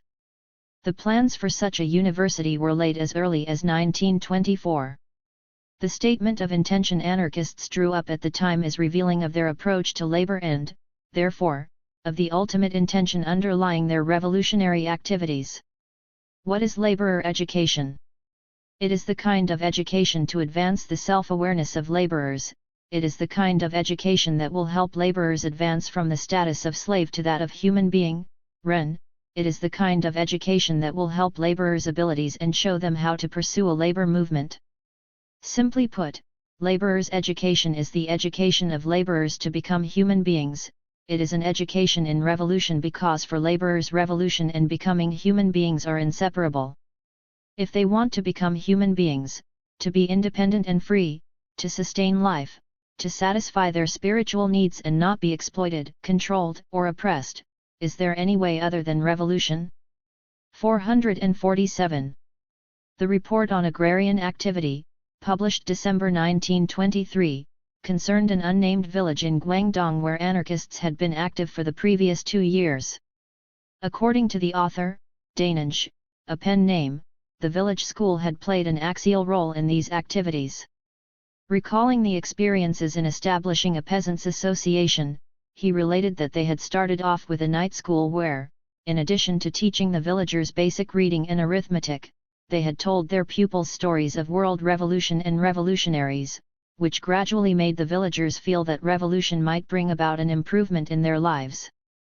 On May Day they distributed pamphlets among the villagers, held a lantern parade, and concluded the festivities with a revolutionary opera. Soon after, the villagers came to them with a request for organization. 448. Similarly, anarchists in northern Shaanxi combined general and revolutionary education to gradually mobilize villagers, in their case a general education to stimulate self-awareness combined with technical education to improve productive methods. 449. Education remained for the anarchists the most reliable method of revolution. Nevertheless, the experience of failure in the face of oppression, and the challenge of the communist advocacy of proletarian dictatorship, taught at least some of the anarchists that the creation of revolutionary institutions was not sufficient to make revolution, that they must also find ways to defend revolution against its enemies. This was a major reason in Li Shaoling's consideration of people's militia as an instrument of revolution. A similar idea was proposed in 1924 by the prominent Guangzhou anarchist Liang Bingxian, this time for urban areas. Liang argued that inasmuch as education was crucial to revolution, revolution entailed questions of power and would certainly end up in failure if it could not defend itself. He, therefore, proposed the establishment of revolutionary corps, Geming 20, to supplement syndicates. Ultimately, the syndicates would provide the basis for social and economic reorganization, but in the period of transition the revolutionary corps would play a crucial role in overthrowing the power of the state and the bourgeoisie and defending the revolution against them. Liang's proposal emphasized urban areas but was not restricted to them. Revolution, he believed, could not be successful unless it encompassed rural areas. 450. These schemes represented an anarchist answer to a transitional period in the revolution that for the communists was encapsulated in the dictatorship of the proletariat. Anarchists had earlier believed that once the revolution broke out, the natural inclination to anarchism in all human beings would quickly usher in anarchist society. That the revolution would involve power and require a period of armed preparation, warfare, and defense before achieving its social goals revealed a new soberness toward questions of revolution that anarchists owed to the communist challenge. 451. They repudiated the dictatorship of the proletariat unconditionally, but they could not ignore the very real questions that it raised. Unlike their communist opponents, who justified dictatorship by necessity but also learned quickly to celebrate it in endless affirmations of the indispensable vanguard role of the Communist Party, anarchists remained disinclined to break with the commitment to popular initiative that informed their revolutionary vision. Their methods were at best reluctant compromises with the realities of power, but not compromise enough for any significant gains in the contest for revolutionary leadership. In retrospect, "Heaven helps those who help themselves," an anarchist wrote in People's Tocsin in 1927, and went on to complain that for lack of an organization, anarchists were busy cultivating others' gardens instead of their own. 452 The reference was to anarchists' cooperation with the Kuomintang. Such cooperation was not new, but when the Kuomintang broke with the Communists in 1927, anarchists saw an opportunity to pursue their cause within the Kuomintang. While some anarchists remained adamantly opposed to such cooperation, among them Oyu Shenbei and the Sichuan anarchists Bajin and Lu Jianbo, others formerly opposed to it, such as Shen Zongju, could not resist the temptation.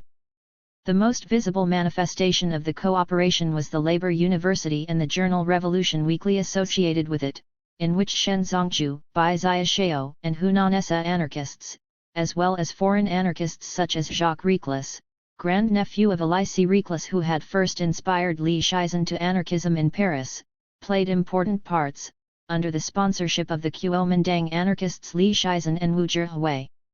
453 other important anarchists, including Shifu's brother Liu Shixin, remained active in the labor movement in Guangzhou under Kuomintang auspices. 454 Ironically, the anarchist rejection of politics seems to have made for some willingness to work with other political groups so long as anarchists were not compelled to abandon anarchism for another ideology. For some the cooperation continued to the period of the war with Japan after 1937. Other anarchists would end up joining the Communist Party. Through it all, the anarchists did make an effort to retain their identity as anarchists. The anarchists in Labor University turned to the criticism of Chiang Kai-shek and Wu Zhihui when in 1928 the Kuomintang suppressed the mass movements they had hoped to lead. Revolution Weekly was shut down in 1929, and though the Labor University stayed open until 1932, by 1928 it had already lost the revolutionary mission it had initially assumed in anarchist eyes. Although anarchist plans for revolution may not have disappeared, they had evaporated. These plans appear at first sight not as products of a serious pursuit of revolution but as the fanciful game plans of young radicals playing at revolution. Most of the anarchists were indeed quite young. I hope the evidence presented above will clear away such an impression. The anarchists may have been idealistic in their efforts to remain true to their vision, but they were deadly serious as revolutionaries. Their revolutionary activities overlapped those of the communists. In their approaches to strategies of both urban and rural revolution, they were the first to utilize methods that would also become the methods of communists and carry the latter to success when the political environment was hospitable. They were also willing to learn from the communists and to risk some measure of compromise to meet the challenge of the Bolshevik strategy of revolution. But they were unwilling to postpone their revolutionary aspirations indefinitely in order to achieve immediate success. This is not to suggest that anarchists were the only revolutionary purists on the scene or that they did not make serious errors. Their effort to discredit Marxism rather than to listen carefully to what Marxist theory had to say about society blinded them to concrete problems of revolution as much as the communist disdain for anarchism blinded communists to what they had to say about the relationship between revolutionary vision and practice. The vagueness of their social analysis deprived them, as the communists charged and they were willing to concede in the end, of a viable method of revolution. The communists themselves were vague on social analysis on occasion and believed in the possibility of alliances that transcended classes. But they had what the anarchists did not have, a political organization that ultimately stood as a point of reference for all revolutionary activity, coordinated and gave it direction, and was able, once it had realized the necessity, to protect such activity with power. Theory and vision, once they were embodied in the Communist Party, acquired a concreteness and a purpose, which gave direction in communist hands to the same methods of revolution that the anarchists had pursued. Anarchist revolutionary activities do indeed resemble purposeless revolutionary play in the absence of a comparable organization. Nevertheless, what endowed them with revolutionary seriousness was their realization that the organizational capture of revolution would irretrievably divert revolution from the intention that gave it meaning. The opposition to organizational centralization per se does not reveal the full distinctiveness of the anarchist argument or its thoroughgoing radicalism. There is another, deeper aspect to the problem that brings into relief anarchist differences not just with Bolshevism but with Marxism, what we might call the deep structure of anarchism, which may in the long run be more significant than any specific contributions anarchism may have made to revolutionary strategy in China. I described this earlier as the denial of a center to revolution, which was an implicit determinant of anarchist revolutionary activity, not only in their rejection of an organizational center to revolution but also in their suspicion of any conceptualization of society that presupposed a center to society and history, be it the proletariat or even the very idea of class. Indeed, it may be suggested that the anarchist idea of freedom and democracy was inextricably linked with a desire to abolish a prevalent tendency to view society in terms of a center. The editorial in the first issue of Spring Thunder, the Journal of the Anarchist Federation, argued just such a case. The author, Wang Saiweng, who was also the editor, based his case for anarchism on the assumption of the naturalness of division of labor and cooperation in society, Fenggong Hezuad Shiwai Shen Guo. What made this natural was that it was a reflection in society of the functioning of the cosmos as modern science understood it. Since the 16th century, when people still believed that human beings were the center of the universe, science had discovered that there was no power that was almighty and, therefore, the center of the universe. From the solar system to the minutest particles of life, from the solar system to all the solar systems in the universe, there was no single unit that controlled the universe or even the immediate space around it. Everything depended rather on relationships, which shaped the large as well as the small, the sun as much as the planets, made them equally independent and equally dependent on one another. Human organization must be egalitarian, because the organization of the cosmos was egalitarian, Yu Zhou Zuzi, Qa Ping Hung. Likewise, human organization must strive to achieve freedom for all regardless of place, gender, class, or race because there was no such thing in the cosmos as one ruling entity. 455. Wang did not acknowledge any debt to others in his essay, but textual similarities suggest that his discussion was mostly derivative of Kropotkin's anarchism, its philosophy and ideal, where Kropotkin had initially made the case for disintegrating society and history so that humankind could reconstitute itself on the basis of freedom and equality, the preconditions for a social existence of mutual aid. Speaking of recent developments in astronomy, he wrote, cogently, thus the center, the origin of force, formerly transferred from the Earth to the Sun, now turns out to be scattered and disseminated. His survey of the modern sciences confirmed this fundamental finding of astronomy. 456. It may be that in a world without center, politics, including revolutionary politics, has no point of departure. In this, however, anarchists saw not the threat of chaos but the possibility of a new beginning for humanity, this time on the basis of free and equal association.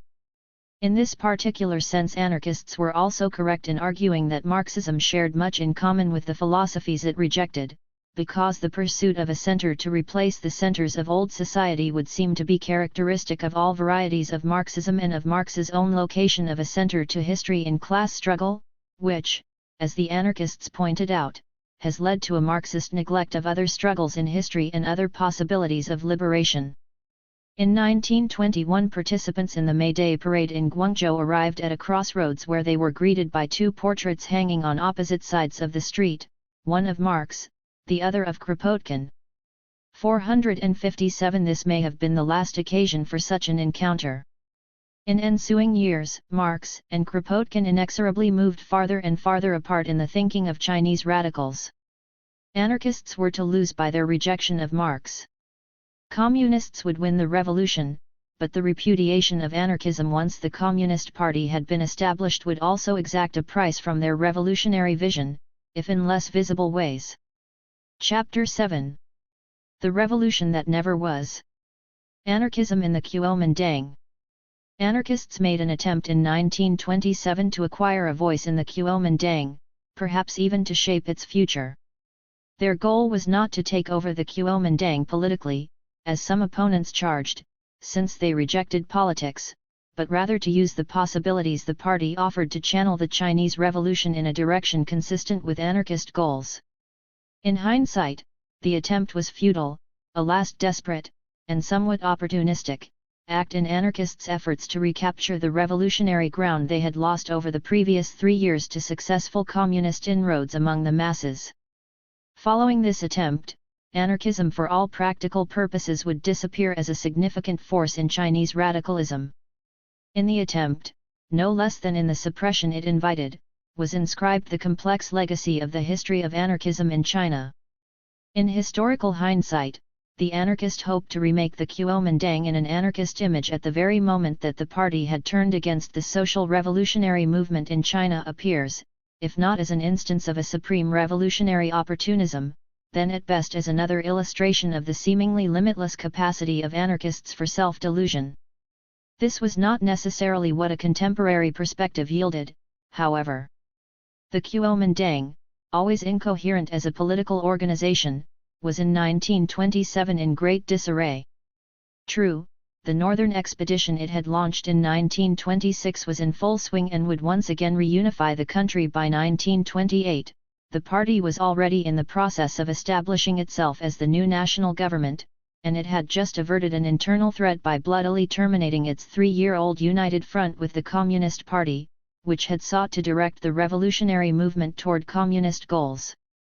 While the suppression of communists had compromised the Kuomintang as a revolutionary force, it had not yet erased the popular image, or the self-image, of the party as the foremost force in the national revolution.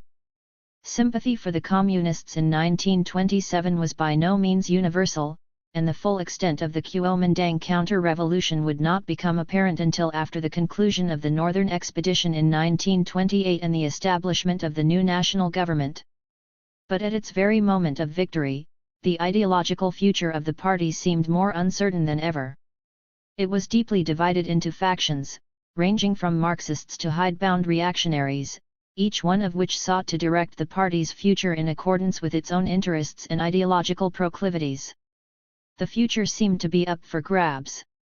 Anarchists were one of the groups that attempted to grab it. The key figures in the attempt to turn the Kuomintang on an anarchist course were Li Shizhen and Wu Zhihui. After the party reorganization of 1924, they held formally unofficial but actually powerful positions as members of the Central Supervisory Committee, a watchdog committee intended to keep an eye on party affairs. Also on the committee were Zhang Ji and Zhang Jingzhang, 2 fellow anarchists from before 1911. The latter had financed anarchist activities in France before 1911, and had a close relationship with Chiang Kai-shek himself.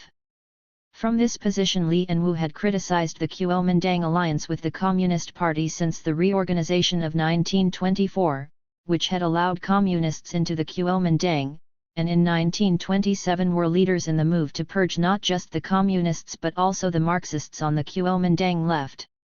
During the same period, they had been pressuring younger anarchist activists to join the Kuomintang, and this bore fruit in 1927 when, in the aftermath of the first Kuomintang purge of communists in Shanghai in April, they were able to persuade several anarchists who had gained prominence in the labor movement in Shanghai to cooperate in the establishment of a labor university, Liaodongdagzhu, which would be the center, and the most important product, of anarchist activity in the Kuomintang. So important was the part they played in the Kuomintang in 1927-28 that the Kuomintang left perceived in their activities the threat of an anarchist takeover of the party. 458 In his survey of political groupings published in 1930, Sima Xiandao was to point to anarchists as one of the important political groups in China. 459. It was precisely this relationship to the Kuomintang, however, that also divided the loyalties of the foremost leaders of Chinese anarchism and doomed the undertaking they initiated and, with it, the anarchists who followed them. In the mid-20s few anarchists looked with favor upon the political involvements of Li and Wu in the Kuomintang. Indeed, if opposition to the communists united the anarchists in the 20s and increasingly shaped their attitudes toward the revolutionary movement, the question of their relationship to the Kuomintang was to be highly divisive. In 1927, when some of them followed Li and Wu into the Kuomintang, they had by no means abandoned their qualms about the Kuomintang, or come to share the latter's view of the relationship between anarchism and the Kuomintang, which quickly appeared in the different meanings they assigned to anarchist activity within the party. The divisions, and the threat anarchist activism presented to the Kuomintang, would result quickly in the suppression of anarchism in which the Kuomintang anarchists were to play an active if reluctant role. Anarchist activists of the younger generation who had hoped in 1927 to use the Kuomintang to achieve anarchist goals discovered quickly that without a power base of their own, and deprived of the protection of Kuomintang anarchists, their survival was contingent upon their willingness to serve as instruments in the party's attenuation of revolution. Their criticism of the Kuomintang for its suppression of revolution, and manipulation of anarchist activities, met with quick reprisals. Li and Wu would continue to play central roles in the Kuomintang in later years, but the Kuomintang suppression of anarchism in the party, which was complete by 1929, was to deal anarchists a blow from which they would not recover. 458c, for example, Xiaoshiyu, Women Kuomingemming Yu Wu Zhihui Xianchend Quanmingemming, Our National Revolution and Mr. Wu Zhihui's Revolution of All the People, in Quanmingemming Yu Kuomingemming, Revolution of All the People and the National Revolution, ed. Tao Kicking, Shanghai, Guangming Shiju, 1929, 17. For an anarchist's acknowledgement of such charges, see Ping, Sisaihui Jiguo, The Results of the Fourth Plenary Session, Gemming, Revolution, No. 56, September 1928 189-92. 459 Sima Xiandao, Bafahauzi Japai Sichao, Currents of Thought After the Northern Expedition, Beeping, 1930, Chapter 3. Anarchists and the Kuomintang. When the anarchists acquired an audible voice within the Kuomintang in 1927, what was remarkable was the timing, not that they had acquired such a voice. Anarchist activity in 1927–1929 was the culmination of 2 decades of involvement in the Kuomintang. Wu Zhihui, Li Shizhen, and others who led the way in 1927 were not only China's first anarchists, they had been early members of the Kuomintang. While on occasion they had been critical of the revolutionary methods of Sun Yat-sen, they had remained Kuomintang members and by the 20s were widely regarded as party elders. Their positions in the Central Supervisory Committee were indicative of the respect they commanded. This long history of involvement with the Kuomintang did not make any the less controversial the roles that Li and Wu, and other Paris anarchists, played in the Kuomintang as members of that committee. In a letter he wrote to Zhang Pukin, Zhang Ji, shortly after they had assumed their new positions, the prominent anarchist Hualin stated unequivocally that the moment Li and Wu entered their relationship with the Kuomintang, they as good as stopped being anarchists. 460 The relationship would be a divisive issue among the anarchists for the next 3 years and would splinter the anarchist movement after 1927. 461. The fundamental issue was politics. The Paris anarchists, like all anarchists, viewed the overthrow of the state as a primary goal of the anarchist revolution, and had from their earliest days forsworn political involvement, not only because politics could have but one goal, access to state power, but also because they believed that politics, as the expression of partial interest in society, perpetuated social division and was, therefore, inimical to the anarchist goal of abolishing all social interest and division. The various informal societies they had established in China in the early days of the Republic all had made the renunciation of politics a condition of membership. The political involvement of the Paris anarchists, in other words, contradicted their own professions of opposition to politics. The contradiction had been easier to ignore before 1911, The Revolutionary Alliance had been, as the name suggested, an alliance of revolutionaries against the monarchy, and anarchist membership did not signify much beyond participation in an anti-monarchic movement. This contradiction was to become increasingly problematic thereafter. The Kuomintang was a political party bent on acquiring political power, and involvement with it implied a tacit affirmation of politics. It will be recalled that when a member of the group, Zhang Ji, had assumed a political position in the aftermath of the 1911 revolution, he had drawn the ire of the Guangzhou anarchist Shifu, who had engaged Wu Zhihui in a debate concerning the propriety of anarchist involvement in politics. In ensuing years, the Paris anarchists had also served as intermediaries between the Chinese and French governments, first in the importation of Chinese laborers to Europe during the war and, following that, in the establishment of the work-study program.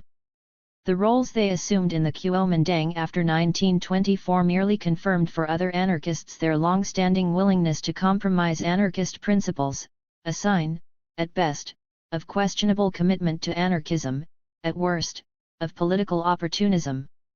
The frontispiece to a special commemorative issue on Shifu of the important anarchist journal People's Tocsin, Min Song, in early 1927 stated pointedly that in China at the present, there is no one worthy of our respect other than Shifu.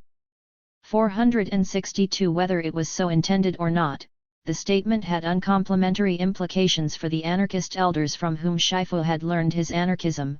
Wu Zhihui was a contributor to the issue. Among the Paris anarchists, Wu Zhihui seemed to be the one most prepared to defend anarchist involvement with the Kuomintang and, in the 1920s, to urge fellow anarchists to do the same. 463. In his response to anarchist critics of such involvement, Wu gave two reasons why anarchists should support the Kuomintang effort. First, anarchists and the Kuomintang, as well as other revolutionaries, including the communists, shared a common enemy, the warlords, whose overthrow was in the best interests of all revolutionaries. To soothe the anxieties of anarchists who were suspicious of Kuomintang motives, prominent anarchists such as Mao Yubo believed that the Kuomintang shared some of the counter-revolutionary characteristics of militarists and had more than its share of opportunistic politicians whose sole goal was to become rich through office. Sheng Guanfasai, 464. Wu argued that the Kuomintang in the 1920s was a new Kuomintang, committed to revolution. Pointing to Kropotkin's support for the war effort during World War I, Wu argued that anarchists had always supported progressive causes, even when the cause was not their own. If the Kuomintang at a later time lost its progressive character, there would be time enough for anarchists to oppose it. This argument was similar to the one that had earlier justified Paris anarchists' membership in the Revolutionary Alliance. Then, too, the anarchists had opposed the nationalist goals of the alliance, but supported its struggle on the grounds of a prior need to overthrow the Manchu monarchy. Underlying this justification was a broader conception of the progress of revolution in history, which Wu now adduced as a second reason for anarchist support of the Kuomintang. Paris anarchists had represented revolution as a long process with a number of progressive stages. The transition from monarchy to a republic was one such stage and must, therefore, be supported by anarchists without their losing sight of the anarchist goals of revolution toward which they must propel the revolution at all times. 465. Wu Zhihui still believed that anarchist revolution would take a very long time. At this time he estimated 3,000 years. 466, and urged his younger colleagues to forego revolutionary purity and support the Kuomintang revolutionary effort, which, as a progressive step in the march of revolution, would bring anarchism one step closer to realization. Wu's argument did not prove to be sufficiently plausible to most fellow anarchists, at least not in 1924. A lengthy rebuttal by the Zhejiang anarcho-syndicalist Shen Zongzhu, published in July 1924 in the Shanghai anarchist journal Free People, Ziuren, offered counter-arguments that typified anarchist opposition to participation in the Kuomintang in the mid-20s. What makes Shen's piece particularly interesting is not only that he was an articulate spokesman in these years against anarchist involvement in the Kuomintang, but also that he would play an important part in anarchist activity in the party in 1927. 467. Shen was impressed neither by the common enemy argument nor by Wu's assurances that the Kuomintang was a new Kuomintang committed to the cause of revolution rather than to usurping power for itself. The common enemy argument was fallacious, he believed, because it could be used to justify alliance with anyone, including other warlords who shared the Kuomintang's enemies. Besides, he pointed out, anarchists were not knights-errant of the type to be found in Chinese literature, ready to help whoever required their services. They had their own principles and were concerned, not just with making revolution, but with what followed the revolution. Anarchists sought to overthrow not only warlords and imperialism but also the state and capitalism. For them to help the Kuomintang establish a new state power would be to help erect a more powerful obstacle to anarchism than presently existed. Besides, Wu overlooked that the Kuomintang had its own ideology in Sun's Three People's Principles and required loyalty to them as the price of admission into the party. The three principles were incompatible with anarchism. Anarchists could not swear loyalty to them without ceasing to be anarchists. Therefore, for anarchists to enter the Kuomintang would simply be suicide because anarchists have even less reason for joining the Kuomintang than the communists. Contrary to Wu, Shen perceived in the example of Kropotkin's cooperating with other revolutionary parties a lesson for anarchists to avoid repeating a similar mistake. Kropotkin had in the end been betrayed by the very revolutionaries he had supported. 468. Similarly, Shen rejected Wu's argument that the revolution progressed in necessary stages from democracy to the dictatorship of laborers to anarchism. This reasoning was a consequence, he believed, of a fallacious analogy between nature and society, which resulted in a deterministic view of revolution. Revolution ultimately depended on humankind's striving to reach upwards and its capability to organize. Renjian de Xiang Shang Xin He Zuzi Li. It might be slow or rapid according to the power of the desire for progress or the ability to organize, but it was not bound by natural law. Indeed, Wu ignored that the stages he presented as natural in the progress of revolution were also mutually contradictory. Shen presented the problem in a terse formula: democracy has government, has private property. Dictatorship of laborers has government, has private property. Anarchism no government, no private property. To go through these stages to reach anarchism, he concluded, was no different than going south in order to get north. 469. Shen's rebuttal barely concealed his disdain for what he took to be the opportunism of anarchists who cooperated with the Kuomintang. Even if the Kuomintang were to be taken seriously as a revolutionary party, which he obviously doubted, its goals were contrary to anarchist principles and did not allow for cooperation. Judging by the anarchist press in the 1920s, most anarchists shared Shen's views. They were opposed to a limited revolution that took as its objectives the elimination of warlord and imperialist control of China, which were the stated goals of the United Front presented by the Kuomintang and the Communist Party. While these were goals they could share, they disapproved of the limitation of the revolution by the nationalistic motivations that informed it. At the height of the nationalistic upsurge that swept China in the mid-20s, anarchists continued to oppose nationalism, not only because it could only issue in the establishment of a stronger state than before, but also because nationalism only served to build walls around people and further separate them from one another. They supported anti-imperialism but believed that the answer to abolishing imperialism was not nationalism but the abolition of capitalism. 470. So adamant were the anarchists in their opposition to a nationalist revolution that they even came under criticism from Jean Grave, who gently rebuked them in a letter by reminding them that during World War I he and Kropotkin had supported nationalism when it was clearly in a good cause. 471. Such pressures did not go entirely unheeded. Some anarchists who were opposed earlier to collaboration with the Kuomintang were by 1926-27 urging their colleagues to view the Kuomintang as a friendly party, Yudang, and join in the revolutionary effort to overthrow the power of the old parties. 472. By April 1927 Shen Zongju himself and others associated with him were ready for collaboration. Not all anarchists would come around to viewing the Kuomintang as a friendly party. As far as it is possible to tell, influential Guangzhou anarchists, such as Liang Bingxian and Ou Shenbei, and Sichuan anarchists, such as Li Figan, Bajan, and Liu Jianbo, continued to oppose collaboration. But a sufficient number collaborated to give Li Shizhen and Wu Zhihui the following they needed to make anarchism a serious presence in the Kuomintang, especially in Shanghai.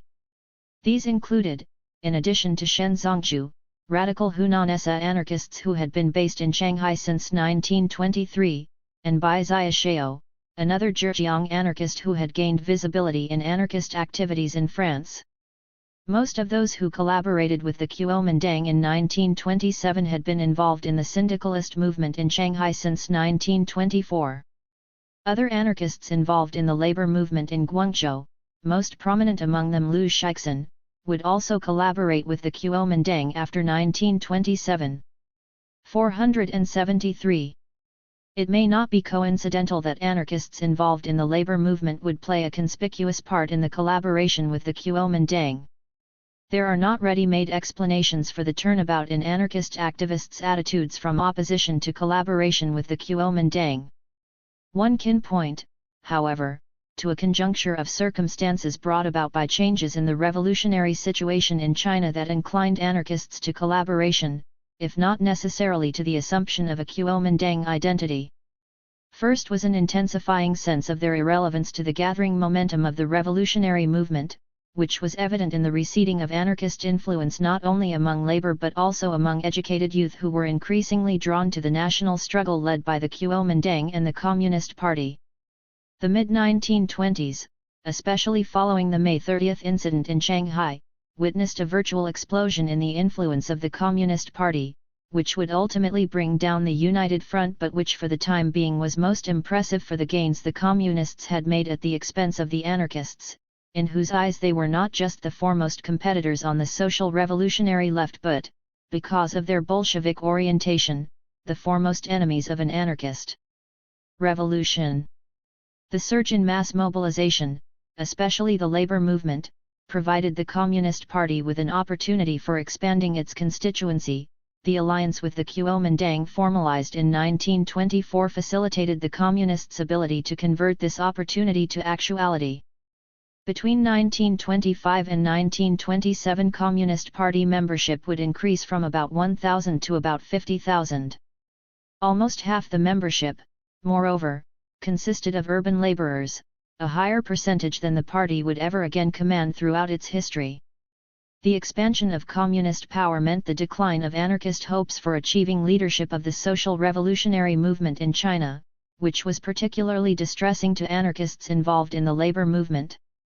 The popularity of anarchism had peaked in 1922-23, when anarchists could still claim that there were several thousand anarchists in China, not a particularly large number but significantly higher than what the Communist Party could claim at the time.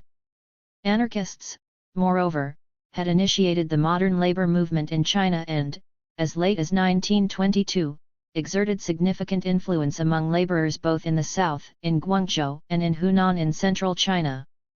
Driven from Hunan by warlord repression in 1922-23, Hunan Essa anarchists, along with anarchists from Zhejiang and Sichuan, had emerged as key figures in the Federation of Shanghai Syndicates, Shanghai Gongtuanlian Hihui, that was established in 1924, where they cooperated, at least at the ground level, with Kuomintang-related labor leaders.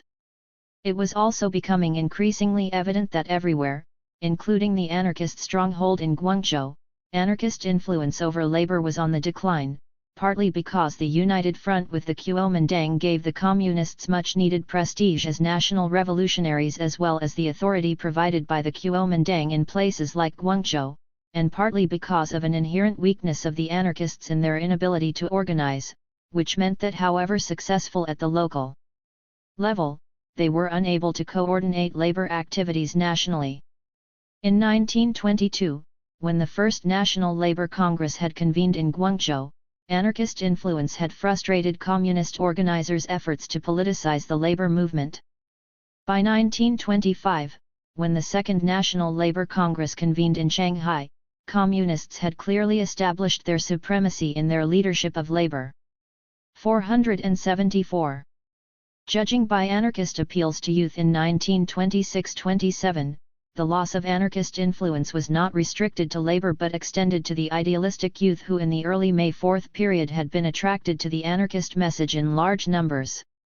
The delusion of youth who fell into the trap of nationalism was a constant theme in these appeals, as was the problem of how to recover anarchist leadership of youth, and other social movements.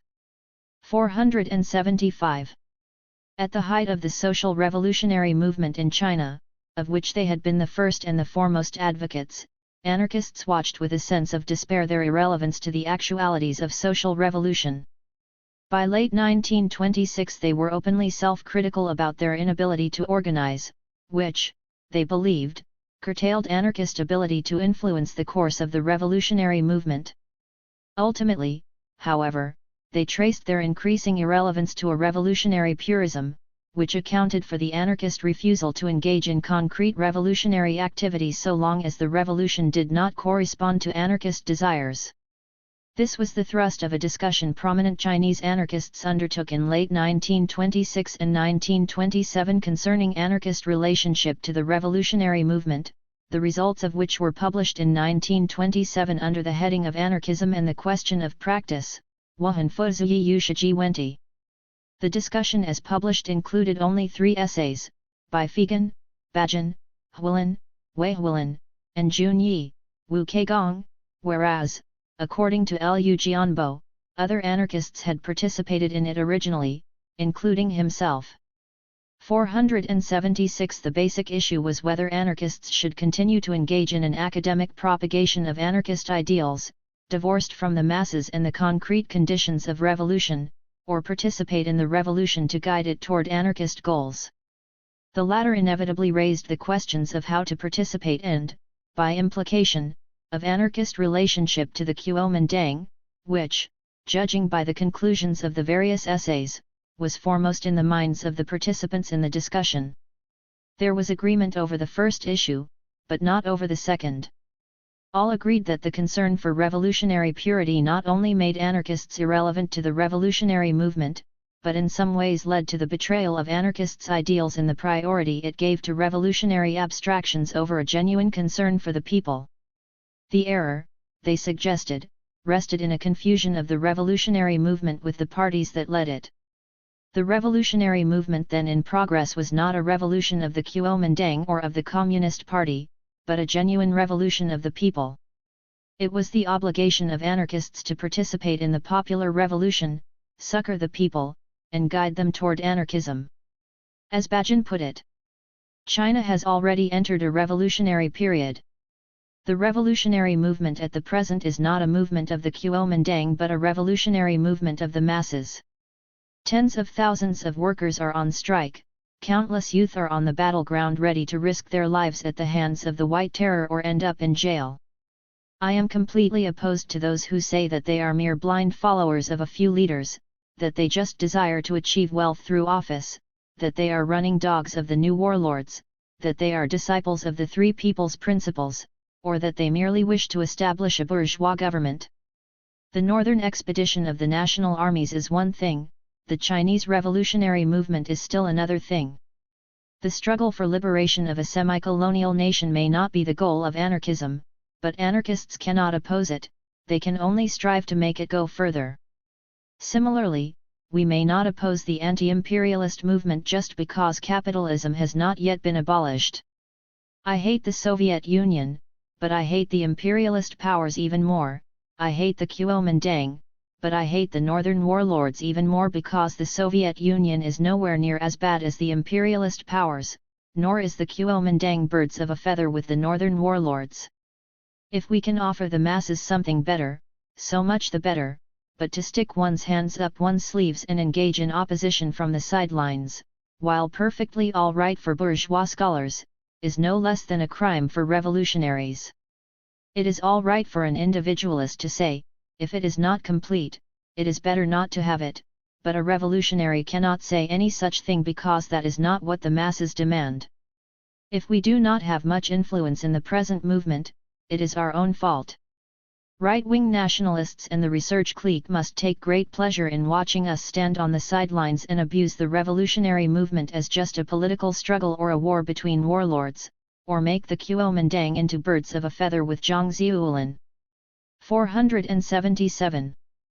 Bajin himself was opposed to collaboration, although some of his remarks might have suggested at least a contingent approval of the Kuomintang.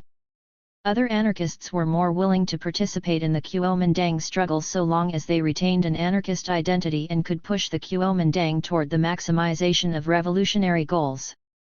Wu Keigong, who in 1924 had opposed Wu Zhihui's urgings for anarchists to join the Kuomintang, had in the meantime assumed a more positive attitude toward collaboration.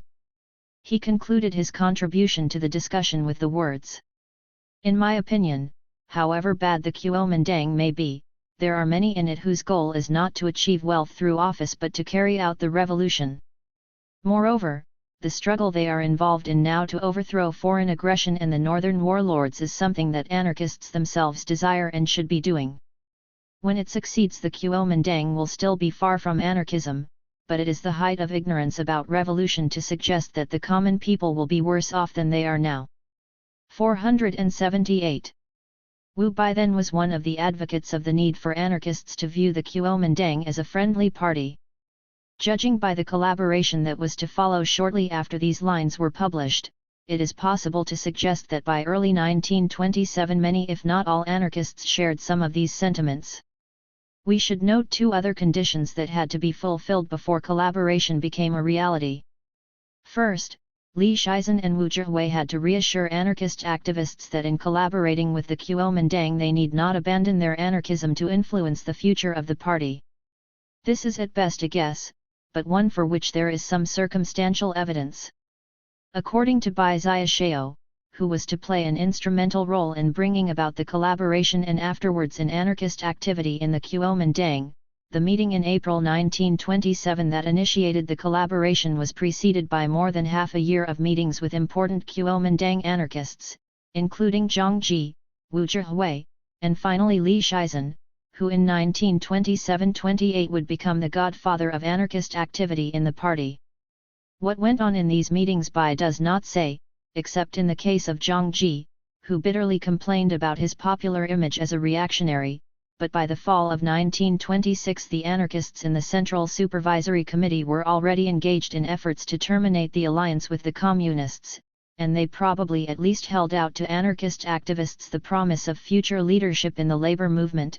Labor, we shall see, was the first item on the agenda of the collaboration after April 1927. Furthermore, the collaboration was accompanied by a change in the public stance of the Kuomintang anarchists themselves.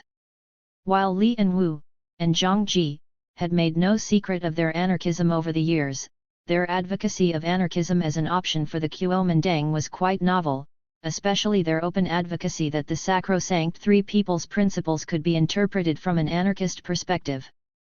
We have no way of knowing if they conveyed their intention to openly promote anarchism in the party to Bai and others in order to draw them into the Kuomintang, but by May 1927 they were already doing so.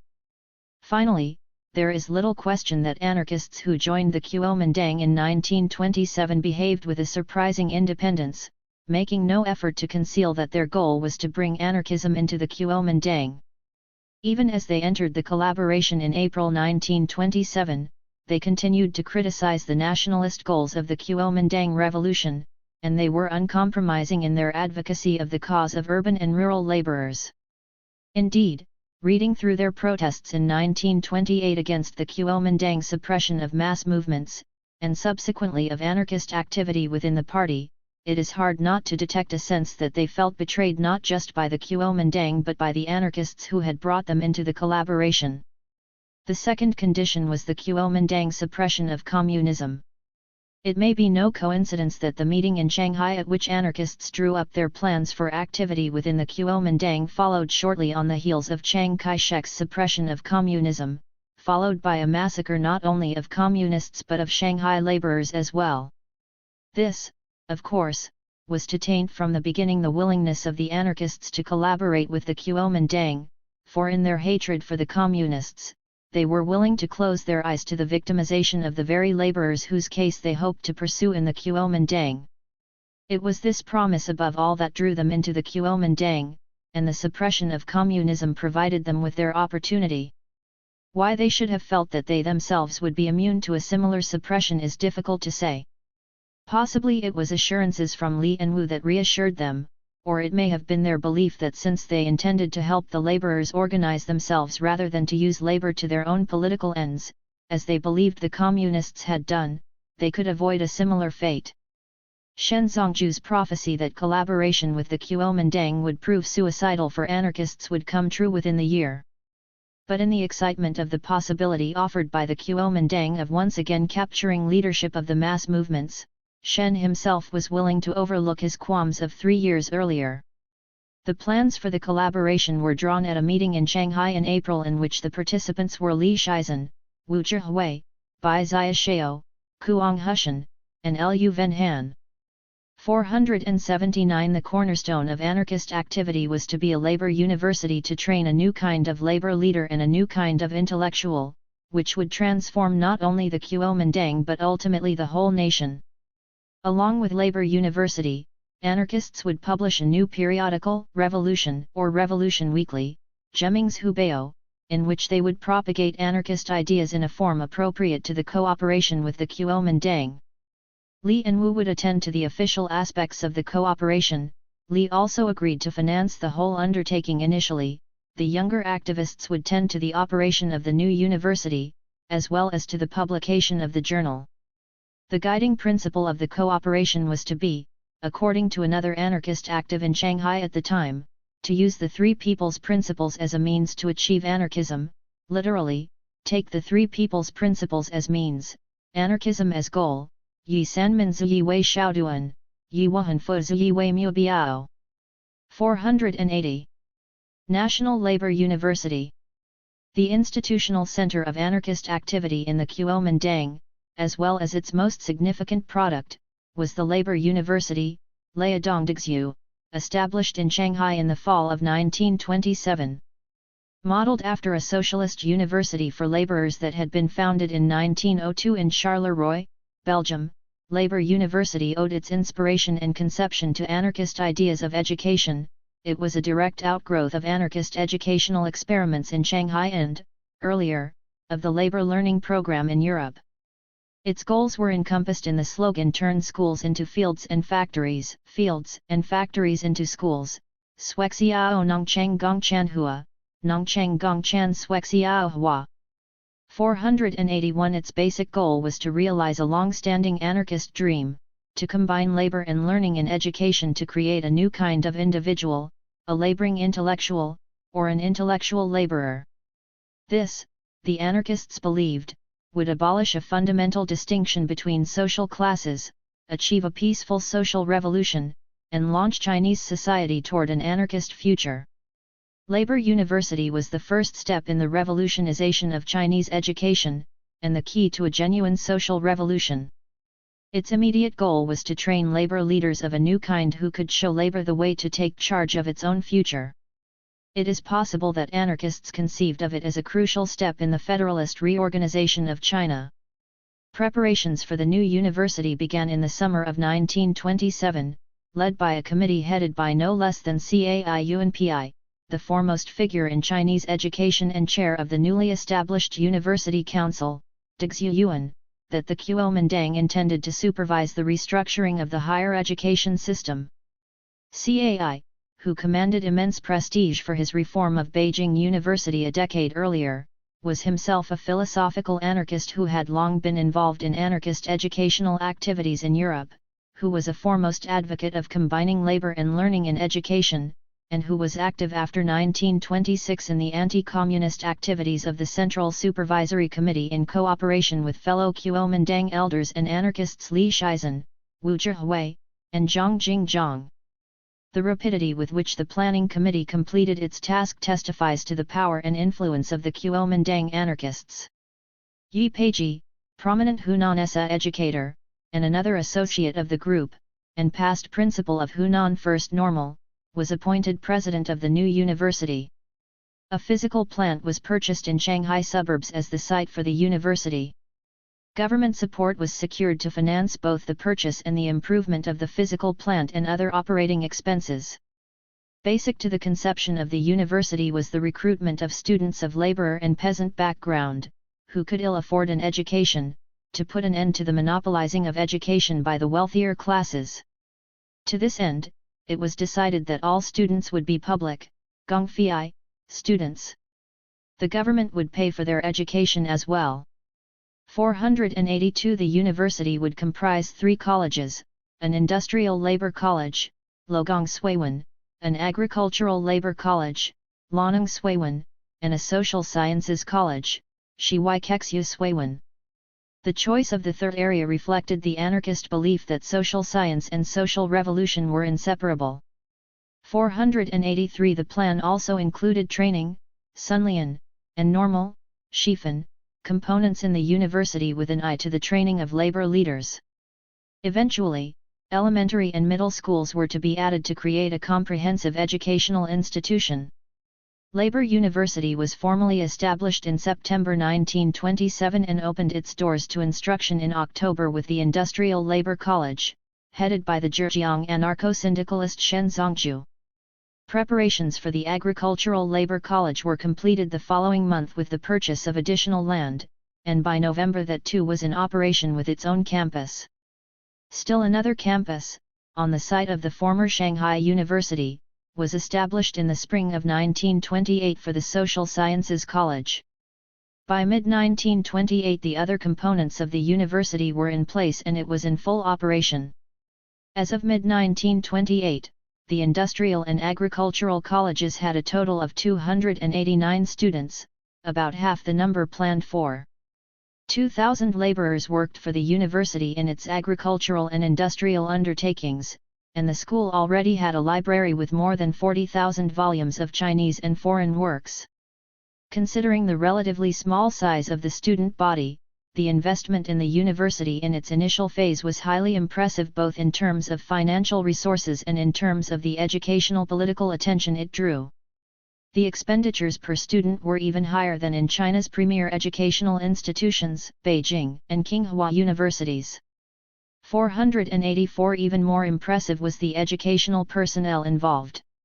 The committee of overseers included, in addition to the president, Yi Peiji, the 4 Kuomintang anarchist elders, Li Shizhen, Wu Zhihui, Cai Yunpi, and Zhang Jingzhang.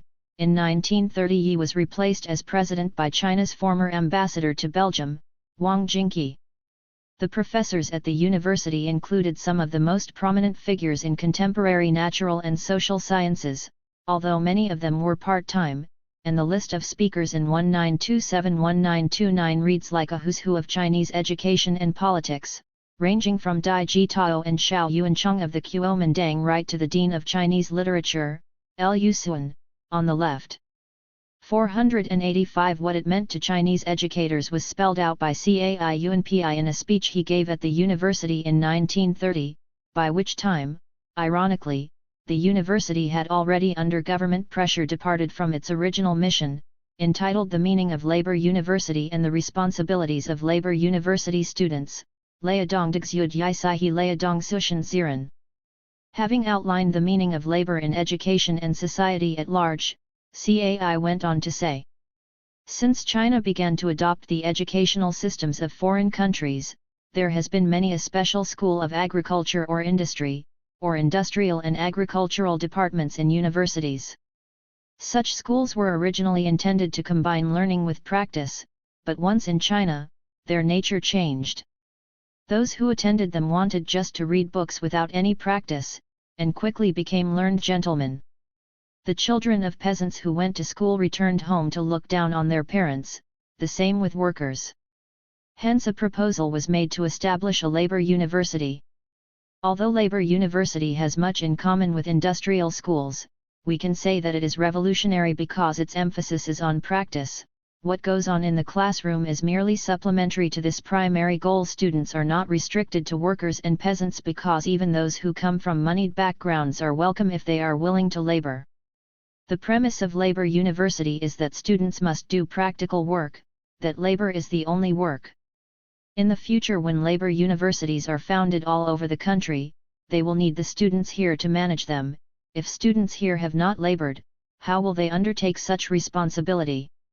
We must strive to labor now so that there is a foundation for the future. There is another consideration. The students at Labor University enjoy special privileges of which many on the outside are envious. They say that the privileges of Labor University students are comparable to those of the nobility during the Qing dynasty.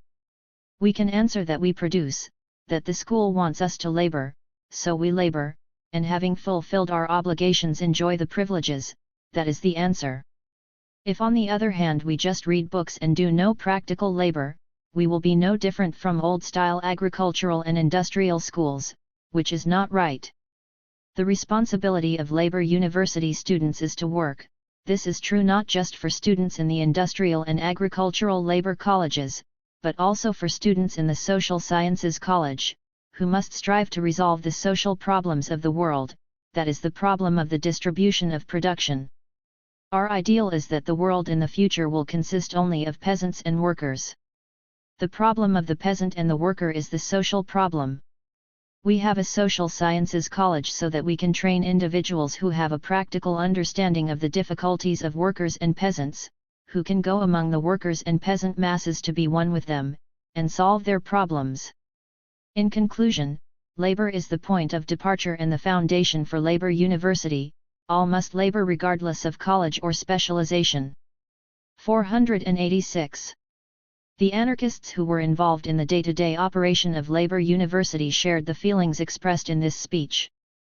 Bai Xiaoxiao, who was a key figure in the inception of Labor University and held a leading position under Shen Zongju in the Industrial Labor College, criticized contemporary Chinese education, at least 3 decades ahead of Mao Zedong, for its continued emphasis on reading dead books, du sishu, and advocated instead a living education, or an education in life.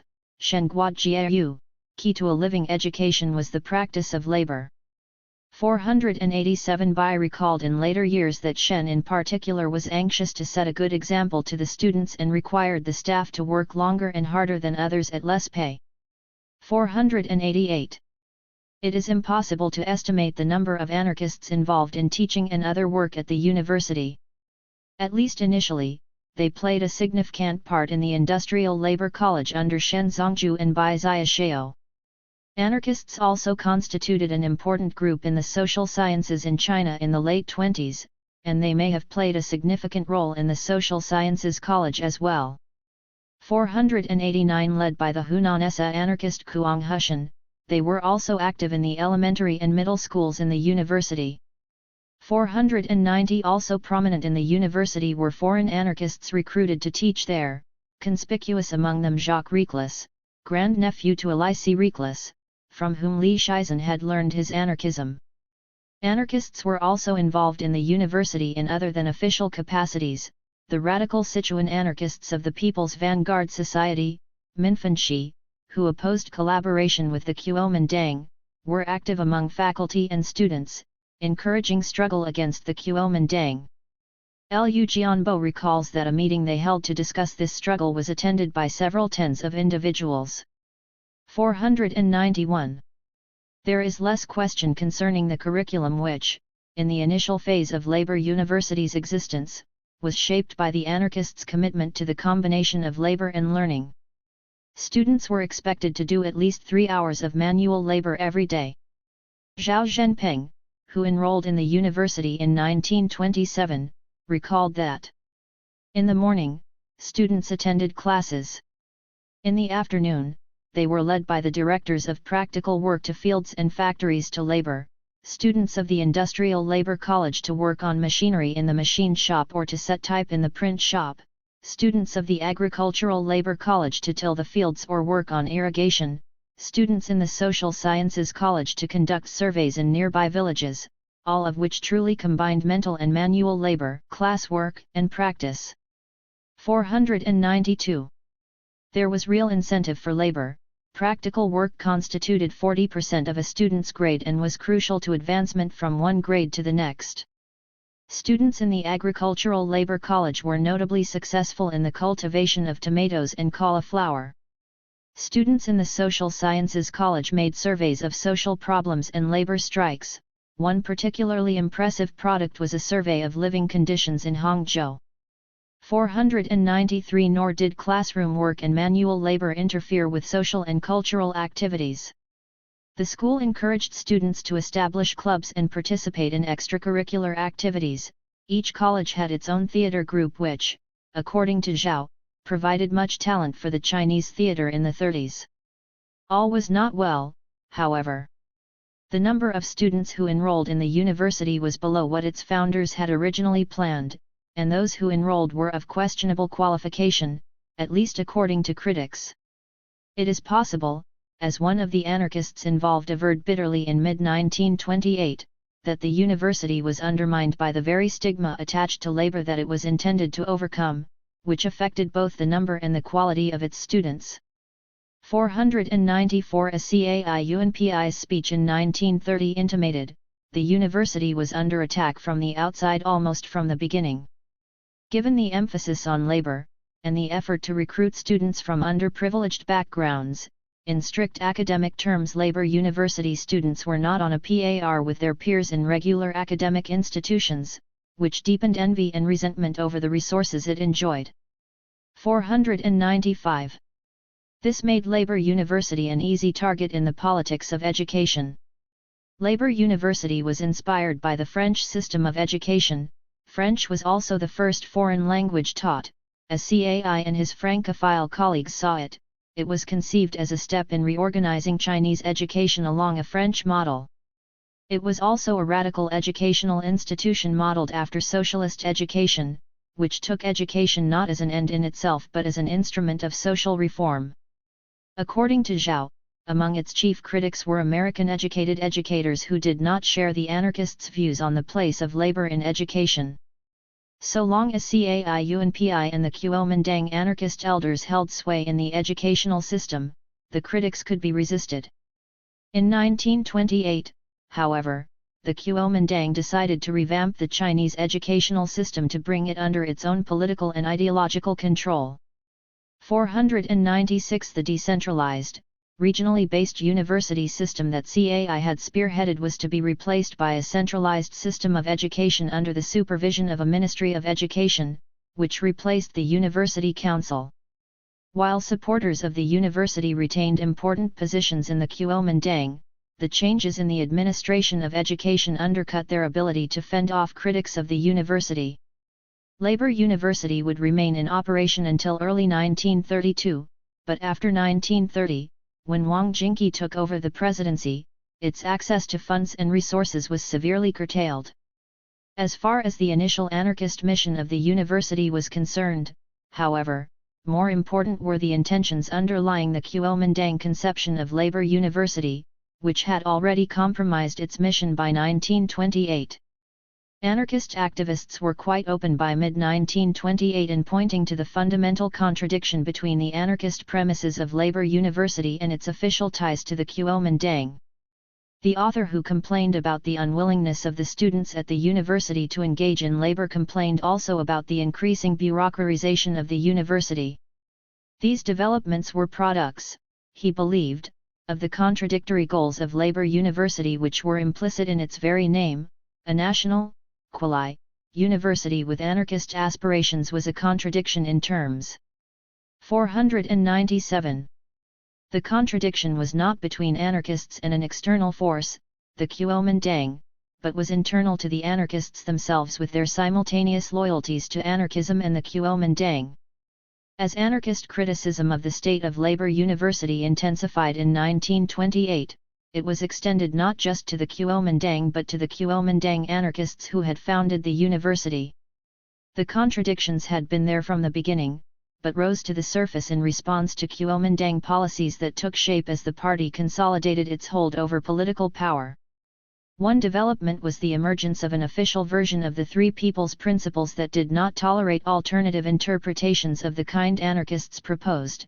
The Chinese educational system, as it was revamped, was converted into an instrument for the propagation of this official ideology, which increased official pressure on the university. Another development was the official suppression of mass movements in 1928, which made clear to the anarchists the futility of efforts to organize mass movements of an anarchist nature under Kuomintang auspices. The contradictions presented by these developments were articulated in the conflicts among anarchists themselves over the meaning of their participation in the Kuomintang, which were to result in the suppression of anarchist activity in 1929. 481 For the quotation, Clu Han, Zongguo Qinggongjiangxiu Chui'id Dalun, Discussion of a Humble Opinion on China's Diligent Work Frugal Study, Jemming, 9899, June 1929 272. Historians have usually misread the nature of Labor University.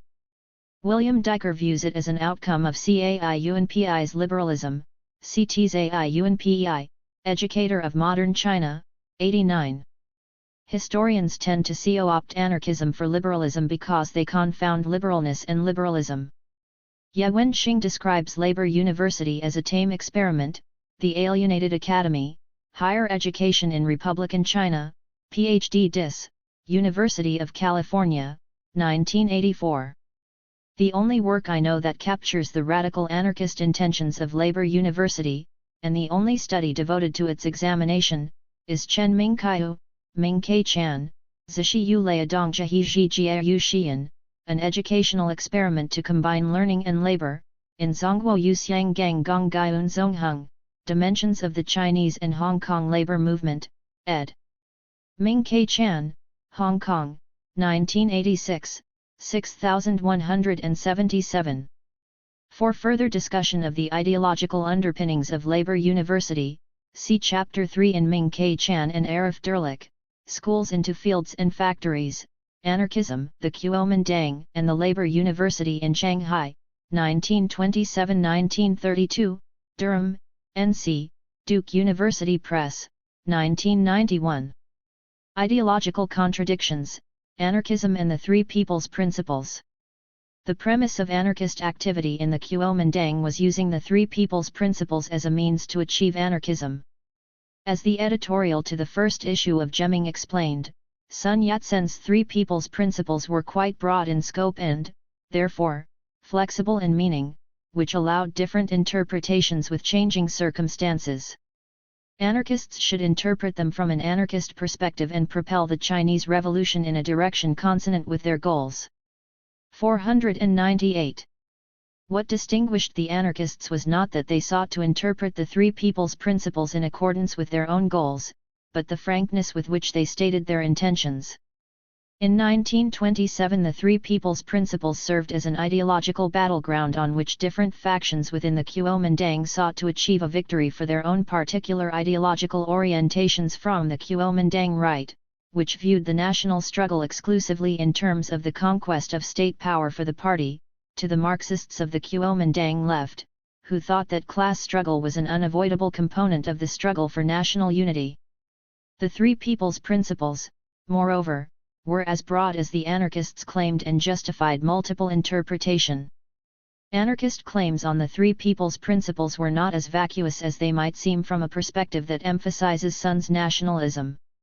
In his lectures on the Three Principles before his death in 1925, Sun had on occasion downplayed the differences of his revolutionary ideology from those of the social revolutionaries on the left, as when he had stated that the ultimate goal of the Three People's Principles was communism and anarchism.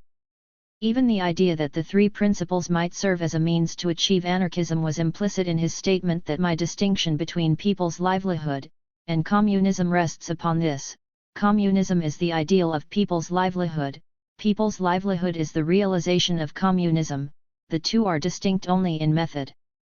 To clarify what he meant by method, he had added that Marxism is not real communism is what Proudhon and Bakunin advocated.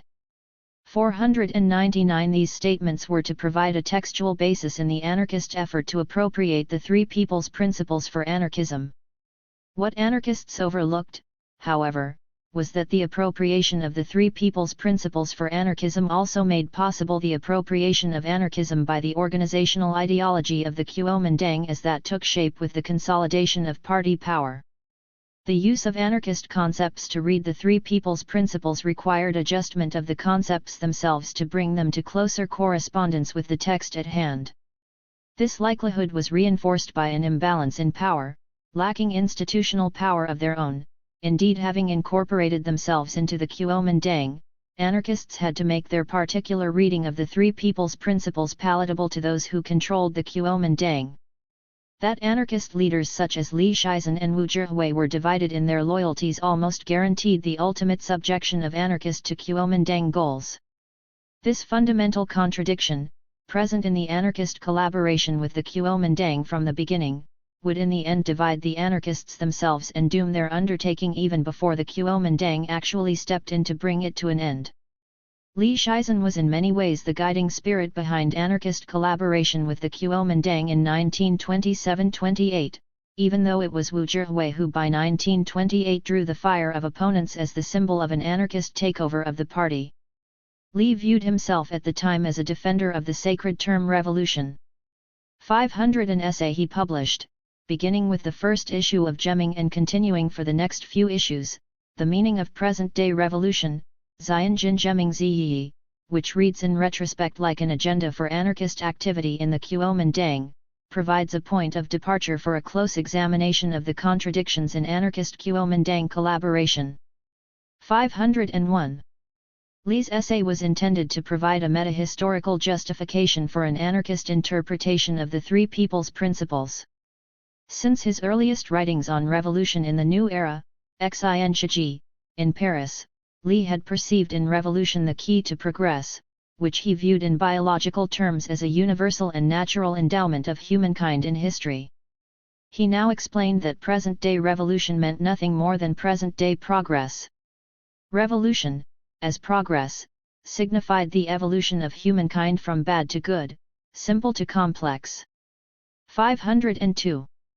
Such progress was manifested in history in the evolution of humankind through a number of political stages, of which Li identified four: monarchical revolution, Junzi Gemming, which he identified with a palace revolution, Gongting Gemming, and a revolution of despotism, Zhuanzhen Gemming, revolution for people's sovereignty, Minkan Gemming, which he identified with national revolution, Kuajia Gemming, and political revolution, Genzi Gemming, class revolution, Jiji Gemming, which he identified with property revolution, Kayachan Gemming, and economic revolution, Jingji Gemming, and, finally, revolution for people's livelihood, Minsheng Gemming, which he identified with social revolution, Shiwai Gemming, and a revolution for great unity, Datuang Gemming.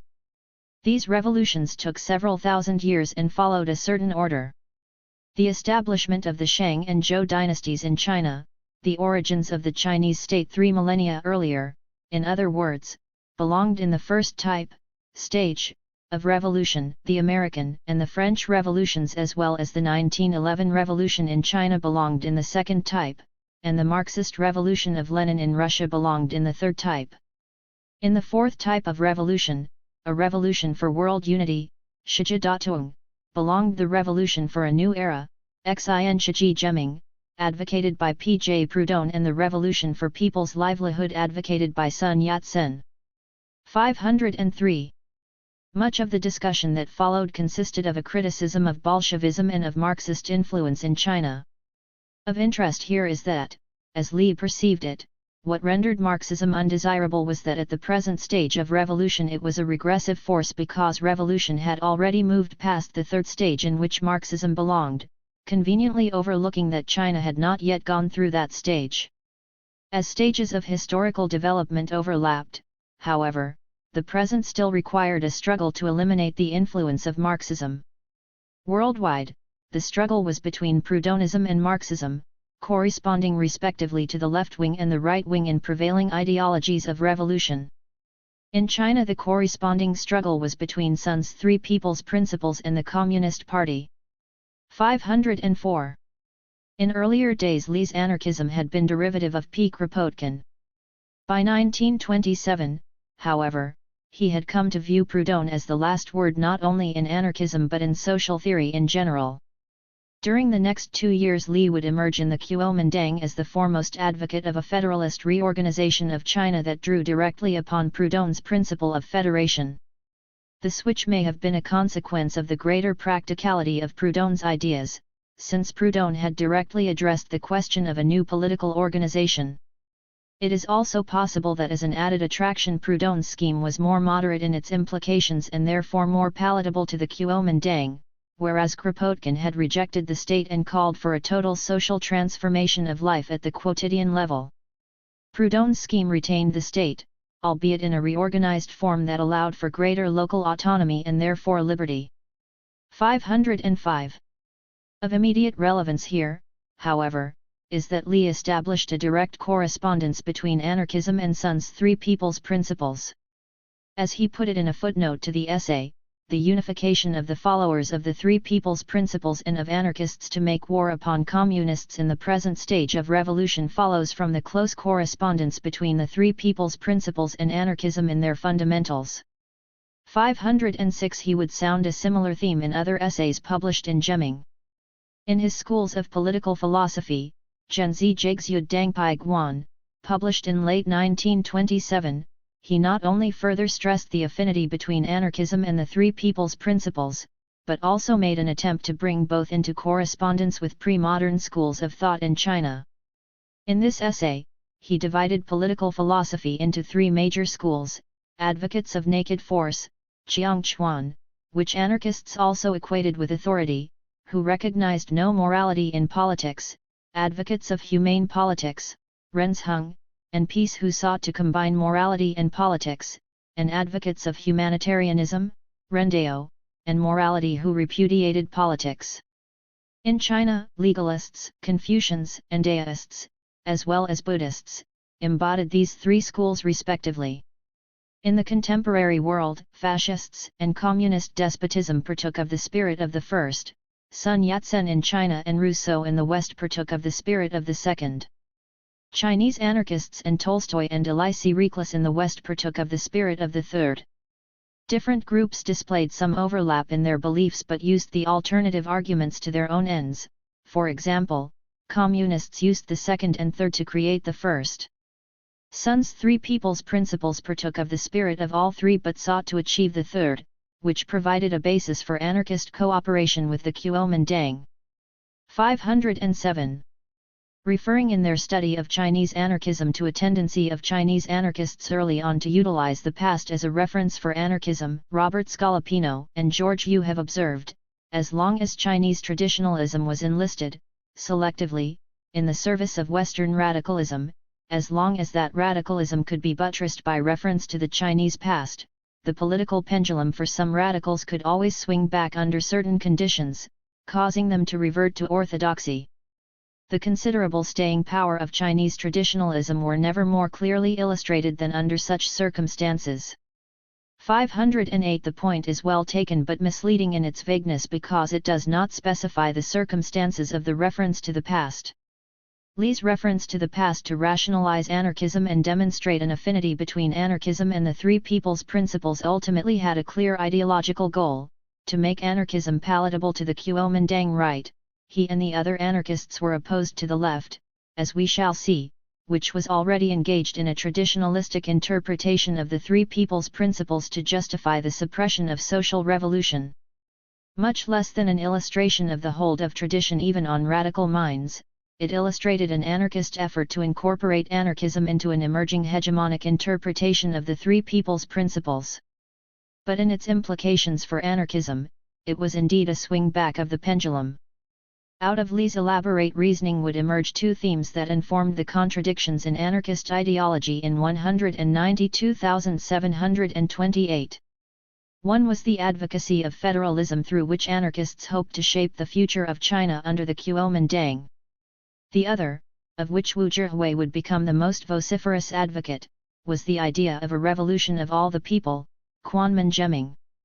In the meaning of present-day revolution, Li had criticized the Russified Wuhan government, Wuhan zi Iwajenfu, referring to the still legitimate Kuomintang center under the Kuomintang left in Wuhan, which continued to cooperate with the communists past the Shanghai suppression in April, contrasting Shanghai and Wuhan, he stated, "The party protection movement in Shanghai now stresses the people's livelihood-based revolution of all the people, Quanmen, which is a revolution that is relatively new and superior, to replace the revolution led by Wuhan." 509 At first directed against the Communists for their advocacy of class struggle, this idea would emerge by 1928 as a weapon in the attacks on the Kuomintang left. Unlike the other anarchist advocacy, a Federational Reorganization of China, which represented a radical anarchist input into political debate, the notion of a revolution of all the people had counter-revolutionary implications and would ultimately undercut anarchism itself. Judging by currently available discussions of the problem, Li's advocacy of federation was radical not because he conceived it in particularly novel ways, or because he called for an immediate anarchist reorganization of Chinese society, but because he counterposed it to the preoccupation with centralization that dominated the Kuomintang, right and left, in the late 20s. Li spent more time defending the legitimacy of federation against its critics than in describing with any precision what he himself meant by it, but the outlines of the idea may be gleaned from his references to it as well as discussions by his supporters. Li made no secret of the anarchist origins of his advocacy of federation in Proudhon's Principle of Federation. The particular term he used for federation, fenzhihezuo, literally, divided governance cooperation, he traced to a combination of, in the French original, regionalisme and federalisme. 510 In practice this meant a combination of local and central government, as in Proudhon's original scheme, a hierarchy of units of government that in China would extend from villages or districts, xian, to provinces, regional councils, and finally the central government. The basic purpose was to decentralize power by distributing sovereignty to regional units, which would then associate freely in a rising hierarchy of government. Some of the anarchists acknowledged that this was a temporary compromise, a means to limit central power until the conditions were realized for the abolition of government altogether. When anarchism was achieved, federation would be worldwide, and the nation-state would become just another local unit in a worldwide hierarchy of governing units. Until that condition arrived, however, anarchists were willing to lodge considerable power in the hands of the state, including, in addition to military power, the disposition of finances and the management of heavy industries. 511 Li himself suggested that his idea of federation was quite flexible and that the exact location of governing units could vary in accordance with the demands of the three-stage, military, tutelage, and constitutional government, revolutionary program of the Kuomintang. 512. While acknowledging the anarchist inspiration and intentions of his advocacy of federation, Li spared no effort in representing it as an idea that had been consistent not only with much of the Chinese political thinking since 1911, but also, and more important, with Sun Yat-sen's emphasis on local government and confederation, Lianbang. While the terms were different, the spirit was essentially the same, since Sun too had believed in the distribution of sovereignty, Zhengquan. 513 What had given the idea a bad name was the warlords' manipulation of federation to perpetuate their own regional power. His idea of fenzhihezuo, however, was very different from the warlord advocacy of provincial federation, liansheng, and very close to Sun's idea of Zhengquan, because its goal was to achieve local self-government, Difangzizi. Li believed local government to be consistent not only with the inclinations of the Chinese people and the best interests of the masses, but also with the most advanced thinking in politics.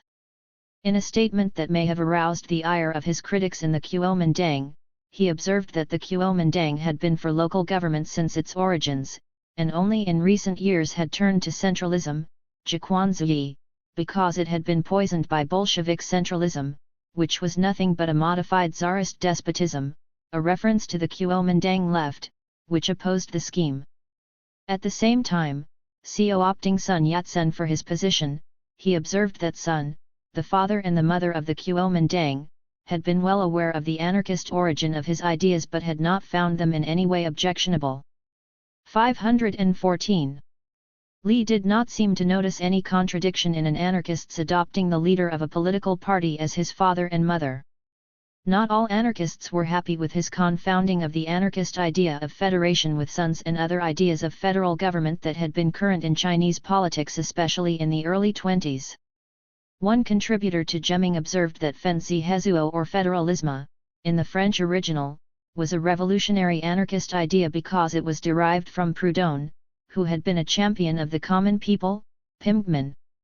515. But on the whole, there seemed to be common agreement among the anarchists on this issue, and on the surface at least, the controversy provoked by the idea of federalism was not among anarchists but between anarchists and others in the Kuomintang. This was not so with the idea of a revolution of the whole people, which was to divide the anarchists themselves. There was little ambiguity concerning the meaning of a revolution of all the people, or Kuomintang.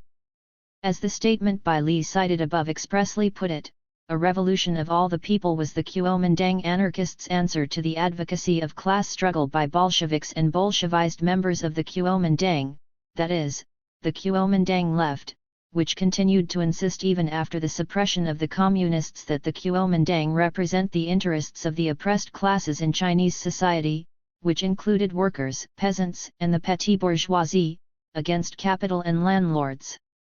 The term would gain currency in 1928-29 in the polemics Wu Zhihui conducted against theorists of the Kuomintang left, in particular Chen Gongbo and Shi Kuntung, who had been among the founders of the Communist Party in 1921, before they changed their allegiance to the Kuomintang. Its express intention was to repudiate class struggle and to unite all the people of all classes under the Kuomintang umbrella to complete the tasks of the Chinese Revolution. As Wu Zhihui put it, Mr. Sun Yat-sen did not agree with Marx's class revolution. Revolution is not just for one or two classes but for all the common people, Pingmen Quanti, including the intellectual, worker, peasant, and merchant classes. This is clearly stated in the declaration of the First Congress. It counts as a revolution of all the people, Kuomintang, if it clears away the harm to all the masses, Quanti Min Zong, if it unites all 400 million people in a revolutionary army in which not even one is missing. 516. In the polemics that ensued, Wu, and some of the anarchists who supported his position, repeatedly referred to the phrase Pingmen Quanti as the textual justification for his advocacy of a revolution of all the people, Kuomintang.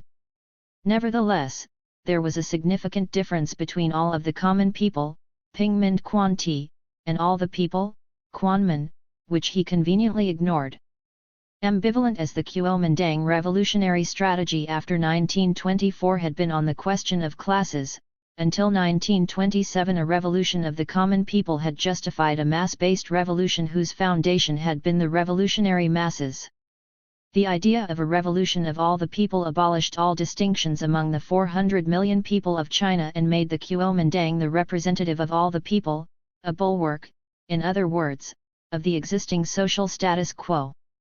In the transformation of the terminology was expressed the transformation of the Kuomintang in 1927 from a revolutionary party to the ruler of the Chinese state, which is what concerned theorists of the Kuomintang left who did not view the social tasks of the revolution as having been completed.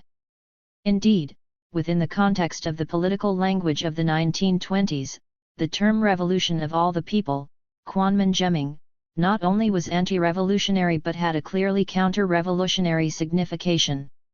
As Wu's critics pointed out, and he could not possibly be unaware, Kuomintang was the term that the ultranationalist Chinese Youth Party, Zhongguo Qingniandang, had used to criticize the Kuomintang communist strategy of revolution in 1924-1927. 517 In adopting the terminology of a counter-revolutionary party that had opposed Sun Yat-sen's social program, indeed any social program, in the national revolution, Wu in effect assented to the repudiation of social transformation as part of the process of a national revolution, which, to say the least, was peculiar for an anarchist. Peculiar, yes, but not entirely unexpected. For though Wu may have carried the idea of a revolution of all the people to a counter-revolutionary extreme, he was not alone in advocating it. Li Shizhen shared the idea, as we have seen, and other anarchists would rush to Wu's defense when he came under criticism from the Kuomintang left. Although it would be unfair to hold anarchism responsible for the counter-revolutionary implications of a revolution of all the people, the idea itself was consistent with anarchist views on revolution. Wu carried to a logical extreme a suspicion of class struggle that had long characterized the thinking of Chinese anarchists. Not all anarchists were opposed to class struggle. Indeed, radical anarchists who believed class struggle to be a necessary component of revolution had refused to join the Kuomintang and continued to criticize those of their fellow anarchists who did so. But even they were suspicious of class struggle as an expression of partial interest in society, that is, the interest of a single class, and believed that the task of revolution was not to articulate class interest but to abolish classes and put an end to the class-based thinking that divided people. Such thinking had been a major source in the mid-20s of anarchist opposition to communism. There was a fundamental contradiction in the practical pursuit by anarchists of the cause of laborers and peasants, and their opposition to class struggle as an expression of selfish interests and an obstacle to the realization of a humane society. This was nowhere more evident in 1927-28 than in the contrasts between the work they carried out in conjunction with Labour University and the ideological struggle in the pages of Gemming against communists and the Kuomintang left for their advocacy of class struggle. As Bai Xiaoxiao wrote in 1927, when the Labour University was still in the process of establishment, the Labour University will be the heart of the peasant and labour movement in China in the future. Its goal, and the responsibility it has assumed, are to plan for the welfare of workers and peasants. It seeks to overthrow all thinking that aids the bourgeoisie, and to help peasants and workers appreciate the true value of labor. It seeks to eliminate the evils of capitalist society, encourage workers and peasants to overthrow all thinking that aids the bourgeoisie, and help peasants and workers appreciate the true value of labor. It seeks to eliminate the evils of capitalist society, encourage workers and peasants to overthrow it by means radical or moderate, and to replace it with a social organization that is more rational and consonant with human nature. It seeks to guide the course of the labor movement, stir up the ideals of laborers, raise their level of knowledge, train them in group life, Tuanti Shenguo, and cultivate their ability for self-government. 518. Yet the same Bai was opposed to Marxist ideas of class struggle, denied that class struggle was an important datum of history, and perceived the most basic goals of revolution to be moral and spiritual, for which he was criticized even by the more radical among the anarchists. 519. The contradiction may not have been apparent to the anarchists, who believed that, unlike the communists, who used workers and peasants to their own political ends, their sole goal was to help workers and peasants cultivate their ability for self-government. And yet they seem to have overlooked, at least initially, that so far as the bourgeoisie was concerned, it might not make any difference that their goals were different from those of the communists as long as these entailed the privileging of workers and peasants over other classes, or that the Kuomintang under whose umbrella they worked might not appreciate the undermining of its power by peasant and worker self-government. In other words, whether or not they promoted class struggle, their promotion of the cause of workers and peasants might actually issue in class struggle. The twist Wu Zhihui gave the idea of a revolution of all the people represented one resolution of this contradiction, one that was consonant with the goals of the Kuomintang, and Kuomintang anarchists, which allowed anarchist activity in the party, not to foment struggle among classes but to bring to an end the class conflict that had appeared with the revolutionary movement in 1924–1927. The Kuomintang's goal in supporting a labor university had been to train leaders for a labor movement subservient to it, not an independent labor movement of the kind that anarchist activists had envisaged.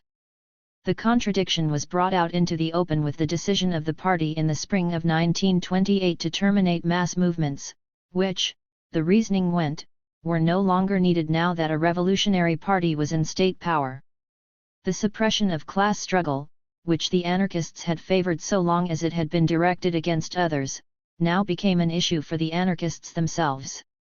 While they continued to oppose class struggle, some of the anarchists began to complain in MID 1928 about the betrayal of Labour University's mission and quickly extended the complaint to a criticism of the Kuomintang's policies on labour and peasants. Among their targets was Wu Zhihui. A revolution of all the people may have been a logical conclusion of anarchist opposition to class struggle, but carried to its logical conclusion, it rebounded against the anarchists themselves and brought into the open the contradiction that had been implicit in the anarchist involvement with the Kuomintang from the very start. The suppression of anarchism. The larger context for anarchist complaints about the management of Labour University was the apparent suppression of mass movements by the Kuomintang, which deprived the Labour University of the meaning anarchists attached to it. It is not surprising that criticism of the course Labour University had taken was joined by an increasingly audible criticism of Kuomintang policies toward the masses. Throughout the summer and fall of 1928, Jemming took up the question of the Kuomintang's relationship to the masses.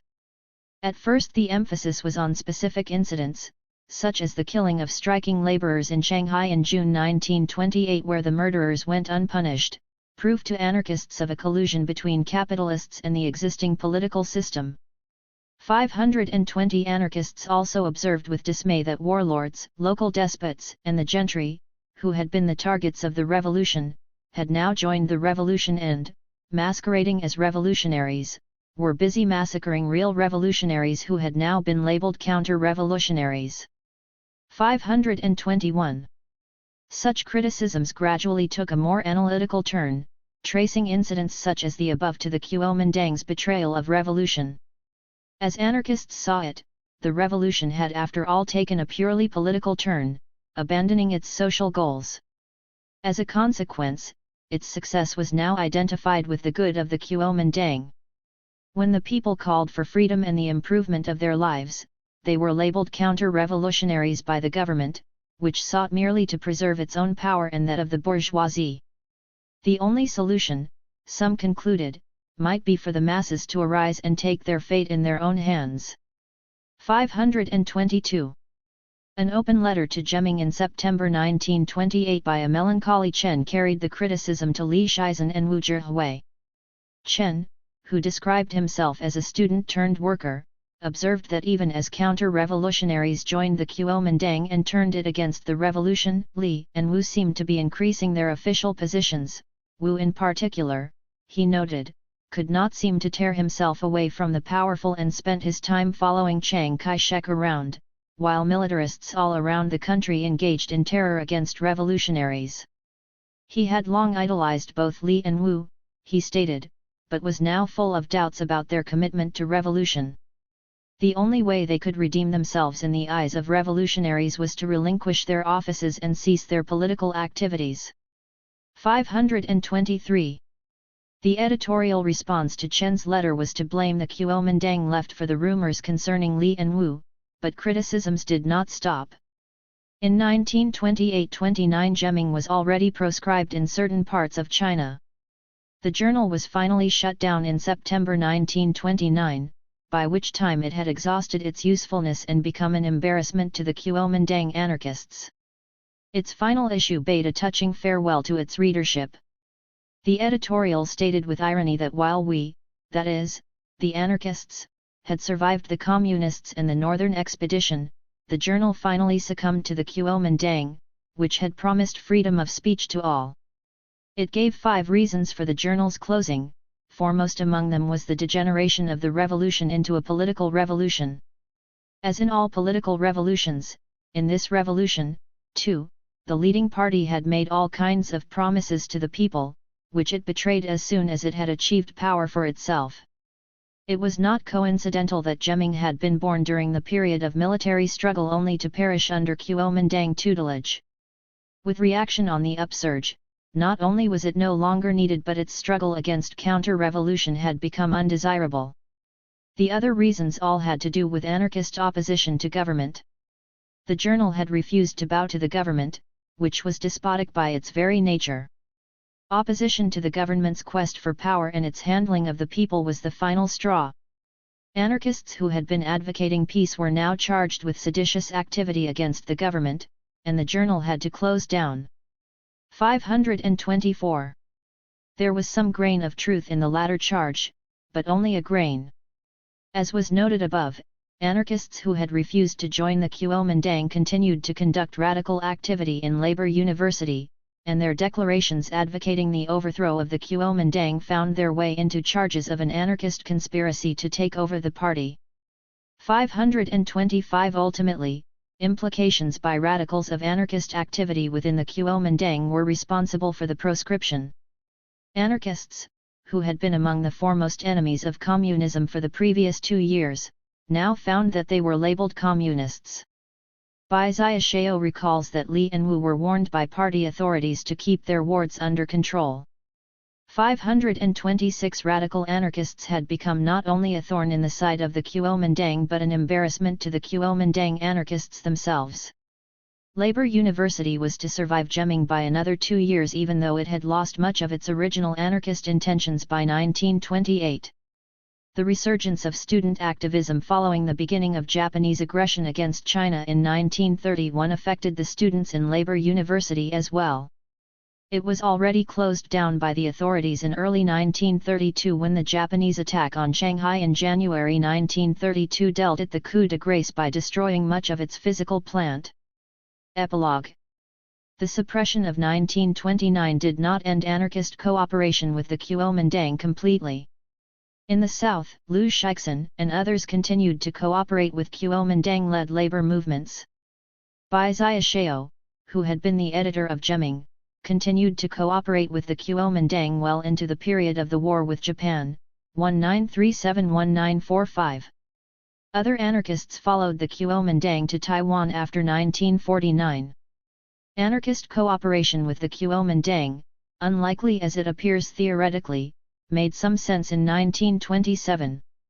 Shen Zongju had been correct in predicting that joining the Kuomintang would be suicidal for the anarchists, but within the context of anarchist desperation in 1926–27 over the increasing irrelevance of anarchism to the revolutionary movement, even he was unable to resist the promise of Kuomintang anarchists that here was an unprecedented opportunity for anarchists to shape the future of the Chinese Revolution. Although the anarchist collaboration with the Kuomintang was the high point in anarchists' involvement in the party, as the cases of Li Shixin and Wu Zhihui suggest, the collaboration was not restricted to this period of despair. Li and Wu had been involved with the Kuomintang all along and continued their involvement throughout their lives, and they were not the only ones. Anarchist political involvement with the Kuomintang may be traced to the important role personal relationships played in the Chinese Revolution, which frequently overrode ideological differences. The personal relationships of the Paris anarchists with Sun Yat-sen and, in later years, with Chiang Kai-shek was an important factor in their involvement with the party. Nor were they the only ones among Chinese anarchists who, in spite of their formal repudiation of politics, found themselves flirting with political authorities. In 1912 Shifu had criticized Wu Zhihui and the Paris anarchists for their activities within the Kuomintang. Shifu's own anarchist group in Guangzhou, however, retained for a decade after 1912 a close relationship with the Guangzhou militarist Chen Jiangming with whom Shifu had been associated before 1911 in the China Assassination Corps. Important though personal relationships were, they should be viewed within the context of a revolutionary environment characterized by profound ambiguities in revolutionary goals and ideology where revolutionaries, even though they made alternative ideological claims upon the revolution, also shared in a common revolutionary discourse that could serve as the basis for common activity, of which the most prominent example surely is the communist cooperation with the Kuomintang on more than one occasion. While different revolutionary groups identified themselves with different, often conflicting, ideologies, they were also bound together by this discourse of which their ideologies were at once constituents and products. Constituents because the revolutionary discourse in its unfolding drew upon different, and disparate, ideological sources as it sought to define a revolutionary strategy that could meet the challenge of the multifaceted problems that faced Chinese society, and products because the revolutionary discourse as it emerged provoked redefinition and reconsideration of revolutionary priorities, which called for a less ambiguous delineation of ideological positions within it. Anarchists such as Wu Zhihui owed their radicalization to nationalist resentment against foreign encroachment on China, which ironically issued not in a parochial nationalism but in a moral utopianism, which made revolution itself a utopia and found an answer in anarchism. Sun Yat-sen, whose first loyalty had been to the revolution against the Manchu monarchy, was also the first advocate of socialism in China because he believed that the national revolution could be secured only through social revolution that would prevent the emergence of class conflict under the future republic that he envisioned. Shifu and Chen Jiangming had started their revolutionary careers, under Revolutionary Alliance auspices, as members of the China Assassination Corps, which sought to topple the Manchus through violence. The one was to end up as a militarist, the other as an anarchist. The militarist Chen also had a reputation for social progressivism. In 1919-20, when he was in control of the Jiangzhou region of Fujian province, where he had been forced to move under pressure from other militarists, accompanied by anarchists of Shifu's group, the area under his control was known as the Soviet Russia of Southern Fujian, and a hotbed of anarchist radical activity, which was confused at the time with Bolshevism. He was one of the first Chinese leaders contacted by the Comintern emissary Gregory Wodensky when he arrived in China in the spring of 1920 to initiate a communist movement.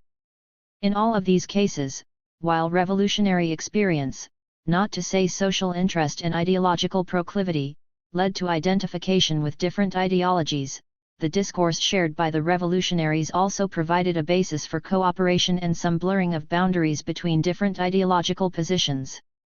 In the case of the anarchists, there may have been an additional element embedded in the anarchist philosophy of revolution, and not just for the Chinese anarchists. Ironically, the very repudiation of politics by the anarchists may have made it easier for them to collaborate with other political parties, so long as they were not called upon to subscribe exclusively to the political ideology of the party, something that precluded cooperation with the Communist Party, with its Bolshevik organization and ideology. Conflicting political interests, which might have divided political parties with their own interests, were not an issue for the anarchists, who claimed that they had no political aspirations of their own and who viewed their own revolutionary goals in exclusively social terms, which in the case of Chinese anarchists appeared primarily in the guise of the education and cultural transformation of the oppressed. This, it will be remembered, had characterized anarchist activity in the early republic. Wu Zhihui had suggested to his anarchist critics in 1924 that since anarchists had no political aims of their own, there was no reason why they could not work for the revolution under the Kuomintang umbrella. And, in hindsight, it is clear that anarchists were willing and able to do so in 1927-28 so long as they could work with the Kuomintang as anarchists. It was only when the Kuomintang imposed its own demands upon the anarchists that the contradiction between anarchists and the Kuomintang became apparent and forced upon the former a choice they had been able to avoid earlier. The Kuomintang suppression of anarchists in 1929 did not bring the history of anarchism in China to an end. During the early part of the war with Japan, Liu Jianbo and other Sichuan anarchists were even able to publish in Sichuan, where the Kuomintang government had moved in retreat from the Japanese armies, an anarchist journal that advocated a popular war to resist Japan. Other anarchists published short-lived journals, were active in the labor movement, or pursued their activities individually, mostly as teachers in colleges and universities. Anarchist ideas would live on in the Chinese Revolution, but anarchism as a movement had ceased to exist. Chapter 8. Aftermath and Afterthoughts. For more than 2 decades in the early part of this century, anarchism nourished Chinese radicalism. Before the May 4 movement in 1919, anarchists virtually monopolized the social revolutionary left. Having reached the apogee of its popularity in the early May 4 period, anarchism in the 20s declined before its new competitor on the left, Marxian communism. Following the attempt to reassert an anarchist presence in the revolution through the Kuomintang in the late 1920s, anarchists once again dispersed to their regional bases, and anarchism ceased to exert any significant influence on the course of the revolution. Anarchists did not vanish, but they no longer exhibited the vitality that had opened up new directions for the revolution earlier. Indeed, they had become irrelevant. Whether anarchism became irrelevant to an understanding of the course the Chinese Revolution would take in later years is another matter. The vitality of anarchism in 1905-1930 was bound up with the orientation of the Chinese Revolution in these years. The Chinese Revolution had its sources in a new national consciousness, but, as I have argued above, national consciousness involved a new consciousness of the world and a new conception of the relationship between state and society. Anarchism voiced the urge to a utopian cosmopolitanism and a sense of an autonomous social existence outside of the boundaries of the state, which were the dialectical counterpart to the demand in nationalist consciousness for an organic unity between state and society to ward off the world that threatened to engulf China.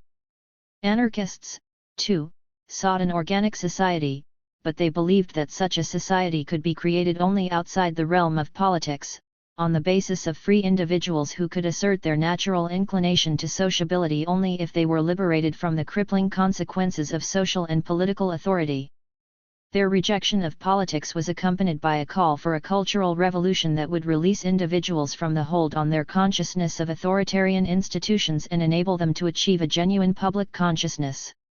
What gave credibility to their argument was a revolutionary situation in which social mobilization opened up the imagination to thinking of the future in new ways, and the degeneration of authority into corruption and oppression that confirmed the necessity to social survival of a total social reorganization as well as faith in its possibility. Anarchism was a beneficiary of this revolutionary situation, and it also provided a social imaginary that gave it conceptual if not organizational direction and a language to voice the nascent urge to social liberation. For 2 decades anarchists served as the source, or the most consistent exponents, of ideas and practices that were to play an important part in shaping the course of the revolution. Among these were the call for a cultural revolution against not just political authority but authority in general, most significantly the quotidian institutions and language of authority, innovations in educational practices that reflected this concern for cultural revolution, a social revolution from the bottom up, which led them to labor and rural organization as well as to the reorganization of work and to experiments in new ways of living, an early concern for the liberation of women, of which they were among the most consistent advocates, and even ideas of political reorganization. Anarchists were also responsible for introducing to China the literature of modern European radicalism in which these ideas were embedded.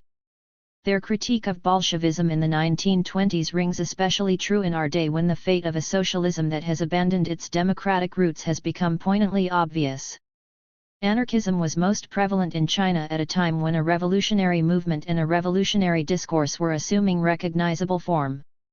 Not only did anarchists contribute to the emergence of this revolutionary movement, but anarchist language and practices infused the radical culture out of which this discourse emerged.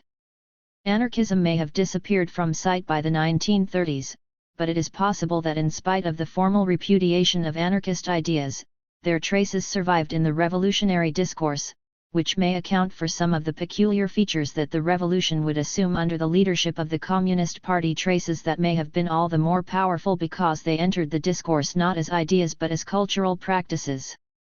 If these practices and their consequences appear contrary to what the anarchists had intended, that too may have something important to tell us.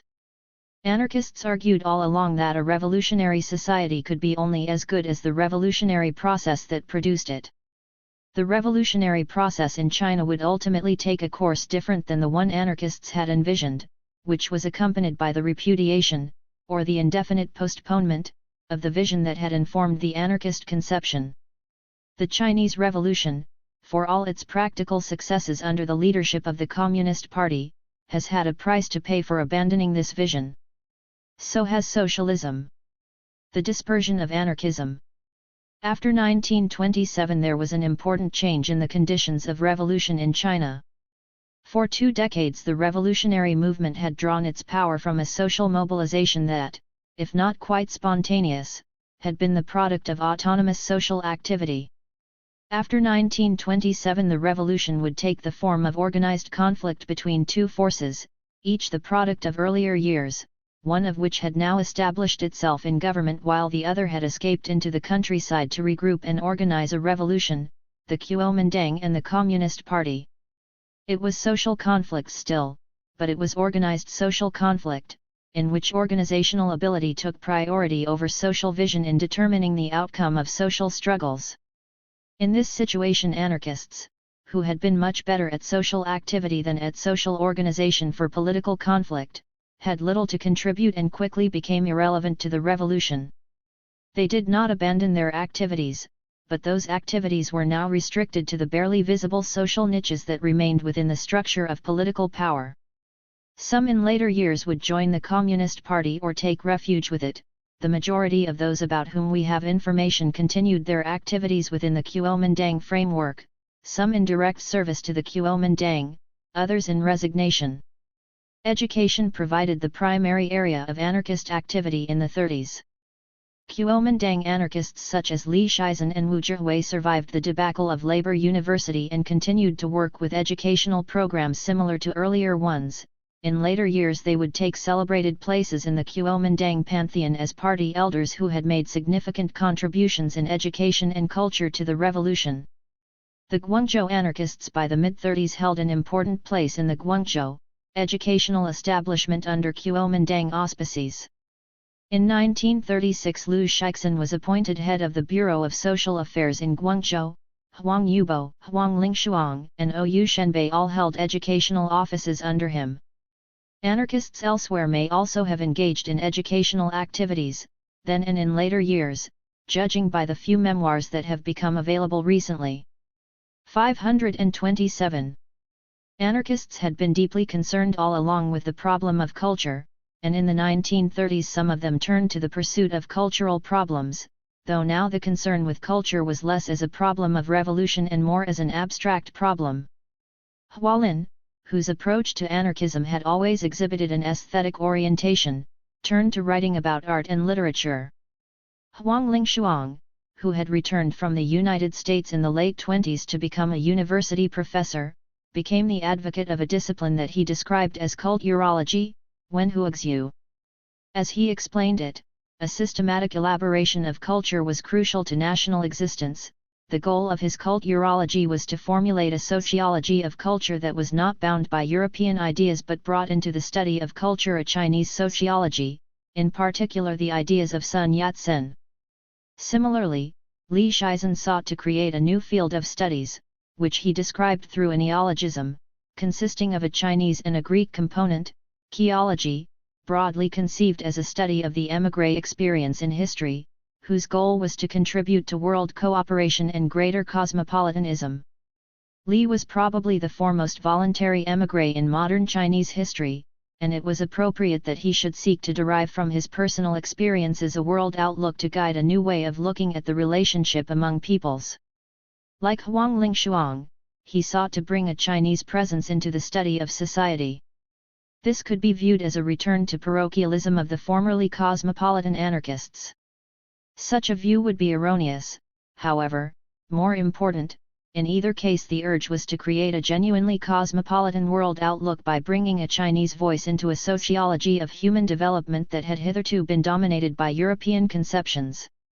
If there was anything anarchist about these undertakings, it was a continued commitment to such a cosmopolitanism. 528. Anarchists also continued with their efforts to spread the use of Esperanto, but here too the changed situation was evident. The Esperanto school that Ou Shenbei conducted in Guangzhou under Kuomintang auspices after 1930 had to teach courses in party ideology. Ou and Huang Zunchen also undertook as part of their duties to translate into Esperanto works by Sun Yat-sen, including the Three People's Principles, as well as important party documents. 529. In Guangzhou anarchists also continued with labor activities. In 1927 Liu Shixin and others established a Federation of Revolutionary Workers, Zheming Gongrenlian Hui. Guangzhou anarchists had a history of collaboration with Kuomintang-related labor unions and, as we have seen, anarchist unions themselves for the most part sought to resolve the problems of labor through re-education of both labor and capital rather than through class conflict. Like earlier anarchist unions, however, this one also sought to establish a union of workers, which brought it into conflict with the Guangdong General Labor Union, Guangdong Zhongonghui, which was dominated by employers. As part of their activities, they established a labor movement training institute, Gongren Yundong Jiangzi Suo, in June 1927. Even though they wanted to bring the federation under Kuomintang auspices, with Wu Zhihui's help, the Federation was shut down following the Guangzhou insurrection, the Commune, by communists in December. In ensuing years anarchist labor efforts remained wedded to the Kuomintang. 530. Finally, anarchists continued with publication activities in the 1930s, though in highly subdued form.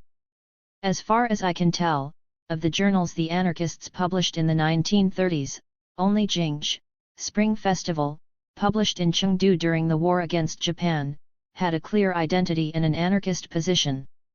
Most of this journal was devoted to translations from Spanish anarchists or news on the civil war in Spain. It is interesting that anarchists for the first time supported the war against Japan as a war against oppression and advocated popular mobilization as a way of fighting it. 531. Following the war and the victory of the Communist Party in 1949, some anarchists went on to Hong Kong, Taiwan, or the United States, while others chose to stay on in China. The tone of available anarchist memoirs, from Taiwan or the People's Republic of China, suggests that even where they confess to the errors of their youthful days, the original faith derived from anarchism has not been lost, though on occasion the faith finds expression in a highly metaphysical language that has little to do with concrete problems of social change and revolution but is reminiscent of the language of Chinese anarchism in its earliest days. 532. Whether those anarchists who stayed on in China have had anything to do with the occasional appearance of anarchist ideas after 1949 or with the recent revival of interest in anarchism is difficult to say. It is also difficult to say whether there is a new generation of anarchists in China, or what anarchism might mean to them. During the last 2 decades there have been Chinese anarchists in Hong Kong, Paris, and possibly elsewhere. Also, some clandestine literature has appeared on occasion in mail received in China, advocating a social revolution that is more reminiscent of anarchist than of Marxist, at least in the Communist Party version, notions of revolution. 533. I am not familiar enough with the numbers or the activities of Chinese anarchists abroad to say whether such literature emanated from them or from disgruntled radicals from within China who had escaped abroad. The content of this literature does not provide sufficient evidence to determine that it is indeed of anarchist origin, for it may owe more to an anti-communist party democratic Marxism, where it overlaps with anarchism, than to anarchist inspiration. Anarchistic ideas, however, have appeared repeatedly in the People's Republic of China, not in any open advocacy of anarchism, but in the counter-posing to the existing political system of an alternative principle of revolutionary organization, namely, the principle underlying the Paris Commune of 1871. 534. The most celebrated instance may be that of the group in Hunan province that called itself the Shenguolian, an abbreviation for the Federation of the Provincial Proletariat, which appeared in fall 1967 at the height of the Cultural Revolution. While the group declared fealty to Mao's thought and the Cultural Revolution leadership, unlike the latter it declared its commitment to the creation of a People's Commune of China, modeled after the Paris Commune but also claiming the inspiration of the Soviet of Petrograd in 1917, in which the masses should rise to take control of the destiny of their socialist country, and to manage the cities, industry, communications, and economy. 535. The Shenguolian was born of the struggles in 1967 between a revolution from the bottom, which would carry the Cultural Revolution to a new higher stage, and a revolution stage managed by the Communist Party, which already sought to reassert its control over the revolutionary process. According to the group's manifesto, Whither China? Published in early 1968, similar groups had cropped up elsewhere in the country since the January Revolution in Shanghai in 1967, which had been the first to declare a mass revolution from the bottom. Mao himself had encouraged mass revolution and communal organization, in the early stages of the Cultural Revolution, but was to turn against it when the revolution seemed to be getting out of hand.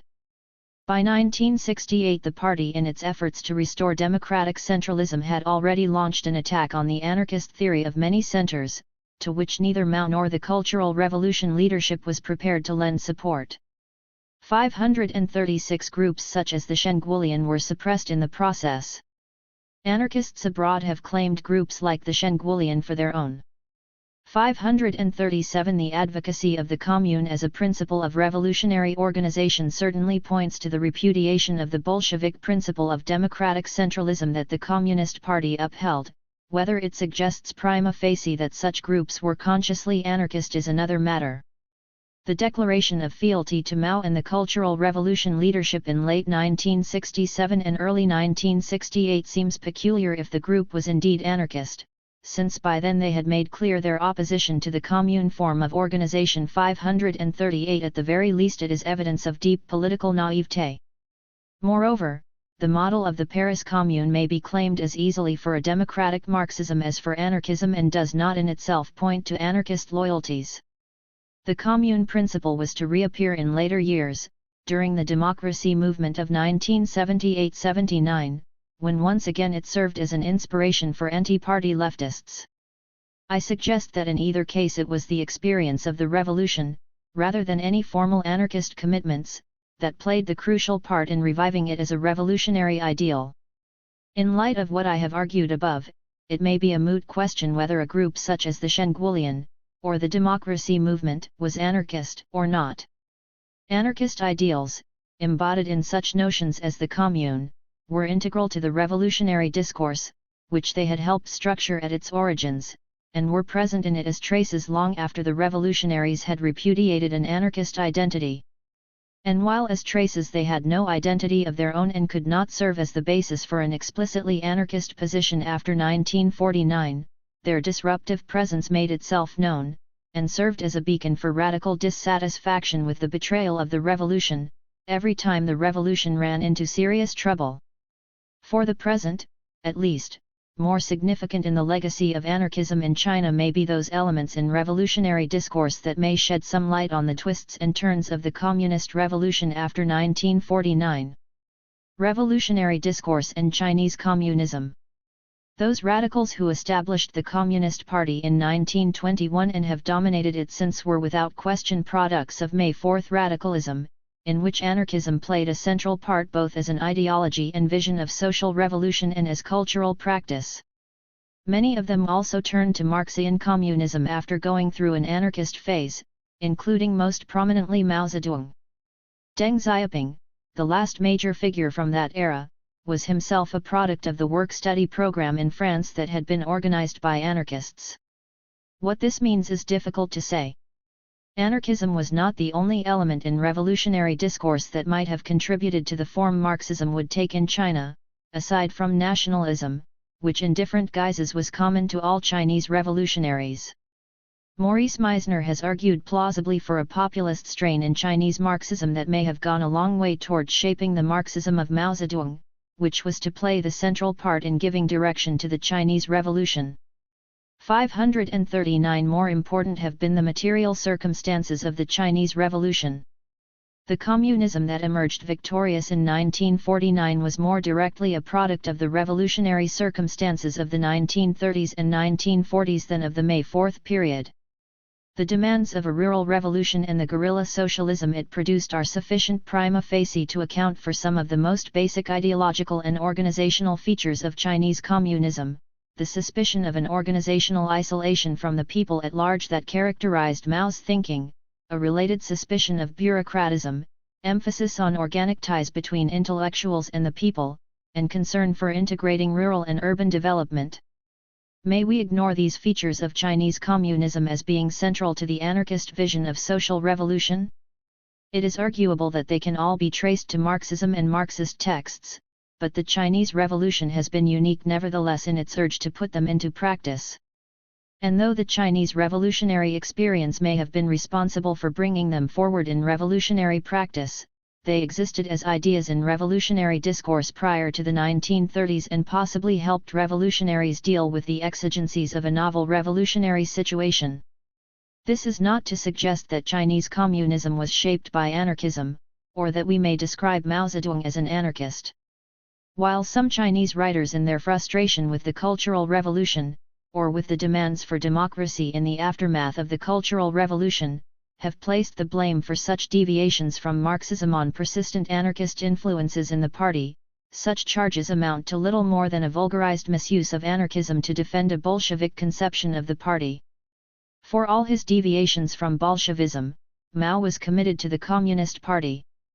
The closest we have to a statement on anarchism is when in 1967, in response to the declaration in Shanghai of a Shanghai Commune, he peevishly queried of Zhang Chunqiao and Yao Wenyuan if China was to be turned into a federation of communes.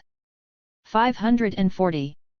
The point here is not to capture Mao, the Communist Party, or the Chinese Revolution for anarchism, to which, to make an informed guess, anarchists would be the first to object. Rather, the question is whether we understand better the course communism took in China if we view it as part of a broader revolutionary discourse in whose formation anarchism played an important part historically and therefore introduced dissonant elements into the Bolshevik conception of revolution. That the ideas anarchists introduced into the discourse were not exclusive to anarchism but overlapped with Marxism in later years enabled communists to disassociate them from their anarchist origins and to claim them for communism. More precisely, the very ideas that appear petit bourgeois when they are associated with anarchists have become part of the Communist Party's revolutionary tradition to the extent that they can be claimed for Marxism or identified with communists, in the process of rewriting the history of the revolution around the Communist Party. The fact remains, however, that while there may be textual grounds for claiming such ideas for Marxism, historically they entered the revolutionary discourse in China through anarchist ideological activity and were initially identified with an anarchist vision of social revolution.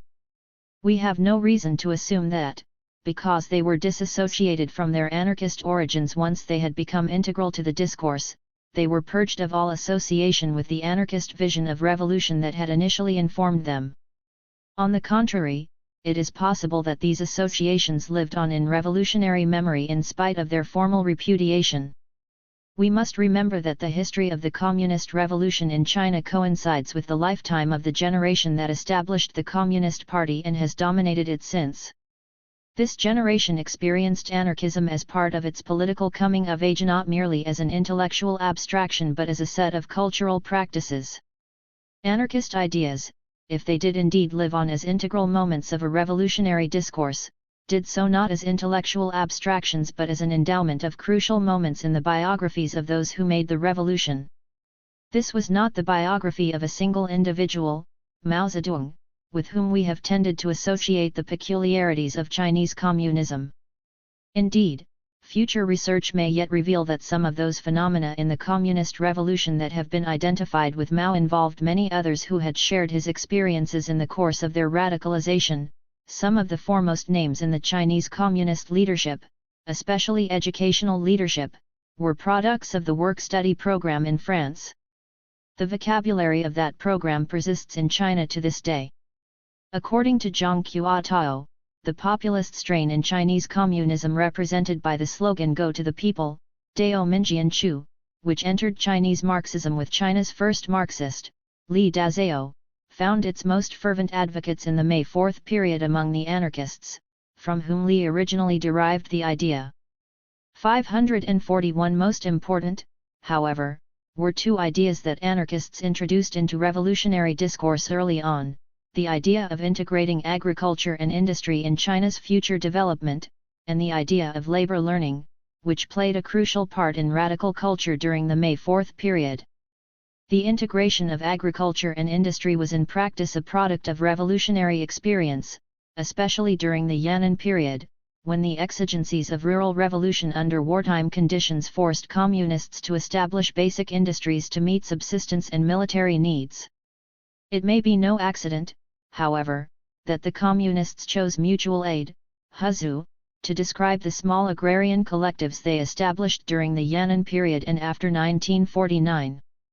More significant was the structure of the people's communes established from 1958, when there was no such need, which were, to remind Colin Ward, editor of Kropotkin's Fields, Factories and Workshops of Tomorrow, of Kropotkin's industrial villages. It is also significant that when the people's communes were established, they were part of an emerging program of development that was to constitute a distinct Chinese way of development that would differ from both capitalist and socialist alternatives that then existed.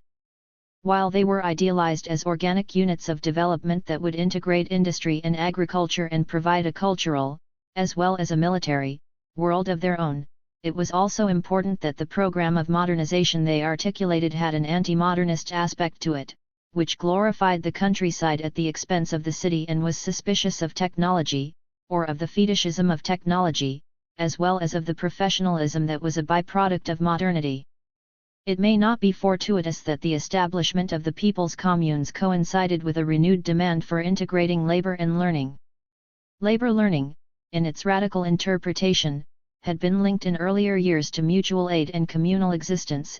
It was the cultural counterpart to the social organization represented by communes, which sought to abolish the distinctions between mental and manual labor that inevitably obstructed social unity.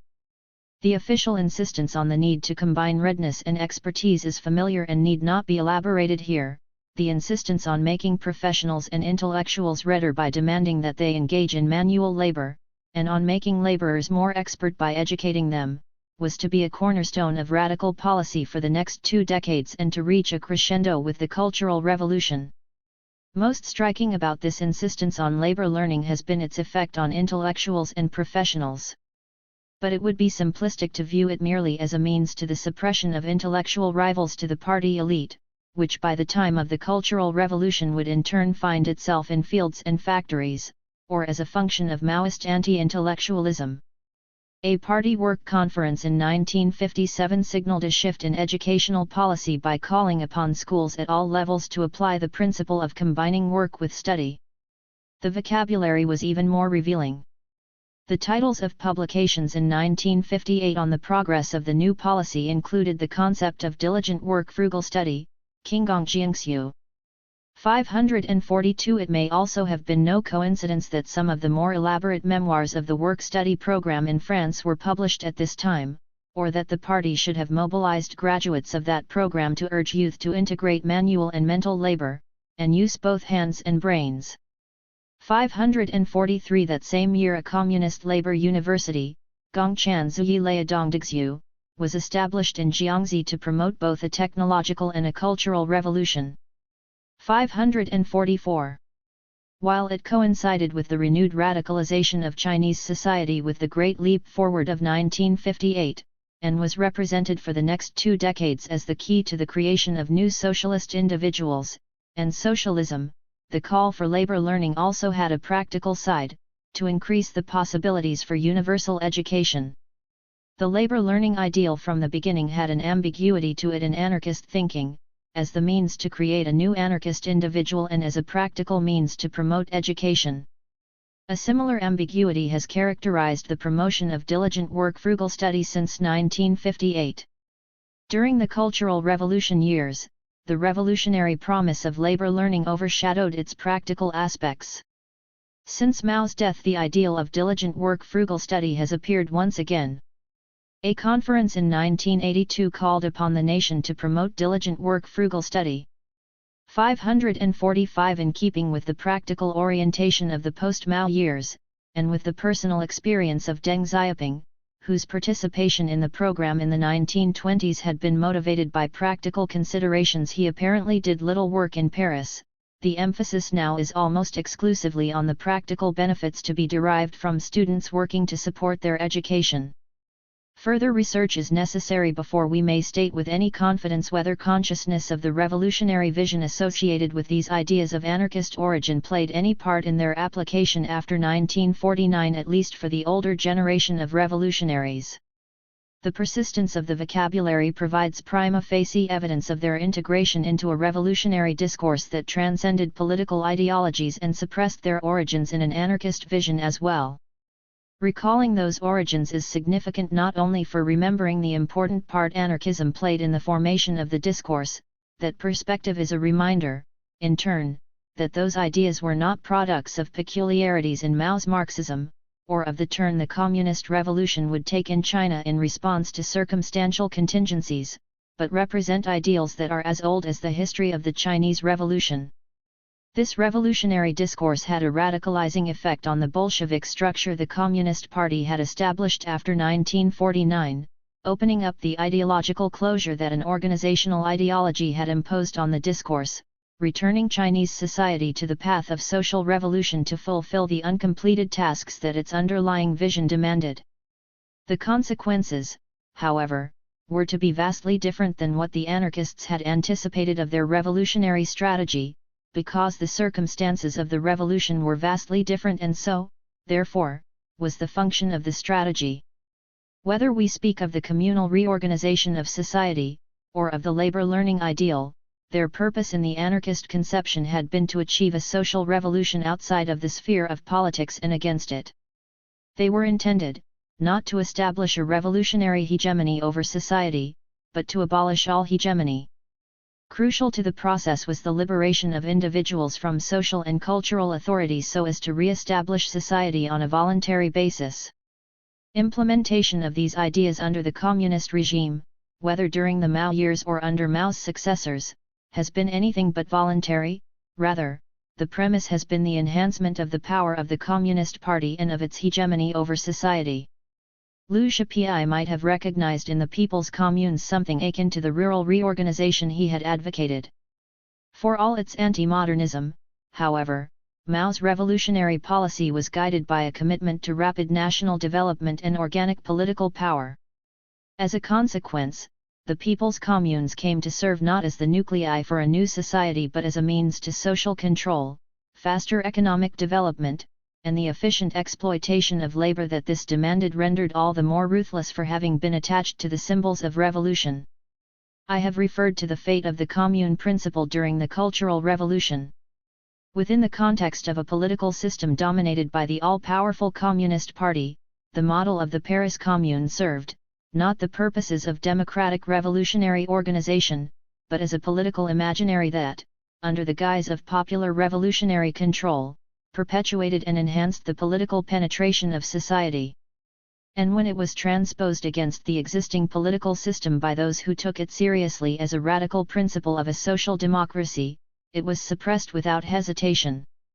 It may be a tribute to the power of the revolutionary discourse, however, that the party itself is prepared to revive this political imaginary whenever it needs it, and can revive it on its own terms. Following the violent suppression of the dissident movement in 1989, the Communist Party has once again revived the idea of a commune as the best means for organizing China democratically, this time because the commune's combination of executive and legislative powers makes it the most viable socialist alternative to bourgeois democracy. 546 In the presence of an all-powerful executive, needless to say, this means, not the extension of any democratic powers to society, but the usurpation by the state of any possible assertion by society of some measure of control over its own fate.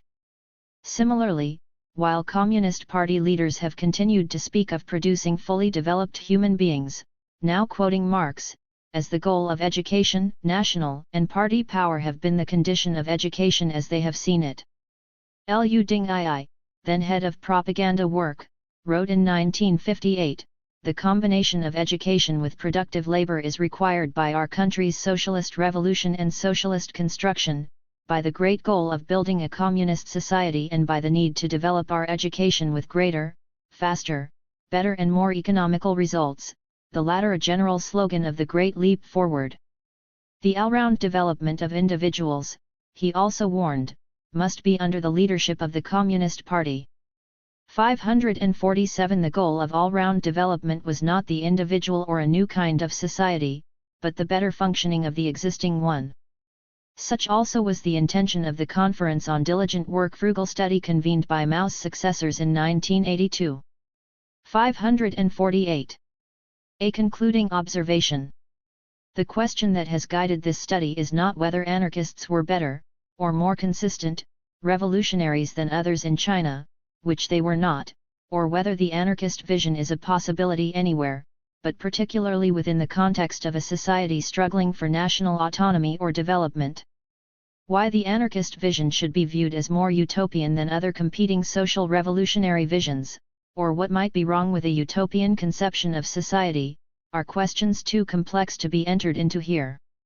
Suffice it to say that existing society has its own utopianism, whose promise, contrary to all evidence, continues to sustain its hegemony. Rather, the question is this: what have been the consequences of ignoring or suppressing the anarchist presence in the history of the Chinese Revolution, both in a narrow historiographical sense and in a broader political sense? One historian has written that anarchism was appealing in China initially because it provided simple answers to revolutionaries unable or unwilling to deal with the complexities of Western democracy. 549 This study has shown, I hope, that however simplistic anarchist solutions to China's problems may seem, anarchists were probably more aware than many of their contemporaries of the complexities of democracy and responded to it with considerable complexity. Their contribution to the formation of a revolutionary discourse in China is also revealing of the complexities of that discourse which, for all the efforts to contain it, has served as a continuing source of vitality in the pursuit of a revolutionary society. More broadly, the anarchist contribution to this discourse provides an indispensable critical perspective on the course the Chinese Revolution was to take, the suppression in the name of revolutionary success of the very vision that animated the revolution and served as its raison d'être. To appreciate this, we need to rethink what anarchism was about. Aside from the distortions provided by a general cultural and political orientation toward anarchism, which, among all the threatening vocabulary of radical politics, has consistently remained the most threatening, even those sympathetic to anarchism have tended to identify it with opposition to government, which I believe is a simplification. 550 Though I hesitate to generalize about what anarchism might mean to anarchists, I suggest here that the most important aspect of anarchism is its consistent critique of hegemony in a basic Gramscian Marxist sense, but with greater consistency and different intentions than those of Gramsci, who among all Marxists has come closest to a democratic interpretation of Marxism. Gramsci's goal, in his analysis of hegemony, was to reveal the cultural roots of hegemony so as to show the way to the substitution of revolutionary for bourgeois hegemony. 551 Anarchists in China, as we have seen, in seeking to eliminate authority from social institutions and language, sought to abolish hegemony as a social principle in general. The coincidence of the problem of social revolution with that of cultural revolution in Chinese society may have dramatically illustrated this anti-hegemonic thrust of anarchism, but the critique of hegemony is common to most social anarchism. As the Italian anarchist Enrico Malatesta wrote on one occasion, "Someone whose legs have been bound from birth but had managed nevertheless to walk as best he could, might attribute his ability to move to those very bonds which in fact serve only to weaken and paralyze the muscular energy of his legs. If to the normal effects of habit is then added the kind of education offered by the master, the priest, the teachers, etc., who have a vested interest in preaching that the masters and the government are necessary, if one were to add the judge and the policeman who are at pains to reduce to silence those who might think differently and be tempted to propagate their ideas, then it will not be difficult to understand how the prejudiced view of the usefulness of, and the necessity for, the master and the government took root in the unsophisticated minds of the laboring masses.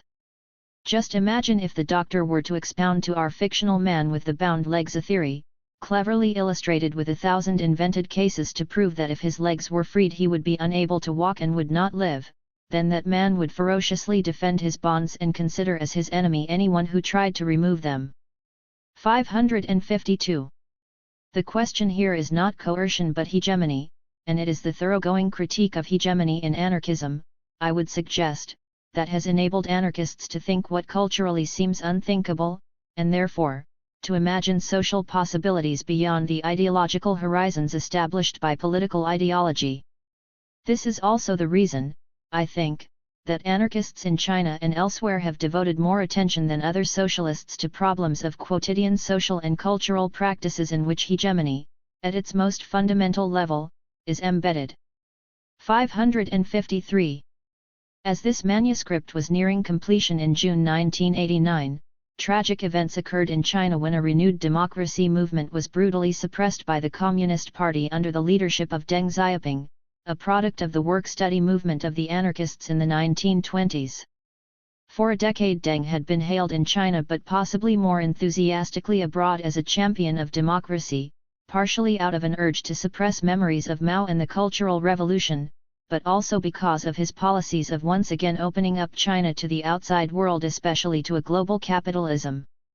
We have yet to understand the nature of this new round in the search for democracy in China, but Deng's reasoning in suppressing it clearly revealed what some historians have known all along, that he has throughout his life been a more consistent Bolshevik than Mao Zedong, who was always uncomfortable with certain features of Bolshevik organization. 554 According to a report in Asia Week of May 12, 1989, Deng purportedly said in a party meeting in late April, "The students may be acting out of line, but the broad masses of workers and peasants are on our side. Even if the workers and farmers, sick, were to join the students, we can still rely on more than 3 million soldiers to maintain law and order." Fine sentiments to be voiced by the leader of a revolutionary party that derives its legitimacy from its claims to represent the people. In the end, only soldiers were clearly with the party leadership and were able indeed to maintain law and order. Since then, the party has reinvented the people to once again secure its hegemony. From a long-term historical perspective, the suppression here is not only of a movement but also of a social revolutionary ideal that is embedded in the Chinese revolutionary discourse. Anarchists in the 1920s had already pointed to such an eventuality. When they disappeared from the revolutionary scene in the 1930s, this social revolutionary ideal, too, went into abeyance. Its roots were too deep in the revolutionary discourse, however, for it to disappear completely. Ironically, in using this revolutionary ideal to establish its own hegemony, the Communist Party may have contributed to keeping it alive.